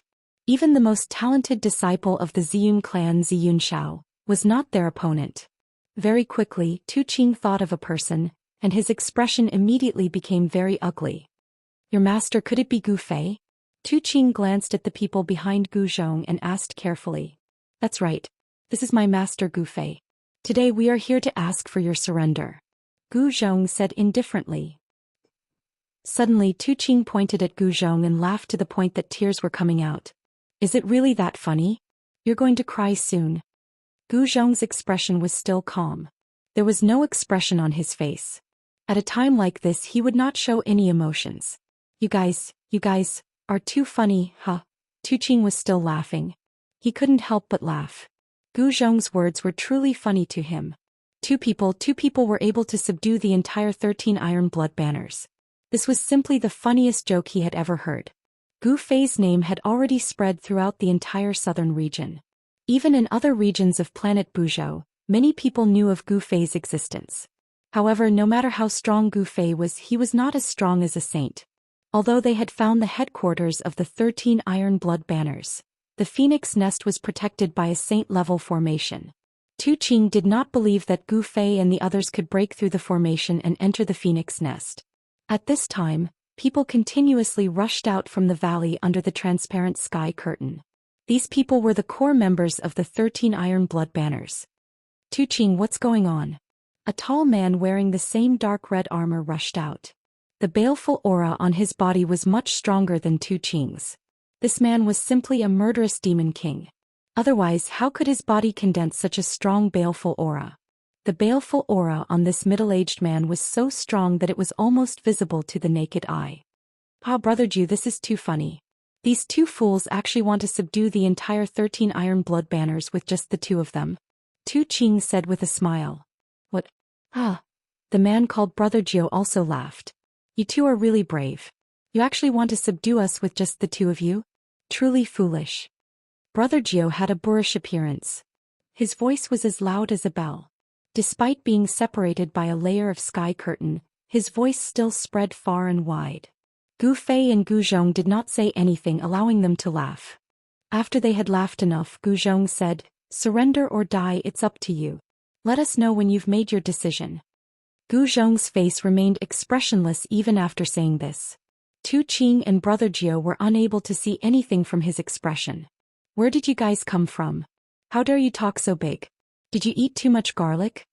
Brother Zhu also laughed to the point of tears. From their point of view, this was indeed very funny. Even the Ziyun clan or the Central Plains Immortal Manor would not dare to say such words. The person behind this idiot is Gu Fei, who is currently in the limelight. Tu Qing said. What? Brother Zhu was shocked. The 13 Iron Blood banners were still very well informed. It was impossible for them not to know that Gu Fei had defeated Xianxia. As the saying goes, the shadow of a tree is the shadow of a person. Since Gu Fei could defeat a descendant of a sovereign clan like Xianxia, he definitely had some ability. Hurry up and inform Boss Tai. Brother Zhu shouted at Tu Qing. Only the Iron Blood Daoist could deal with these two fellows. If they were to go out, they wouldn't even know how they died. Fortunately, they had activated the formation. Otherwise, the consequences would be unimaginable if that maleficent being allowed in. Is there a need to alarm Boss Tai? He's in seclusion right now. Tu Qing hesitated. One must know that the Iron Blood Daoist hated being disturbed during his cultivation. Tu Qing did not want to make Boss Tai unhappy. You, Brother Zhu glared at Tu Qing, then turned around and flew towards the valley below. Have you made your choice? Surrender or die? At this time, Gu Zhong suddenly said to Tu Qing. Are you stupid? Of course I don't want to die, but I don't want to surrender either. What can you do to me? As one of the 13 great bandits, Tu Qing still had some pride. Your life or death is not up to you. Chapter 1991. Your life and death are no longer up to you. Gu Fei hadn't said a word ever since he had arrived. Tu Qing was startled by his words. Just as he was about to laugh, Tu Qing suddenly realized that Gu Fei's eyes had suddenly lit up. Tu Qing felt an indescribable suction force from Gu Fei's eyes that was tugging at his primordial spirit. This was no small matter. To immortal cultivators, the primordial spirit was their everything. If it was destroyed, then their souls would scatter. This was the most thorough way to die. Although Tu Qing was startled awake, the light in his eyes only brightened for a moment before dimming again. This time his consciousness quickly sank into darkness and his body fell from the sky. A ball of divine light wrapped around a miniature version of Tu Qing emerged from his body and floated in the air. This was Tu Qing's primordial spirit. His primordial spirit was lifeless and confused as if it had lost its sentience. Then with a bang the primordial spirit suddenly exploded. At the same time, a jade tablet suddenly shattered in a pavilion in the phoenix nest. What happened? Why did old 13's tablet shatter? An exclamation came from the pavilion. Brother Zhou had just descended from the sky and arrived at the entrance of the pavilion. What? Old 13 is dead? How is this possible? Brother Zhou was extremely shocked. He had just been talking to Tu Qing, but Tu Qing had already died. Could it be that Gu Fei had already killed his way in? How was this possible? The phoenix nest was protected by a saint-grade formation. Even Gu Fei would find it difficult to break the formation. Unless a true saint came, no one would be able to attack the phoenix nest. Brother Zhou rushed into the pavilion and saw that Tu Qing's tablet had indeed shattered. In other words, Tu Qing was as dead as a doornail. What's going on? Although the 13 great bandits had been subdued by the Iron Blood Daoist, Tu Qing's death had enraged the other bandits. However, they couldn't say that they were sad. When it came to revenge, it was fine if the opponent was weak, but if the opponent was too strong, who would go? Protecting themselves was the true nature of the 13 great bandits. As long as they could survive, why would they care about the lives of others? However, Tu Qing's death wasn't a small matter. They had to inform Boss Tai Shui. Otherwise, when Boss Tai Shui came out of seclusion and saw Tu Qing's death, he would definitely blame them. The 13 great bandits had never submitted to anyone, but this Iron Blood Daoist had convinced this group of arrogant bandits. They had no choice but to submit. Because they didn't submit, the Iron Blood Daoist beat them until they submitted. The few bandits in the pavilion hurriedly used a secret technique to inform Iron Blood Daoist, who was in seclusion. 13th is dead. A Daoist sat cross-legged in the spirit cave of the Phoenix Pavilion. This Daoist was absorbing the vast amount of spirit energy in the spirit cave and cultivating the supreme mystic technique of Immortal Bird. The Undying Bird mysterious art was a mysterious art created by the ancient Daoist Undying. Once cultivated to the great success stage, one could become a saint. Of course, the Iron Blood Daoist was still a distance away from becoming a saint. At this moment, a message talisman flew into Iron Blood Daoist's secluded cultivation grounds. How is this possible? Who could have killed 13th? Iron Blood Daoist's pupils shrank. 13th's cultivation had already reached the 5th heavenly layer. There weren't many people who could kill him. Who was this Gu Fei? There was very little information in the message talisman. It only mentioned that a person called Gu Fei had killed 13th, and that person still hadn't left. You killed my men and still haven't escaped. You really have guts. Iron Blood Daoist stopped his cultivation and stood up. This Gu Fei must die. Otherwise he would be called the boss of the 13 great bandits for nothing. Although he didn't want to come out of seclusion, he had no choice.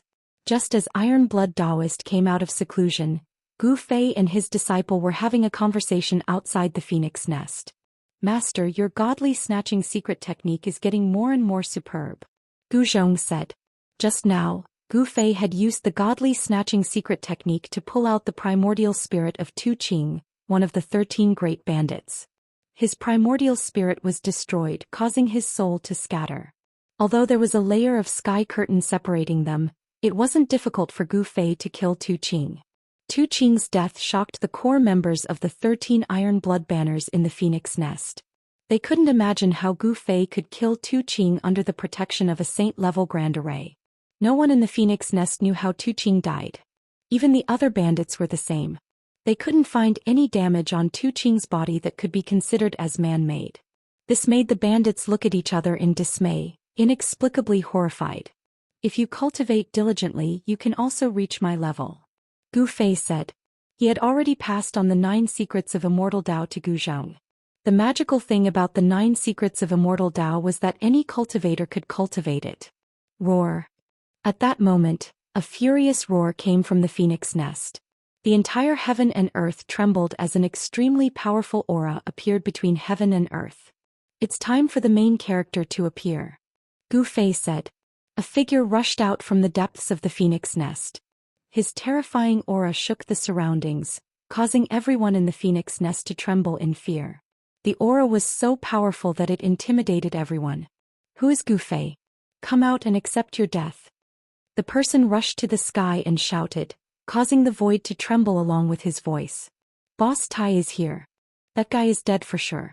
Some bandits were overjoyed, but others weren't so optimistic about the Iron Blood Daoist chances.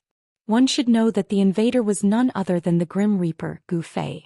The name of Grim Reaper Gu Fei had long spread across the entire southern region of Buzhou ancestral planet. However, the Iron Blood Daoist had gone into seclusion some time ago, so he didn't know who Gu Fei was or whether he was flat or round. This is going to be a battle between a dragon and a tiger. Brother Zhu said something like that. Even though Gu Fei is strong, Boss Tai Shui isn't someone to be trifled with. A bandit said. At this moment, none of the bandits dared to get too close. One should know that if they were careless and got caught in the crossfire, they would be in deep trouble. So you're the Iron Blood Daoist. Gu Fei walked up and looked at the Iron Blood Daoist. The Iron Blood Daoist was a skinny Daoist wearing a gray Daoist robe. He had a delicate face. However, at this moment, this sage-like Daoist had a murderous look on his face. So you're Gu Fei. You're the one who killed Old 13. The Iron Blood Daoist glared at Gu Fei as his murderous aura spread out. The temperature around him dropped rapidly under the impact of his murderous aura. Chapter 1992. The 13th of the 13 Great Bandits, Tu Qing, was killed by Gu Fei, provoking the leader of the 13 Great Bandits, the Iron Blood Daoist. Gu Fei and the Iron Blood Daoist faced off against each other through a transparent barrier. That Tu Qing didn't know what's good for him. He refused to submit to my master, so he died. Gu Zhong looked at the Iron Blood Daoist and spoke calmly. He could feel the Daoist's anger. This person was like an enraged beast and was currently in great danger. And who are you? A puny powerhouse. This isn't a place for you to interrupt. The Iron Blood Daoist shouted. The aura of a quasi-sage erupted from his body and pressed towards Gu Zhong, who was outside the sky. He wanted to show Gu Zhong his strength. However, Gu Zhong's expression remained unchanged under the pressure of this quasi-saint. He actually withstood the pressure without batting an eyelid. The Daoist couldn't help being startled that Gu Zhong was able to endure the pressure of a quasi-sage. Was this guy really only at the Almighty Realm? He was a little doubtful. Daoist Ironblood, do you dare to come out and fight? Gu Fei naturally knew that the Daoist was pressuring Gu Zhong, but he didn't stop him. He knew that Gu Zhong could withstand the aura of a quasi-saint. You're going too far. The Daoist was both shocked and furious. These two didn't seem to be simple at all. Just how did his subordinates provoke these two guys? If he were to find out who provoked these two fiends, he would definitely throw that person to feed the beast. At this moment, the Daoist calmed down. These two dared to come to his doorstep. This meant that they weren't afraid of him at all. Especially that Gu Fei. He actually couldn't see through this person's depth. He knew that supreme powers like the Ziyun clan and the Immortal Palace of the Central Plains had a few self-sealing saints. These existences were the strongest in the human world. Before these existences, quasi-saints were like powerless children. Could it be that this person was one of those supreme antiques? I'll say it again. Surrender or die, it's your choice. Gu Fei said as he looked at the Iron Blood Daoist in the sky screen. He could sense that the qi and blood of the Iron Blood Daoist seemed to be stronger than that of an ordinary half-sage. The more powerful a cultivator's blood and qi was, the more powerful that cultivator's life force was. Cultivators with a strong life force were less likely to die. Just like Gu Fei, even if his martial body was destroyed, it could still be reconstructed in an instant. This is intolerable. Open the formation, I want to go out and kill these two arrogant fellows. The Iron Blood Daoist could not take it anymore. These two fellows were too despicable. They actually wanted to subdue the entire 13 Iron Blood flags with just the two of them. Boss, that person is Gu Fei. Ninth brother transmitted his voice to Daoist Iron Blood. So what if it's Gu Fei? The Iron Blood Daoist said impatiently. This Gu Fei defeated Ziyun Xiao not long ago. The ninth of the 13 bandits continued. What? Damn it. The Iron Blood Daoist was shocked. He didn't know who Gu Fei was because he had been in seclusion when Gu Fei had appeared in the southern region. However, he couldn't ignore Ziyun Xiao. Ziyun Xiao was known as the greatest genius of the Ziyun clan in the past 1,000 years. He had already become a half-sage at such a young age. With enough time, Ziyun Xiao would most likely become a saint. Although the Iron Blood Daoist had never fought Ziyun Xiao before, he knew that he might not be able to defeat him if he were to meet him. This person had actually defeated Xianxia. He truly did have the right to be arrogant. So, surrender or die? Gu Fei didn't want to talk nonsense with the Iron Blood Daoist. The Iron Blood Daoist only had two choices. With his current cultivation he had to keep his word. As long as the Iron Blood Daoist didn't surrender, there was nothing else to say. If you want me to surrender, then you'll have to show me what you're capable of. The Iron Blood Daoist said. An existence like him would only submit to someone stronger than him. The strong would never submit to the weak. Very well. Gu Fei nodded. He knew that it was impossible to convince someone like the Iron Blood Daoist to submit to him with just words. In order to truly subdue these people he had to show a few moves. As for avenging the 13th brother, no one would be so bored as to do that. The Iron Blood Daoist was furious because the 13th brother was one of his men. Gu Fei had killed his man and didn't give him any face. That was why the Iron Blood Daoist wanted to get even with Gu Fei. Bang! Without any hesitation, Gu Fei threw a punch at the sky screen in front of him. Primal Chaos Dao patterns faintly appeared on his fist. It looked like a casual punch, but in the eyes of the Iron Blood Daoist, it was an entirely different matter. Boom! When Gu Fei's fist landed on the sky in front of him, the entire sky shook. Countless runes emerged on the transparent sky, intertwining with the power of the Great Dao. Everyone was shocked. Gu Fei's casual punch had actually shaken the saint-level grand formation protecting the phoenix nest. It was truly unbelievable. The Iron Blood Daoist was also shocked by Gu Fei's punch. Although he cultivated the immortal bird mystic art, it didn't mean that he wouldn't die. An expert like Gu Fei might have a way to kill him. The Iron Blood Daoist didn't want to take the risk. It was known that it wasn't easy for him to become a demi-saint. After the saint-level grand formation calmed down, the Iron Blood Daoist surrendered. He had no choice but to surrender. His opponent's fist was harder than his own. In the world of cultivation, whoever had the harder fist was the boss. It was that simple. The Iron Blood Daoist personally opened the saint-level grand formation and welcomed Gu Fei and his disciple into the phoenix nest. The 13 bandits had now become the 12 bandits. No one dared to take revenge for the dead 13th Tu Qing. This was simply courting death. Tu Qing's death didn't matter. The others still had to live, and they had to live well. As the upper echelons of the 13 Iron Blood Banners submitted to Gu Fei, the forces of the 13 Iron Blood Banners also surrendered. Without much effort, Gu Fei and his disciple had taken down the 13 Iron Blood Banners. Gu Fei and Gu Zhong were, after all, passers-by on the ancestral Buzhou star. In the end they would have to leave. There weren't many among the 13 banners who truly submitted to them. They knew this very well, so they didn't care about it. The first order Gu Fei gave after taking down the 13 banners was to find a way to the ancestral dragon star. The Iron Blood Daoist and the other higher-ups were dumbfounded. Where was the ancestral dragon star? Could it be another source of life outside of the ancestral Buzhou star?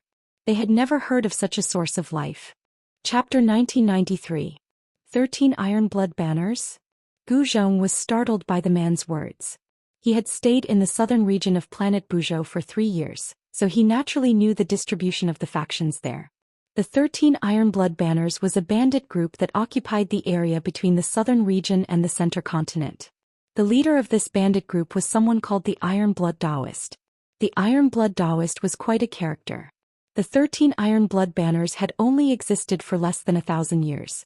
The Iron Blood Daoist had integrated the 13 bandit groups in the southern region into one, and that was how the 13 Iron Blood Banners came to be. 1,000 years ago, the Iron Blood Daoist appeared out of nowhere and subdued the 13 bandits all by himself. The 13 bandits were no ordinary figures. Each of them was a powerful existence that could dominate the southern region. They were a huge headache for the Ziyun clan. The Ziyun clan had once sent out experts to eradicate the 13 great bandits, but even now the 13 great bandits were still alive and well. After the Iron Blood Daoist subdued the 13 bandits all by himself, the bandits in the southern region of Buzhou grew even stronger. Many cultivators traveling between the southern region and the center continent were robbed by the 13 Iron Blood Banners. Some beautiful female cultivators were even taken to the mountains of the 13 Iron Blood Banners and became their wives. In recent years, the bandits had become even more arrogant. They even dared to attack cultivators from major factions, resulting in many cultivators being robbed. "Everything can be discussed as long as you let me go," said the man. His clothes were drenched in sweat. Although he was an immortal, he was as weak as a newborn baby before this person. He couldn't even muster any thoughts of resistance. The reason why these people became bandits was to survive. Thus, when the man realized that he wasn't Gu Zhong's match, the first thing he thought of was how to save his own life. The resources in the cultivation world were all in the hands of major factions. Some independent cultivators had nowhere else to go, so they could only become bandits that robbed other cultivators. "So what if I don't let you go? I'm not afraid of the 13 Iron Blood banners." Gu Zhong didn't withdraw his right hand from the burly man's shoulder. Instead, he increased his strength, causing the burly man to immediately fall to the ground, unable to straighten his back. "Senior, please spare our lives. We were forced to do this." The burly man panicked. This person didn't even give face to the Iron Blood Daoist of the 13 Iron Blood flags. Could it be that he was an expert who could challenge the Iron Blood Daoist? If he provoked such a person, then he would really be out of luck. "You actually dare to be on the streets outside the Immortal Venerable City? Aren't you afraid that the experts inside the Immortal Venerable City will come out and kill you?" At this moment, Gu Fei walked over. "The Celestial Emperor City can't even take care of itself now. How would they have time to care about us?" the burly man quickly said. He wanted to show that he still had some value in front of these two people. In this way, he would have a higher chance of not being killed. "You're not stupid." How could Gu Zhong not know what this fellow was thinking? It didn't matter if he killed such a person or not. An immortal-level existence really made him a little embarrassed to make a move. He withdrew his right hand from the burly man's shoulder. "Thank you for your praise, senior. In the world of cultivation, we have to be careful." The burly man heaved a sigh of relief and stood up. At this moment, the burly man's dozen lackeys were still lying on the ground, groaning in pain. Their cultivation levels weren't high, so their fall wasn't light. No one cared about their life or death, not even the muscular man. He didn't even look at his lackeys. This was the cruel world of cultivation. Only those with powerful cultivation and strength would be valued by others. "What's your name?" Gu Fei looked at the burly man with interest. This fellow was really interesting. "I'm in Wuxiang." The burly man answered carefully. "Wuxiang?" Gu Fei couldn't help but laugh. This fellow's name was the same as his person. It was also very interesting. It seemed that this person really knew how to protect himself. "Seniors, if there's anything that you can't do, you can leave it to me. I definitely won't disappoint you." "You? What can you do for us?" How laughable. Gu Zhong couldn't help laughing again. This fellow was just an insignificant immortal, and his abilities were very limited. In this grand world, even immortals would find it hard to protect themselves. However, Wuxiang's words were very serious. Even if he was an ant, as long as he displayed his value, people would be interested. This was one of the experiences Wuxiang had accumulated as an independent cultivator step by step to become an immortal. These experiences were incomparably precious and had allowed him to live until now. "Yes. Take us to the 13 Iron Blood flags." Gu Fei thought for a while before saying this. "What?" When Wuxiang heard this, he was immediately taken aback. All sorts of thoughts quickly spun through his mind because of Gu Fei's words. He was thinking quickly, trying to guess what Gu Fei was going to do next. But he was disappointed. He wasn't Gu Fei, so how could he know what Gu Fei was thinking? Observing people's expressions was also a skill to survive in the cultivation world. Wuxiang had already cultivated this skill to an extremely proficient level. But at this moment he couldn't get any useful information from Gu Fei's expression because Gu Fei's face was completely expressionless. No one could tell what he was feeling right now. "Master, what are you doing?" Even Gu Zhong didn't know why his master would do such a thing. The bandits of the 13 Iron Blood flags weren't easy to deal with, especially that Iron Blood Daoist. Rumor had it that he had successfully broken through the shackles of cultivation and became a sage to be. This was also the reason why the people of the Ziyun clan and the Immortal Revered City were wary of the Daoist. The Ziyun clan and the Immortal Revered City were indeed powerful, much more powerful than the 13 Iron Blood banners. However, if a demi-saint went berserk, it would still be terrifying. Destroying the 13 Iron Blood flags required a huge price. Thus, both the Ziyun clan and the Immortal Palace of the Center Plains were unwilling to lose manpower at this time. As long as the Daoists didn't go too far, the people of the Ziyun clan and the Immortal Palace of the Center Plains would endure it. This was the reason why the 13 Iron Blood flags could survive in the cracks between the Ziyun clan and the Immortal Palace of the Center Plains. As long as the 13 Iron Blood flags didn't cross the bottom line of these two supreme powers, they wouldn't touch them. Don't you think that the two of us are too weak? Chapter 1994. Gu Fei and Gu Zhong were both powerful individuals, but there were only two of them. No matter how powerful they were individually, there were many things that were difficult to accomplish.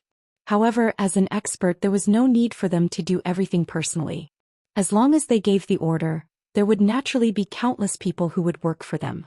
This was the benefit of having one's own faction. And Wuxiang's words reminded Gu Fei that if he had his own faction on planet Buzhou Ancestral Star, it would definitely be much more convenient for him to get things done. He didn't want to borrow the power of other super factions because there would be many conflicts of interest, and those super factions weren't good people either. Since he didn't want to borrow the power of other factions on planet Buzhou Ancestral Star to do things for him, there was only one way, and that was to establish his own faction. However, establishing his own faction in a short period of time didn't seem to be an easy task. However, the existence of the Iron Blood 13 banners saved Gu Fei a lot of time and effort. As long as he could control this faction, it would be enough. At night, Gu Fei and Gu Zhong were led by An Wuxiang to a stronghold of the Iron Blood 13 banners in the mountains 1,000 miles away from Immortal Venerate City. This stronghold was a new stronghold of the Iron Blood 13 banners. Because the Iron Blood 13 banners had recruited many wandering cultivators in recent years, their faction had expanded very quickly. Because of the arrival of the Great Era, experts had appeared from all over the world, and the wandering cultivators on planet Buzhou Ancestral Star were having an even harder time. In this Great Era, the most worthless people were rogue cultivators. If they encountered those people who came out from the big forces to gain experience, they would very likely lose their lives. For wandering cultivators like An Wuxiang, if they wanted to survive, they would have to join a powerful faction. However, for rogue cultivators, there weren't many powers that they could truly join. Those big sects wouldn't accept them because of the issue of loyalty. The disciples of large sects all entered the sect from a young age, and then they would cultivate and grow in the sect. It was the sect that nurtured them. The loyalty of such disciples was definitely much higher than those wandering cultivators who came to join a sect. A rogue cultivator would not have enough loyalty to the sect. Loyalty was something that needed time to be nurtured. However, a bandit force like the 13 Iron Blood banners had a much lower requirement for loyalty. After all, they were bandits to begin with. With the advent of the Great Era, factions like the Iron Blood 13 banners had a chance to develop rapidly. The Iron Blood 13 banners had developed quite well. Is it in bold? Just as An Wuxiang brought Gu Fei and his master closer to the stronghold, a loud shout came from a tall tower. Under the illumination of the torches, they could see a person looking out from the stone tower. "Old brother Qing, it's me, An Wuxiang." An Wuxiang hastily replied. He knew that if he hesitated in the slightest, Qing Datu would mercilessly attack him. Qing Datu was famous for not recognizing his own family. "And bold, what's going on? 13 people went out with you. Why did you bring back only 3? Did you run into a vicious character?" Qing Datu lowered the barrier at the front of the stronghold, letting An Wuxiang in. This stronghold was located in a mountain valley. The entire mountain valley had been turned into a stronghold by the Iron Blood 13 banners. There were fluctuations of a formation in the air above the stronghold. To enter the stronghold, one had to go through the stronghold's main gate. Today, the one guarding the gate was Big-Headed Qing. Big-Headed Qing's head was a bit larger than the average person's head. Adding on the fact that he was a bit shorter and smaller than other people, his head was very conspicuous. As a result, An Wuxiang and the others had given him a nickname, Big-Headed. Although Qing Datu's head was large and his body was small, he was still an immortal. His strength was even slightly greater than An Wuxiang's. Just this slight difference caused Qing Datu's treatment within the stronghold to be much better than An Wuxiang's. That was because Qing Datu didn't need to go out and rob people. It had to be known that being a bandit was a very dangerous occupation.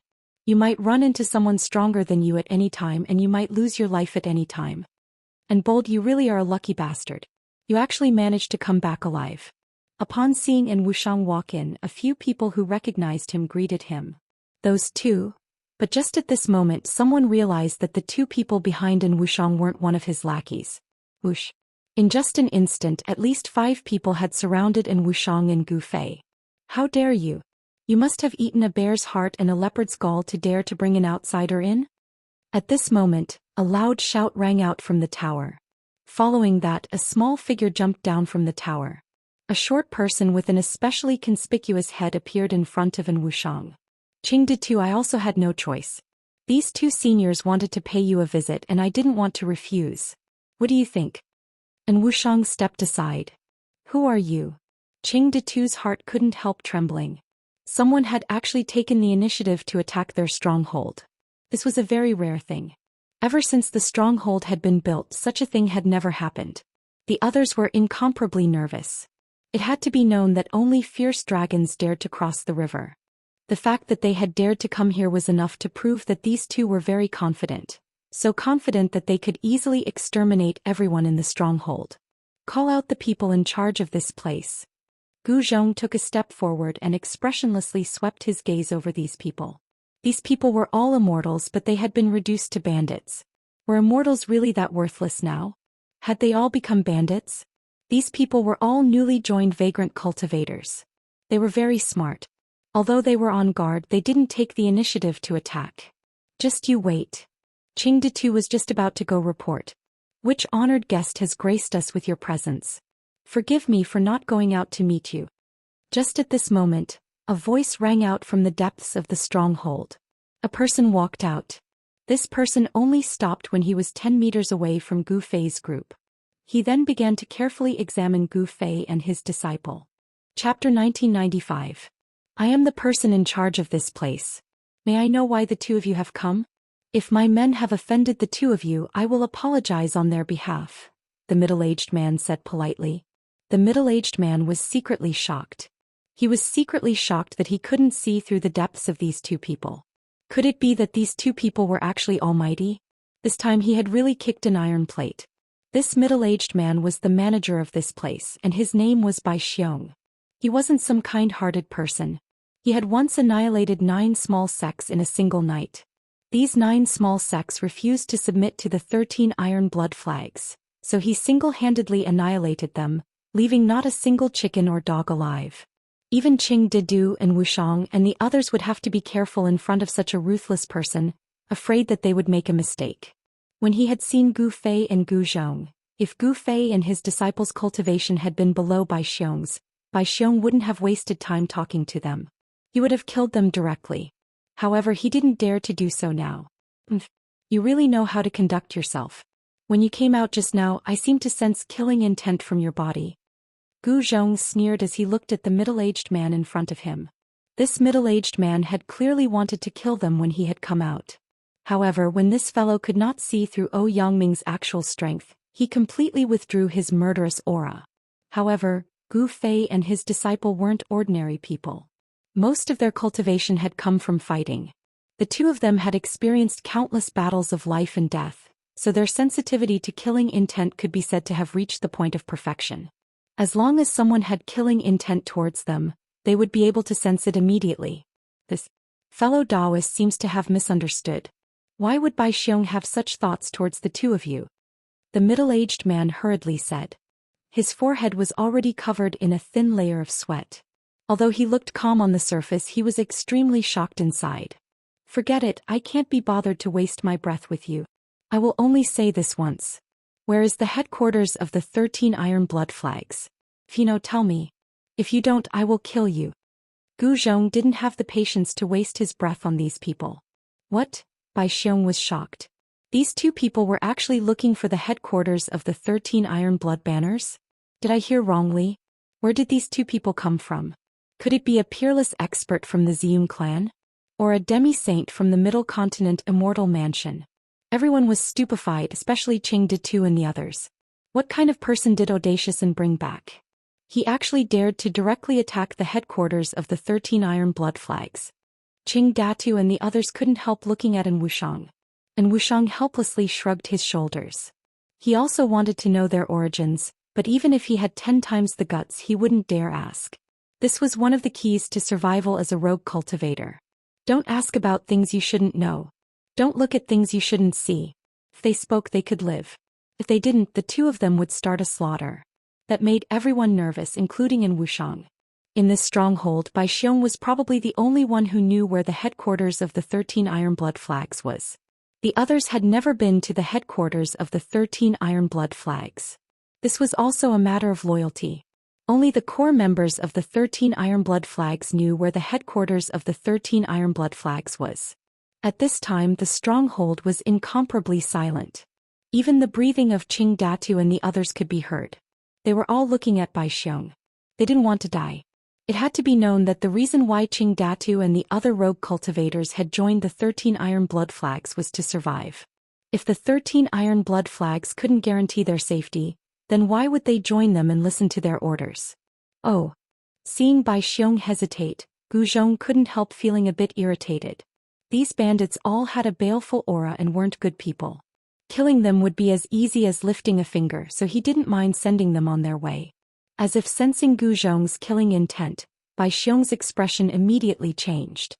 He also didn't want to die, but if he revealed the location of the 13 Iron Blood Flags headquarters to these two, then the bandits definitely wouldn't let him off.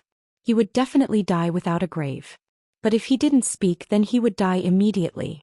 Fellow Daoists, I'll speak. Bai Xiong's voice was trembling. If he didn't speak, then he would die immediately. Bai Xiong's loyalty to the 13 Iron Blood Flags was not as important as his own life. Very good. Gu Zhong smiled. Dealing with these loose cultivators was truly simple and direct, unlike those disciples from the great sections. It was truly difficult to get any information from the disciples of the great powers. The majority of rogue cultivators viewed their own lives as more important than anything else. That was because survival was their #1 priority. Gu Fei and his disciple quickly left the 13 Iron Blood Flags stronghold. They brought Bai Xiong with them, but they didn't bring in Wuxiang. The loyalty of rogue cultivators was a problem. These rogue cultivators could betray them at any time. Leaving in Wuxiang in that stronghold meant that Qing Datu and the others wouldn't dare do anything to him. In their eyes, and Wuxiang had gotten lucky this time. Those two seniors had taken a liking to him. Without any suspense, after Bai Xiong left, and Wuxiang became the boss of the 13 Iron Blood Flag stronghold. His cultivation level was not the highest in the stronghold, but his brain was the best among all the itinerant cultivators in the stronghold. Otherwise he would not have survived. The 13 Iron Blood Flag stronghold was the Phoenix Nest. The Phoenix Nest was where the Iron Blood Daoist had made his fortune. It was here that he had obtained some sort of inheritance and cultivated his skills.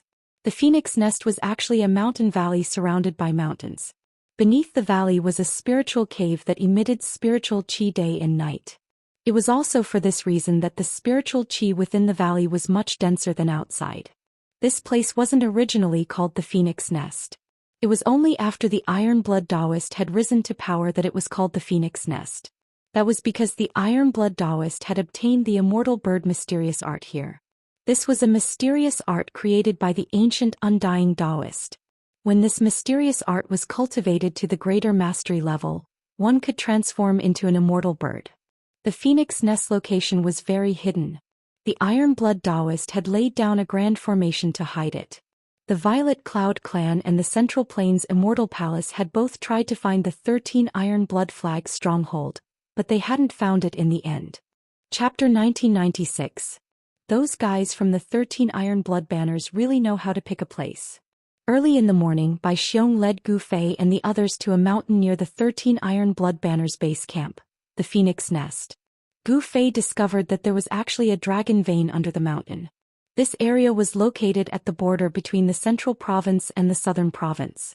It was a lawless area and spirit veins rarely appeared in such a place. One must know that any place with a spiritual vein would be occupied by a powerful faction.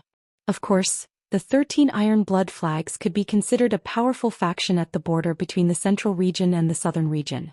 Master, is there anything special about this place? Gu Zhong was not like Gu Fei. Gu Zhong only had a smattering of knowledge about formations. He had spent all his energy on martial cultivation, so he did not know how to search for dragons, observe qi and strike the acupuncture point. The dragon seeking here was not to search for a true dragon divine beast, but to search for the Earth's dragon vein. As for Qi observation, it was because wherever there was a dragon vein, the heaven and earth spiritual energy above the dragon vein would be different.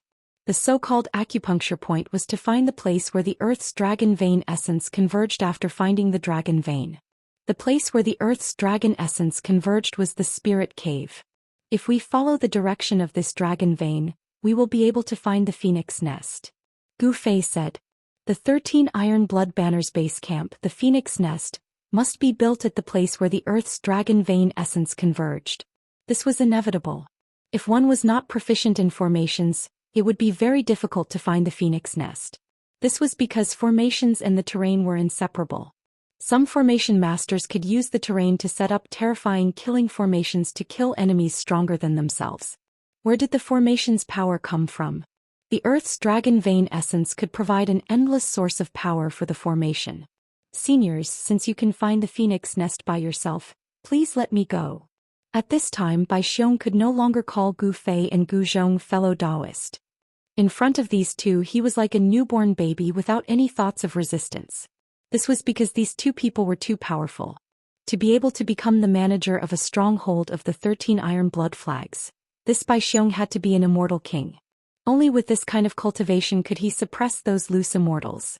After all, those loose immortals were arrogant and unruly, and it was very difficult to restrain them. They would absolutely not obey those with lower cultivation than them. Unless this person had a powerful backer. Bai Xiong didn't have any backing. He was just one of the many core disciples of the 13 Iron Blood Banners, so he was rather loyal to them. Only such a person would know where the phoenix nest was. You want to leave? Whatever. At this time, Bai Xiong no longer had any value to Gu Fei and the others. It didn't matter if they killed him or not because they wanted to subdue the 13 Iron Blood Flags, not kill him. Although it would be difficult to subdue the 13 Iron Blood Flags, it wasn't impossible.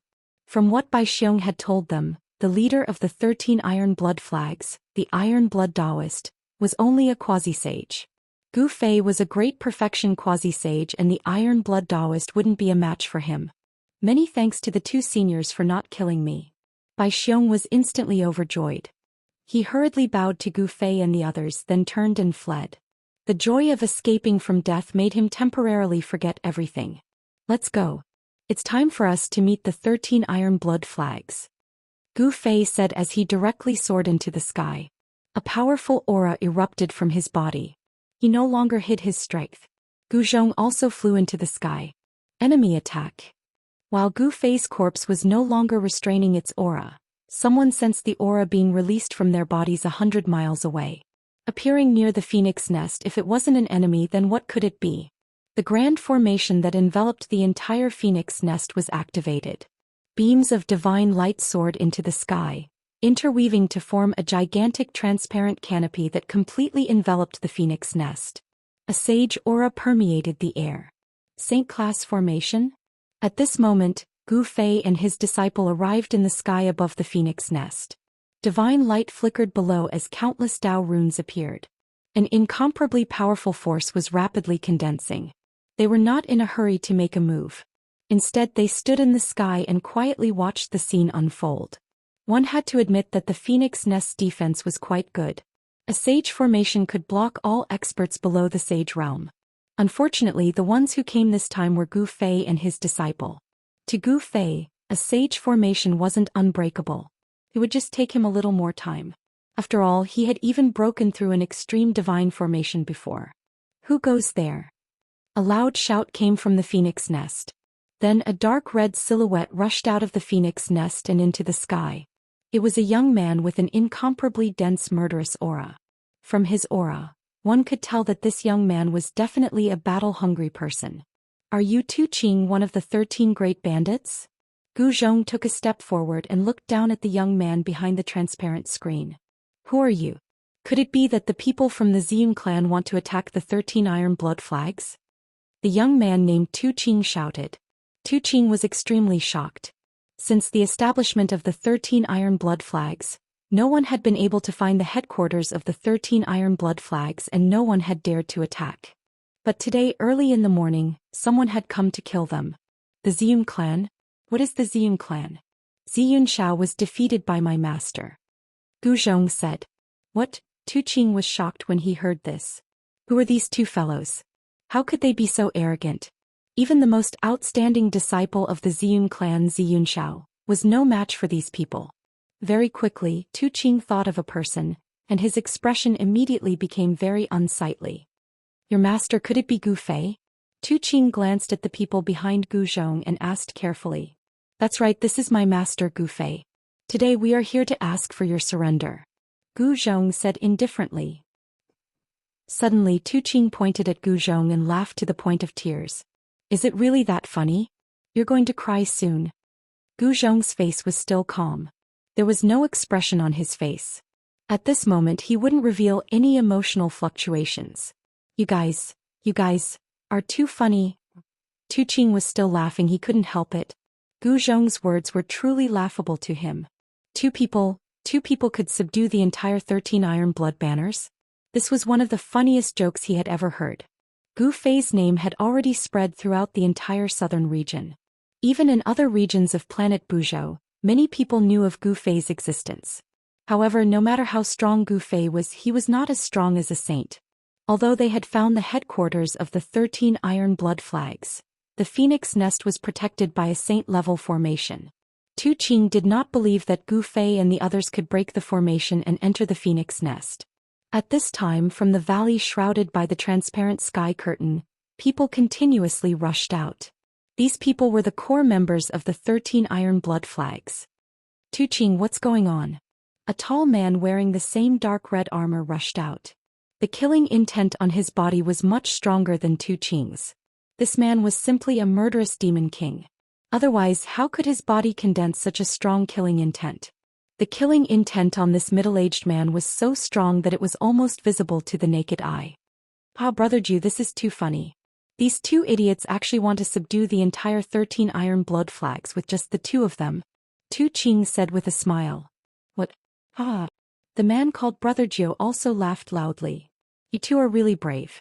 You actually want to subdue us with just the two of you? You're really stupid. Brother Zhu had a boorish appearance and his voice was like a great bell. Even though there was a layer of sky curtain between them, his voice still spread far and wide.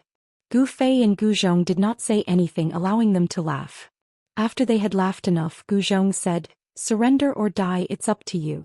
Let us know when you've made your decision. Gu Zhong's face remained expressionless even after he said this. Tu Qing and Brother Zhu could not see anything from his expression. Where did you guys come from? How dare you talk so big? Did you eat too much garlic? Brother Zhu also laughed until tears came out of his eyes. From their point of view, this was indeed very funny. Even if it was the Ziyun clan or the Central State Immortal Mansion, no one would dare to say such a thing. The person behind this idiot is Gu Fei, who is currently in the limelight. Tu Qing said. What? Brother Zhu was shocked. The 13 Iron Blood flags were still very well informed. It was impossible for them not to know that Gu Fei had defeated Xianxia. As the saying goes, the shadow of a tree is the shadow of a person. Since Gu Fei could defeat a disciple of a sovereign clan like Xianxia, he must have some ability. Why aren't you informing Boss Tai? Brother Zhu shouted at Tu Qing. Only the Iron Blood Daoist could deal with these two. If they were to go out, they wouldn't even know how they died. Fortunately, they had activated the formation. Otherwise, the consequences would be unimaginable if that maleficent being allowed in. Is there a need to alert Boss Tai? Boss Tai is in seclusion right now. Tu Qing hesitated. One should know that the Iron Blood Daoist hated being disturbed during his cultivation. Tu Qing did not want to make Boss Tai unhappy. You, Brother Zhu glared at Tu Qing, then turned around and flew towards the valley below. Have you made your choice? Surrender or die? Gu Zhong suddenly said to Tu Qing. Are you stupid? Of course I don't want to die, but I don't want to surrender either. What can you do to me? As one of the 13 great bandits, Tu Qing still had some pride. Your life or death is not up to you. Chapter 1997. Your life and death are no longer up to you. Gu Fei hadn't said a word ever since he had arrived, so his words stunned Tu Qing. Just as he was about to laugh, Tu Qing suddenly realized that Gu Fei's eyes had suddenly lit up. Tu Qing felt an indescribable suction force from Gu Fei's eyes that was tugging at his primordial spirit. This was no small matter. For immortal cultivators, the primordial spirit was their everything. If it was destroyed, then their souls would scatter. This was the most thorough way to die. Although Tu Qing was startled awake, the divine light in his eyes only brightened for a moment before dimming once again. This time his consciousness quickly sank into darkness and his body fell from the sky. A ball of divine light wrapped around a miniature version of Tu Qing emerged from his body and floated in the void. This was Tu Qing's primordial spirit. His primordial spirit was lifeless and confused, as if it had lost its consciousness. Then with a bang, the primordial spirit suddenly exploded. At the same time, a jade tablet in a pavilion in the phoenix nest suddenly shattered. What happened? Why did old 13th's life tablet shatter? An exclamation came from the pavilion. Brother Zhou had just descended from the sky and arrived at the entrance of the pavilion. What? Old 13 is dead? How is this possible? Brother Zhou was extremely shocked. He had just been talking to Tu Qing, yet Tu Qing had died. Could Gu Fei have already killed his way in? Was this even possible? The phoenix nest was protected by a saint-grade array formation. Even Gu Fei would find it difficult to break the array and enter. Unless a true saint came, no one would be able to attack the phoenix nest. Brother Zhou rushed into the pavilion and took a look. Indeed, Tu Qing's life tablet had shattered. In other words, Tu Qing was as dead as a doornail. What's going on? Although the 13 great bandits had already been subdued by the Iron Blood Daoist, Tu Qing's death had enraged the other bandits. Revenge? If the opponent was weak, it would be fine. But if the opponent was too strong, who would go? Preserving oneself was the true nature of the 13 great bandits. As long as they could live, why would they care about the life and death of others? However, Tu Qing's death wasn't a small matter. They had to inform their boss. Otherwise, when he came out of seclusion and saw Tu Qing's death, he would definitely blame them. The 13 great bandits had never submitted to anyone, but this Iron Blood Daoist had convinced this group of arrogant bandits. They had no choice but to submit. Because they didn't submit, the Iron Blood Daoist beat them until they submitted. The few bandits in the pavilion hurriedly used a secret technique to inform Iron Blood Daoist, who was in seclusion. 13th is dead? A Daoist sat cross-legged in the spirit cave of the Phoenix Pavilion. This Daoist was absorbing the vast amount of spirit energy in the spirit cave and cultivating the supreme mystic technique of Immortal Bird. The Undying Bird mysterious art was a mysterious art created by the ancient Daoist Undying. Once cultivated to the great success stage, one could become a saint. Of course, this Iron Blood Daoist was still a distance away from becoming a saint. At this time, a message talisman flew into Iron Blood Daoist's secluded cultivation area. How is this possible? Who could kill 13th? Iron Blood Daoist's pupils shrank. 13th's cultivation had already reached the 5th heavenly layer. There weren't many people who could kill him. Who was this Gu Fei? There was very little information in the message talisman. It only mentioned that a person called Gu Fei had killed 13th, but that person still hadn't left. He killed my people and still hasn't escaped. How audacious of him. Iron Blood Daoist stopped cultivating and stood up. This Gu Fei must die. Otherwise he would be called the boss of the 13 great bandits for nothing. Although he didn't want to come out of seclusion, he had no choice but to do so. Just as Iron Blood Daoist came out of seclusion, Gu Fei and his disciple were talking outside the phoenix nest. Master, your godly stealing secret technique is getting more and more superb. Gu Zhong said. Just now, Gu Fei used the godly stealing secret technique to pull out the primordial spirit of Tu Qing, one of the 13 great bandits. His primordial spirit was destroyed and Tu Qing's soul scattered. Although they were separated by a layer of sky curtain, it wasn't difficult for Gu Fei to kill Tu Qing. Tu Qing's death shocked the core members of the 13 Iron Blood Flags in the phoenix nest to the extreme. It was hard to imagine how Gu Fei killed Tu Qing under the protection of a saint-level grand formation. No one in the phoenix nest knew how Tu Qing died. Even the other bandits were the same. They couldn't find any damage on Tu Qing's body. This made the bandits look at each other in inexplicable horror. If you cultivate diligently, you can also reach my level. Gu Fei said. He had already passed on the 9 secrets of Immortal Path to Gu Zhong. The magic of the 9 secrets of Immortal Path was that any cultivator could cultivate it. Roar. At this moment, a furious roar came from the phoenix nest. The entire world shook as an extremely powerful aura burst forth. An extremely powerful aura appeared between heaven and earth. The main character has made his appearance, Gu Fei said. A figure rushed out from the depths of the phoenix nest. A terrifying aura shook the surroundings, causing everyone in the phoenix nest to tremble in fear. The aura was so powerful that it deterred everyone. Who is Gu Fei? Come out and accept your death. The person rushed to the sky and shouted. The entire void trembled along with his voice. That person is dead for sure now that Boss Tai is here. Some bandits were surprised and overjoyed, but others weren't so optimistic about the Iron Blood Daoist chances. One should know that the invader was none other than the god of death, Gu Fei.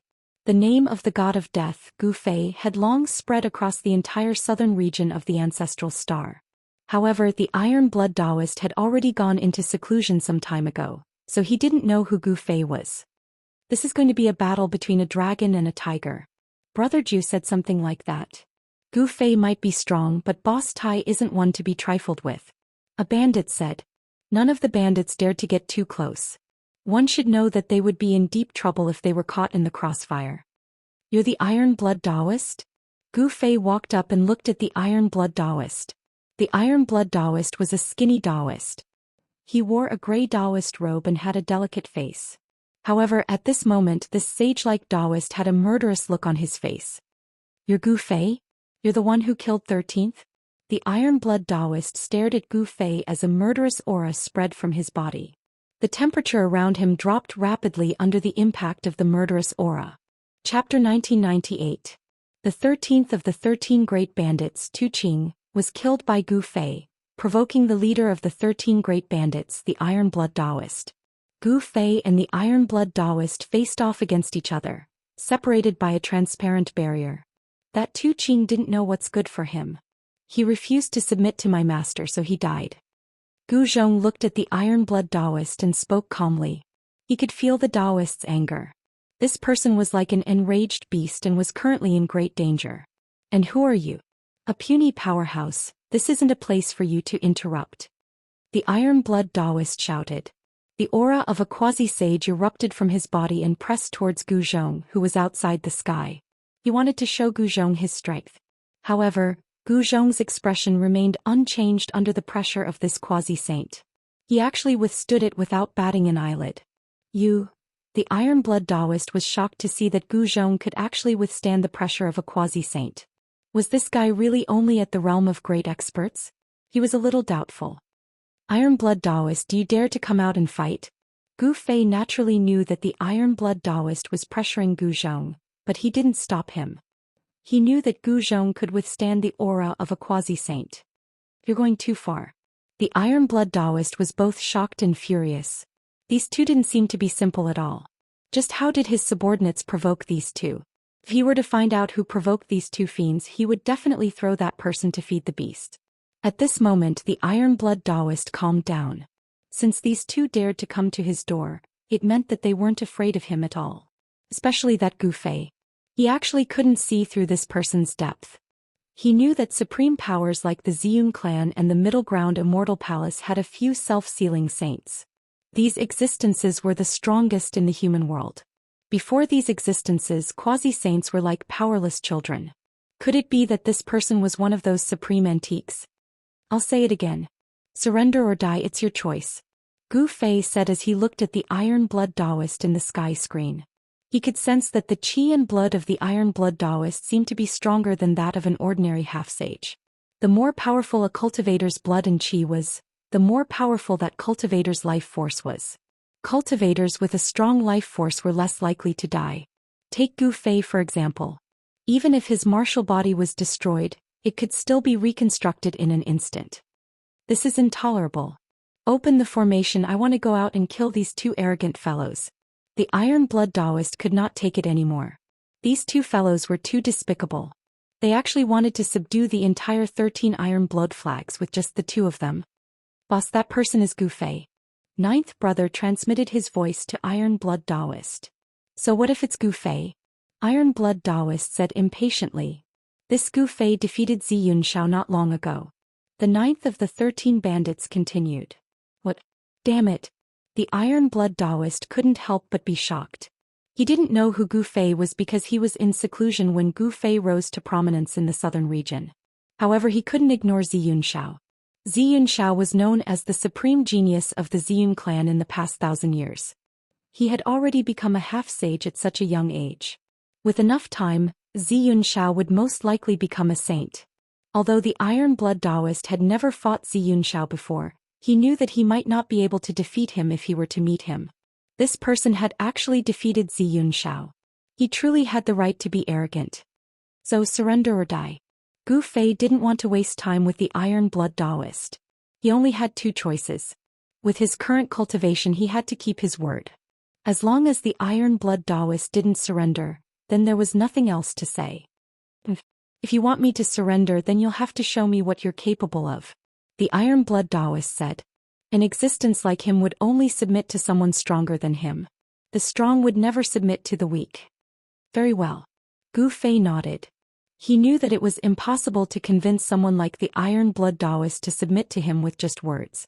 In order to truly subdue these people, he had to show a few moves. As for avenging the 13th brother, no one would be so bored as to do that. The Iron Blood Daoist was furious because the 13th brother was one of his men. Gu Fei killed his man and didn't give him any face. Thus the Iron Blood Daoist wanted to get even with Gu Fei. Bang! Without any hesitation, Gu Fei threw a punch at the sky screen in front of him. Primal Chaos Dao patterns faintly appeared on his fist. It looked like a casual punch, but in the eyes of the Iron Blood Daoist, it was an entirely different matter. Boom! When Gu Fei's fist hit the sky in front of him, the entire sky shook. Countless runes emerged on the transparent sky, intertwining with the power of the Great Tao. Everyone was shocked. Gu Fei's casual punch had actually shaken the saint-level grand formation protecting the phoenix nest. It was truly unbelievable. The Iron Blood Daoist was also shocked by Gu Fei's punch. Although he cultivated the immortal bird mystic art, it didn't mean that he wouldn't die. An expert like Gu Fei might have a way to kill him. The Iron Blood Daoist didn't want to take the risk. It was known that it wasn't easy for him to become a demi-saint. When the saint-level grand formation calmed down, the Iron Blood Daoist surrendered. He had no choice but to surrender. His opponent's fist was harder than his own. In the cultivation world, whoever had the harder fist was the boss. It was that simple. The Iron Blood Daoist personally opened the saint-level grand formation and welcomed Gu Fei and his disciple into the phoenix nest. The 13 bandits had now become the 12 bandits. No one dared to jump out to avenge the death of their 13th brother, Tu Qing. This was simply courting death. Tu Qing's death didn't matter. The others had to live, and they had to live well. As the higher-ups submitted to Gu Fei, the Iron Blood 13 banners also surrendered. Without much effort, Gu Fei and his disciple had taken down the Iron Blood 13 banners. Gu Fei and Gu Zhong were, after all, passers-by on the ancestral Buzhou star. They would eventually leave, and not many among the Iron Blood 13 banners would truly submit to them. They were well aware of this, so they didn't care about it. The first order Gu Fei gave after taking down the Iron Blood 13 banners was to find a way to the soaring dragon ancestral star. The Iron Blood Daoist and the other higher-ups were dumbfounded. Where was the soaring dragon ancestral star? Could it be another source of life outside of the ancestral Buzhou star? They had never heard of such a source of life. Chapter 1999. Time gradually passed. 5 years had passed in the blink of an eye, yet the people of the Steel Blood 13 banners had not heard anything about the soaring dragon ancestral star. Perhaps it was because the soaring dragon ancestral star was too far away from Buzhou ancestral star that Gu Fei and the others could not have come to Buzhou ancestral star if it wasn't for a coincidence. It made sense that the cultivators of Buzhou ancestral star did not know about the soaring dragon ancestral star. Given the strength of the Steel Blood 13 banners, they could not find anything even after 5 years. Did they really have to venture into the human race's ancient path to the Middle Continent? There were still 5 years before the human race's ancient path to the Middle Continent's immortal mansion would open. For cultivators, the past 5 years passed in the blink of an eye. Although 5 years was short, it was enough for a lot of things to happen. The entire Buzhou ancestral star was in an uproar after the news of the opening of the Middle Continent's immortal mansion was announced. However, There was a limit to the number of people who could step onto the human race's ancient path. Only the strongest 100 experts could step onto the ancient path. Countless cultivators were preparing for it as no one wanted to miss the opportunity. 5 years later, a grand competition would be held at the Middle Continent's Immortal Mansion to determine the top 100. The 100 winners would then be able to step onto the human race's ancient path. Both the rising geniuses and the older generation cultivators were qualified to participate in the grand competition. However, there was an exception: the saints who had sealed themselves. The saints who had sealed themselves were not allowed to participate in the grand competition, as the ancient path was a path of cultivation for those who had yet to become a saint. Inside the spirit cave in the phoenix nest, Gu Fei and Gu Zhong were sitting cross-legged on the ground, absorbing the dragon vein's spiritual qi. Apart from them, the steel-blood Daoist was also cultivating in the spirit cave. Among the entire steel-blood 13 banners, only the 3 of them were qualified to enter the spirit cave to cultivate. The others were not even qualified to enter. Even the 12 great bandits were the same. "Master, what do you think is going on with the Outworld Ancient Road?" Gu Zhong asked. He had heard from Gu Fei about the ancient path of extraterritorial lands. There was an ancient path of extraterritorial lands on Kunlun Ancestral Star that led to the Buzhou Ancestral Star. However, that was a path of no return.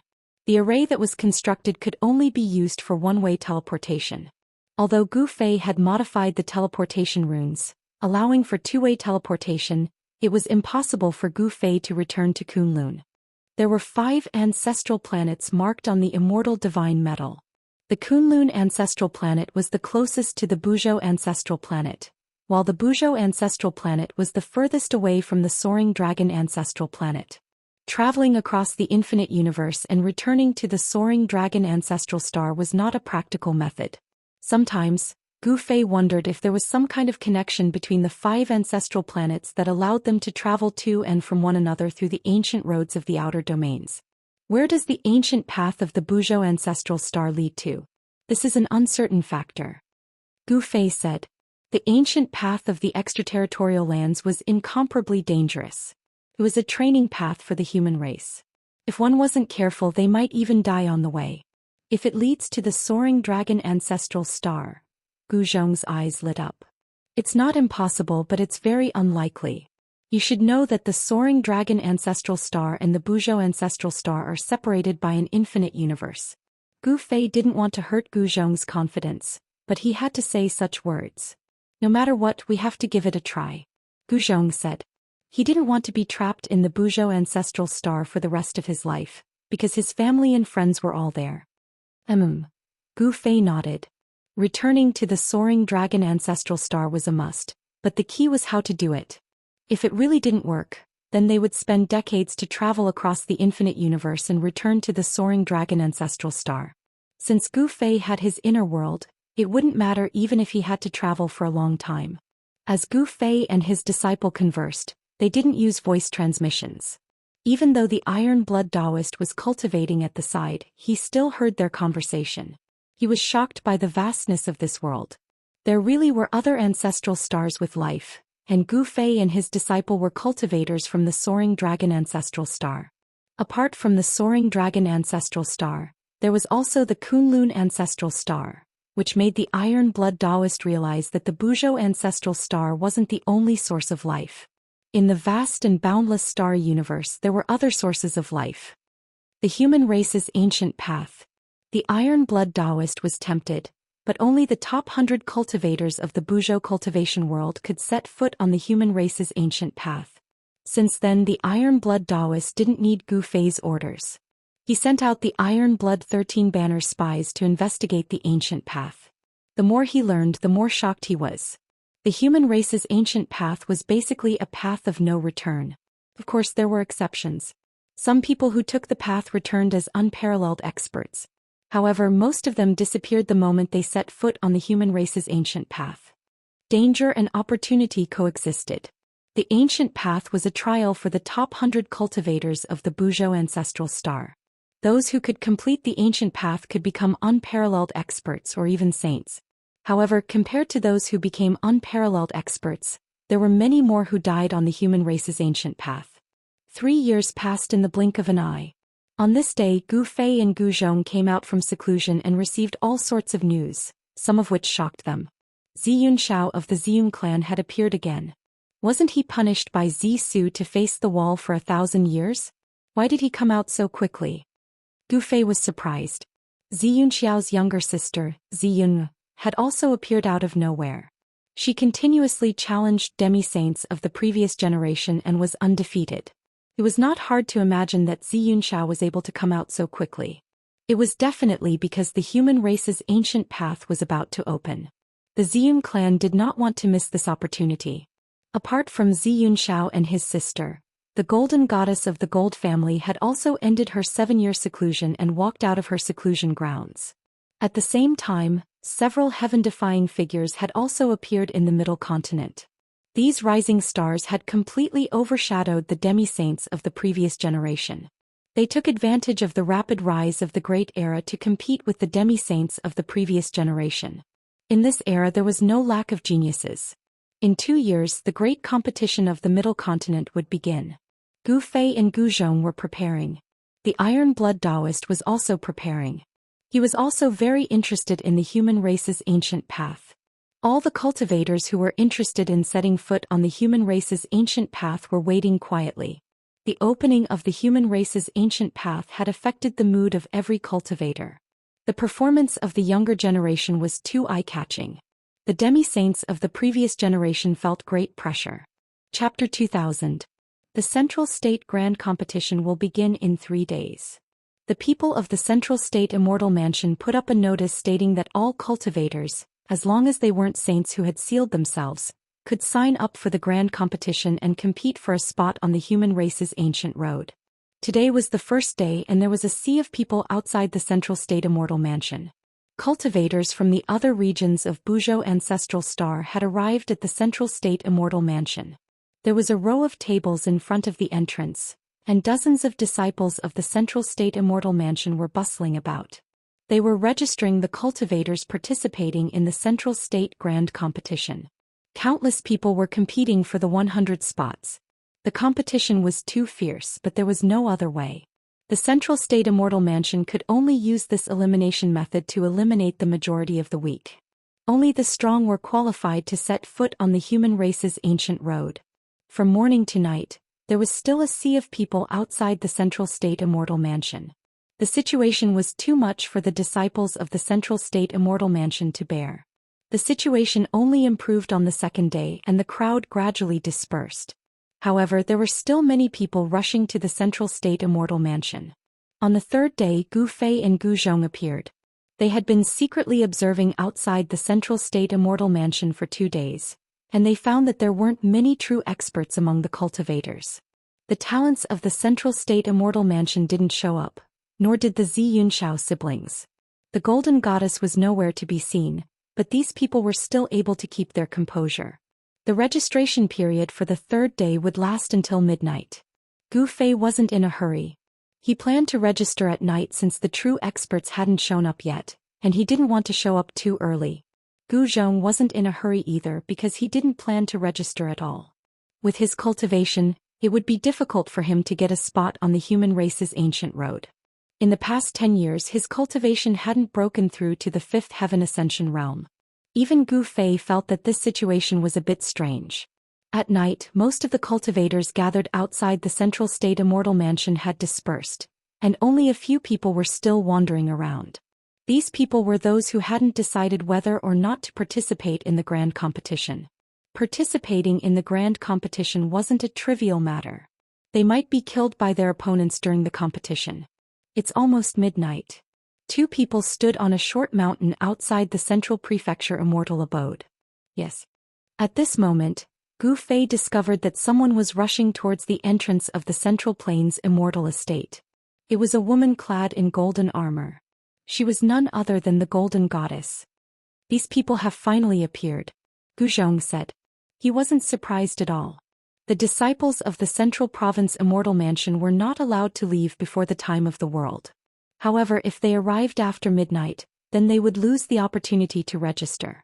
The Golden Goddess quickly left. After the Golden Goddess left, 3 more figures walked out from the moonlight and arrived at the entrance of the central prefecture's immortal abode. The 3 of them were the rumored 3 sons of the central prefecture. The 3 disciples of the middle prefecture weren't simple. They were all from the middle prefecture immortal manor. If they wanted to walk on the ancient path of the human race, they would have to sign up for the grand competition. There were no shortcuts. There were only 100 spots available. As long as one had the strength to enter the top 100, they would be able to step on the ancient path of the human race. However, if one's cultivation wasn't high enough and it was difficult to enter the top 100, then even the most outstanding disciple of the central prefecture immortal manor would be eliminated. After the 3 sons of the central prefecture registered, they chatted with the disciples of the central prefecture immortal manor for a while before leaving. Finally, when it was almost midnight, the Z siblings finally appeared. After registering, Xian sensed something and suddenly raised her head to look at the mountain where Gu Fei was. However, she didn't see anything. "Little sister, what's wrong?" Xianxia couldn't help but ask when he saw Xian's strange expression. "It's nothing." Sco. Xianxia pulled Xian away, but Xian was still mumbling. "Was it just my imagination?" Xian seemed to sense that someone was watching her in the dark, but she couldn't find anything. Those who were supposed to be here had all arrived. Gu Fei also walked out from the dark, registered his name, received a jade token and left. In the past few days he saw that after everyone registered, the disciples of the central prefecture immortal manor would hand over a jade token to that person without saying anything. After entering the inner world, Gu Fei took a closer look at the jade token in his hand. "I see. This was a messenger jade token." The jade token contained the name of Gu Fei's first opponent, as well as the time and location of the match and other information. "Who is this Lu Dafeng? Where did he come from?" Gu Fei muttered to himself. His first opponent was someone called Lu Dafeng, but there was no detailed information about this person on the jade token. Tomorrow afternoon, Crouching Bull Mountain. Gu Fei searched in his mind. This Crouching Bull Mountain was a black mountain range 300 miles away from the Middle State immortal abode. This mountain range was shaped like a big black bull lying on the ground, hence the name Crouching Bull Mountain. "I don't care who he is. I just hope this unlucky guy can withstand a punch from me." Gu Fei muttered to himself. Because he had a match the next day, Gu Zhong and the others did not disturb him. Soon 24 hours had passed. Gu Fei walked out of his inner world and rushed to Crouching Bull Mountain. When he arrived, Lu Dafeng was already waiting for him. "So you're Gu Fei. Come, don't waste my time. Tell me, how many celestial stones do you want before you admit defeat?" When he saw Gu Fei, Lu Dafeng walked up to him and opened his storage bag. This guy's storage bag was filled with spiritual qi. It was obvious that there were many good things in there. Gu Fei did not expect to meet a guy like this in his first match. He did not know whether to laugh or cry. Lu Dafeng was a big-bellied guy who was not even an immortal, yet he dared to participate in the Central Prefecture Grand Tournament. It was really a little embarrassing. This guy even tried to bribe Gu Fei, which made Gu Fei even more furious. Bam. Gu Fei did not say anything. He sent Lu Dafeng flying with a punch, searched the guy's jade pendant and left. "Oh my god, why did you have to hit my nose? Just you wait, I'm not done with you." Lu Dafeng's nose was bleeding profusely as he limped down Crouching Bull Mountain. He kept cursing Gu Fei. He had probably sprained his leg when he was sent flying by Gu Fei. Just as Gu Fei easily defeated Lu Dafeng, the jade pendant that belonged to him quickly sent him a message. 6 hours later, Mirror Lake, Busan Monk. Gu Fei was completely speechless. He even wondered if he was participating in the Central Prefecture Grand Tournament. Why were his opponents all the same? He had just defeated Lu Dafeng and now there was Busan Monk. Chapter 2001. Mingjing Lake was really a good place. The scenery was beautiful. The weeping willows swayed in the wind beside the lake. There was even a pair of mandarin ducks playing in the water. When he arrived at Mingjing Lake, Busan was already waiting there. The monk stood on the surface of the lake. When he saw Gu Fei, he put his palms together and said to Gu Fei, "Benefactor, you were almost late. Being late is a bad habit. Making others wait for you is a sin in itself. Shrimp tofu, do you know what a sin is? Not only have you wasted your time, but you have also wasted others' time. Wasting time is equivalent to wasting one's life. Do you understand?" Shrimp tofu, it's good enough to waste your time. Why are you wasting my time as well? Shrimp tofu, shut up. Gu Fei couldn't take it anymore. This damn Baldy was like a fly. No, it was a bunch of flies buzzing around him. It was so annoying.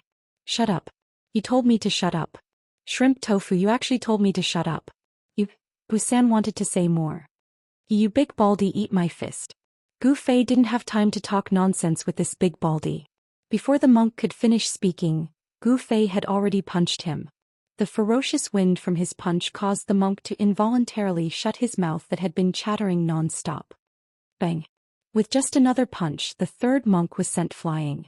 A string of beads of blood flew out of his nose. With a bang, he fell into the lake. This time, Gu Fei sensed the jade card on Busan's body. When he sent Busan flying, the jade card on Busan's body had already fallen into his hands. Without hesitation, Gu Fei crushed Busan's jade pendant.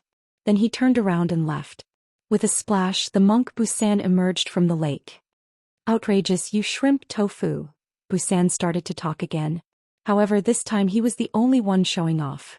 Gu Fei had already left. He really didn't know how this Baldy beat his opponent. Could it be that his opponent was defeated by his foul mouth? Very soon new information came from Gu Fei's jade pendant. 2 hours later, Wu Yun Peak Yu Xiaochuan, a girl. Gu Fei was a little surprised. His third opponent was actually a girl. It was an unfair victory. However, in order to step on the human race's ancient path, he had to kill whoever he met. Wu Yun Peak was 1,000 miles away from the central prefecture Immortal abode. It was a mountain that was thousands of miles high. The peak was usually surrounded by clouds. To Gu Fei, he had enough time to travel 1,000 miles in 2 hours. When he arrived at Wu Yun Peak, Yu Xiaochuan was still nowhere to be seen. Gu Fei found a big rock on the peak and sat cross-legged, quietly waiting for the arrival of his opponent. Just as the time was almost up, a sword light flew over from afar and landed on Five Clouds Peak. The sword light dissipated and a person appeared. What? When Gu Fei saw this person, he was even more surprised. This Yu Xiaochuan was actually a man. Then was there a mistake? A man actually had a girl's name. You are Gu Fei. Yu Xiaochuan's voice was gentle and delicate. It was a woman's voice. Moreover, he took out an embroidered handkerchief from his body and wiped the beads of sweat off his forehead. The orchid fingers that were pinching the handkerchief almost made Gu Fei vomit out the food he had eaten the night before. Damn, it was disgusting enough for a man to have a girl's name, but this man was also a sissy. That was really disgusting. Oh heavens, oh earth, what kind of people came to participate in the Central Prefecture competition? Gu Fei had the urge to go crazy. Be careful, I practiced the Jade Maiden Sword technique. I'm coming. Yu Xiaochuan directly used the Imperial Sword technique and attacked Gu Fei. Although this guy was a tall and sturdy man, his movements seemed to be even gentler than a real woman's. It can't be that he practiced the Jade Maiden Sword technique and became like this, right? Gu Fei thought that it was most likely because of this. What a sin, who was this sissy's master? A young man actually became like this. His master should be dragged to be fed to the beasts. Bang. Gu Fei punched out again, directly sending Yu Xiaochuan's flying sword flying. His fist landed on Yu Xiaochuan's face, causing him to fly backwards and bleed from his nose. You actually hit my nose and ruined my beauty. I'll fight you to the death. Yu Xiaochuan's hair was disheveled. Like a shrew, she crawled up from the ground and fiercely pounced towards Gu Fei. She looked like a tigress going all out. Gu Fei was shocked by Yu Xiaochuan's actions. He immediately rushed into the sky and flew into the air. Fortunately, when he sent the sissy flying, he had already taken away the jade tablet from the sissy's body. Victory and defeat had been decided. He couldn't be bothered with the sissy on the mountain peak. He directly crushed the jade tablet and left the Five Clouds Peak. Just like that, Gu Fei rushed from place to place, constantly fighting with all kinds of people. In a single day he had actually fought 12 battles. Amongst these 12 opponents, only a few were truly talented. Most of the others were just bystanders. These people couldn't even withstand a single blow. The first round of the competition ended at midnight. Gu Fei eliminated 12 opponents. The people who were eliminated in this round accounted for the majority of the competition.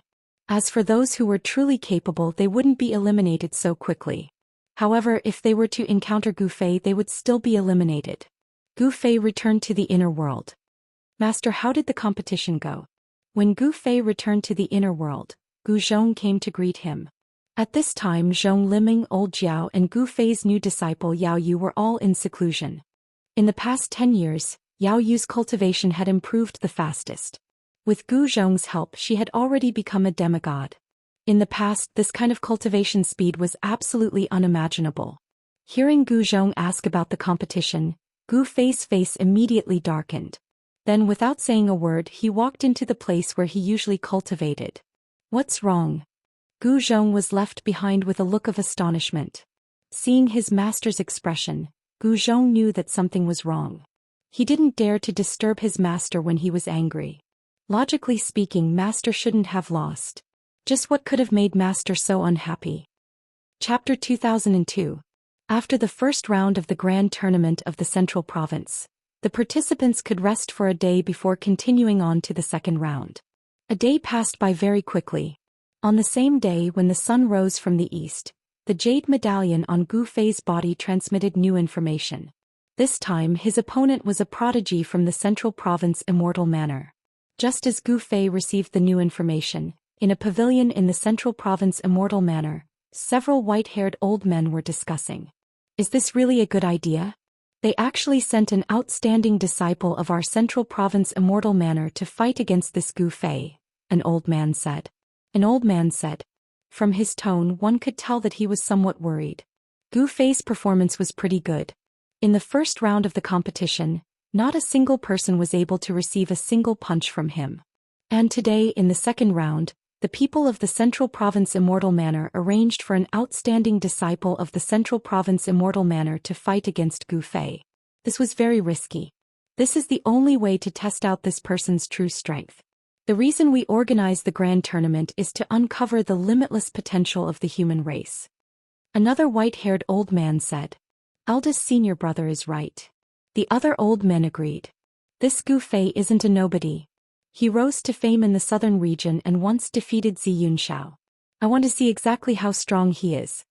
The eldest senior brother said. What? This person actually defeated Xianxia of the Ziyun clan? The other old men were all shocked when they heard this. In the Central Province Immortal Manor there were 3 most famous geniuses. However, other than those 3 there were also many less famous geniuses. The cultivation and strength of these geniuses weren't too far off from those 3 geniuses. Jun Wuya was one of the 10 prodigies of the Central Province Immortal Manor. He knew that his cultivation was definitely not weaker than those 3 senior brothers, but he wasn't as famous as them. Gu Fei, why did the elders of the sect arrange for Gu Fei to be my opponent in the second round? Jun Wuya mumbled to himself. He did not understand. He knew about Gu Fei. 10 years ago this person had defeated Xianxia of the Ziyun clan. Such a battle record could be considered extremely glorious. One must know that Xianxia was publicly acknowledged as the #1 person amongst the younger generation of the southern region 10 years ago. Xianxia came from the Violet Cloud clan, a sovereign clan. He possessed the bloodline of the Violet Cloud sovereign and was blessed by the heavens. His strength was without a doubt. For Gu Fei to be able to defeat Xianxia, it was enough to prove his strength. Thousand Zhang Cliff Jun Wuya. At this moment, Gu Fei had already left his inner world and was rushing towards the Thousand Zhang Cliff. The Thousand Zhang Cliff wasn't very far from the Middle Prefecture Immortal abode. It was only 800 li away. Soon, Gu Fei arrived at the Thousand Zhang Cliff. This Thousand Zhang Cliff was just an ordinary cliff. Not a single blade of grass grew on the top of the cliff. The top of the cliff was only 100 zhang in circumference, and it was filled with yellow sand and stones. By the time Gu Fei arrived at the Thousand Zhang Cliff, Jun Wuya was already waiting for him there. So you're Gu Fei, the one who defeated Xianxia back then? Seeing Gu Fei's arrival, Jun Wuya's eyes flashed as a strong battle intent was emitted from his body. So you're one of the top 10 heroes of the Middle Prefecture, Jun Wuya. Gu Fei came to a spot about 3 zhang away from Jun Wuya and sized up his opponent. Let's begin. Gu Fei said. This was a decent opponent with the strength of a quasi-saint. However, he was unlucky to have met Gu Fei. The outcome of this battle had long been decided. There was no suspense in the following battle. Jun Wuya still couldn't withstand a single punch from Gu Fei. Jun Wuya was defeated. Thoroughly defeated. He was thrown off the Thousand-Zhang cliff by a single punch from Gu Fei. Gu Fei did not kill Jun Wuya. Jun Wuya was only injured but not killed. It's still one move. The few elders of the Middle Prefecture Immortal Mansion were shocked by Gu Fei's methods. From the dazzling light mirror, they could clearly see every move Gu Fei made when he defeated Jun Wuya on the Thousand-Zhang cliff. How is this possible? Jun Wuya is one of the top 10 heroes of our Middle Prefecture Immortal Mansion. Jun Wuya was defeated by Gu Fei with a single punch. The few elders of the Middle Prefecture Immortal Mansion in the pavilion were dumbfounded. They couldn't believe that Gu Fei's battle strength was too strong. Who could defeat Jun Wuya with a single move? Gu Fei did it. Soon, the news of Gu Fei defeating Jun Wuya with a single move spread throughout the entire Middle Prefecture Immortal Mansion. The entire Middle Prefecture Immortal Mansion was shaken. Even the old Immortal Mansion master, who had been indifferent for many years, was shocked. The initiative of the Central Province Grand Tournament was in the hands of the Central Province Immortal Mansion. They could decide who would fight whom and where the fights would take place. Arrange for one of the three to fight Gu Fei. The old Immortal Mansion master personally oversaw the competition pavilion. Yes. The few elders immediately got busy. Those who could attract the attention of the elders were the absolute minority in the grand competition. The elders couldn't be bothered to pay attention to the others, and left them to their disciples to deal with. What a pity. I thought the top 10 heroes of our Middle Prefecture Immortal Mansion would be on the list. The old Immortal Mansion master let out a long sigh. A defeat was a defeat. Although Wuxia had good potential, as long as he was defeated in the grand competition, he would still be eliminated and lose the qualification to step on the ancient road of the human clan. Wuxia was defeated. I'm looking forward to fighting with you. In the Middle Prefecture Immortal Mansion, a white-robed young man sitting cross-legged in a stone room said, Wu Daoist, 800 Black Demon Ridge. After defeating Jun Wuya, Gu Fei's Jade Token soon received a message from the Middle Prefecture Immortal Mansion. When he read the message, he couldn't help but feel a little surprised. Whether it was the opponent or the location of the competition, both surprised him. Wu Daoist was one of the 3 sons of the Middle Prefecture, the most outstanding disciples of the Middle Prefecture Immortal Mansion. Wu Daoist's cultivation and strength were definitely at the top of the top. To be able to fight such an expert was also a good thing for Gu Fei. Among the top 10 heroes of the Middle Prefecture, Jun Wuya's cultivation was below average, but Wu Daoist's cultivation was definitely in the top 3 or even higher. As for the location of the competition, Gu Fei was also surprised. The Black Demon Ridge was not an ordinary place. It was a demonic mountain that had an indescribable demonic aura. Legend had it that in ancient times, it was the place where the great sage of the human clan had slain a demon. The mountains of the Black Demon Ridge were all black, very different from other places. Some people said that it was dyed with the demonic blood of a great demon that had been slain by the great sage of the human clan. In short, the Black Demon Ridge was an ominous place. Even birds wouldn't fly there, and no animals could be seen on the Black Demon Ridge. Moreover, the Black Demon Ridge was very far from the Middle Prefecture Immortal Mansion. Of course, a distance of 10,000 li was nothing to an expert like Gu Fei. When Gu Fei reached the Black Demon Ridge, Wu Daoist had yet to arrive. He possessed the world's fastest speed and no demisage could catch up to him. There's something strange about this place. Could a great demon really have been slain by the great sage of the human clan here? When Gu Fei ascended the Black Demon Ridge, he could clearly sense the faintly discernible demonic aura exuding from the ridge.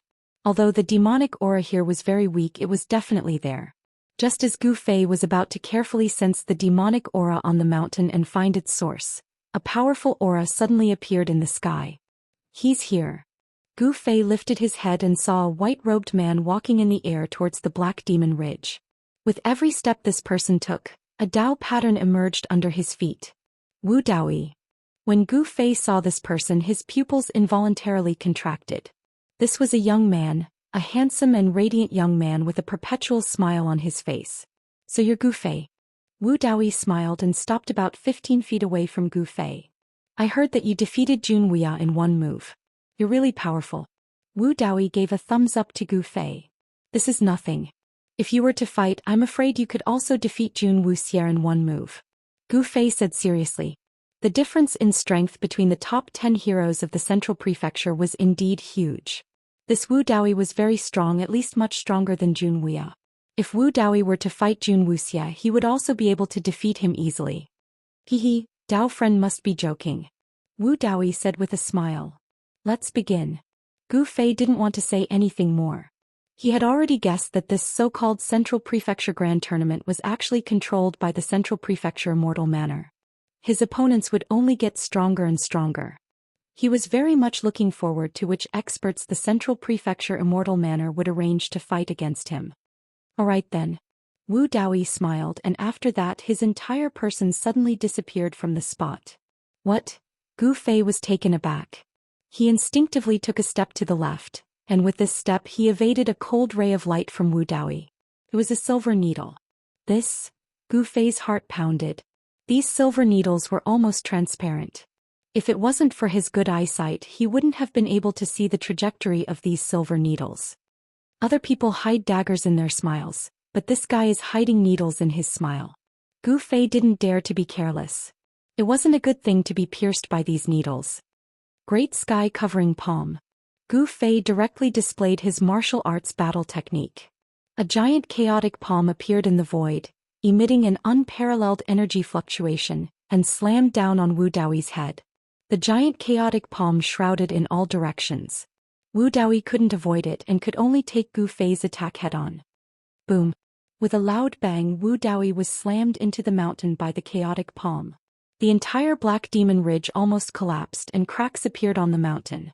Through the dazzling light mirror, the old prefecture master and the others in the Central Prefecture Immortal Manor couldn't help but be shocked when they saw this scene. This kind of battle technique, could it be a long-lost martial arts battle technique? The old prefecture master said excitedly. The Central Prefecture Immortal Manor was different from ordinary forces. The Central Prefecture Immortal Manor had existed for countless years, and naturally knew many secrets of the world. In ancient times, martial arts battle techniques were incomparably powerful.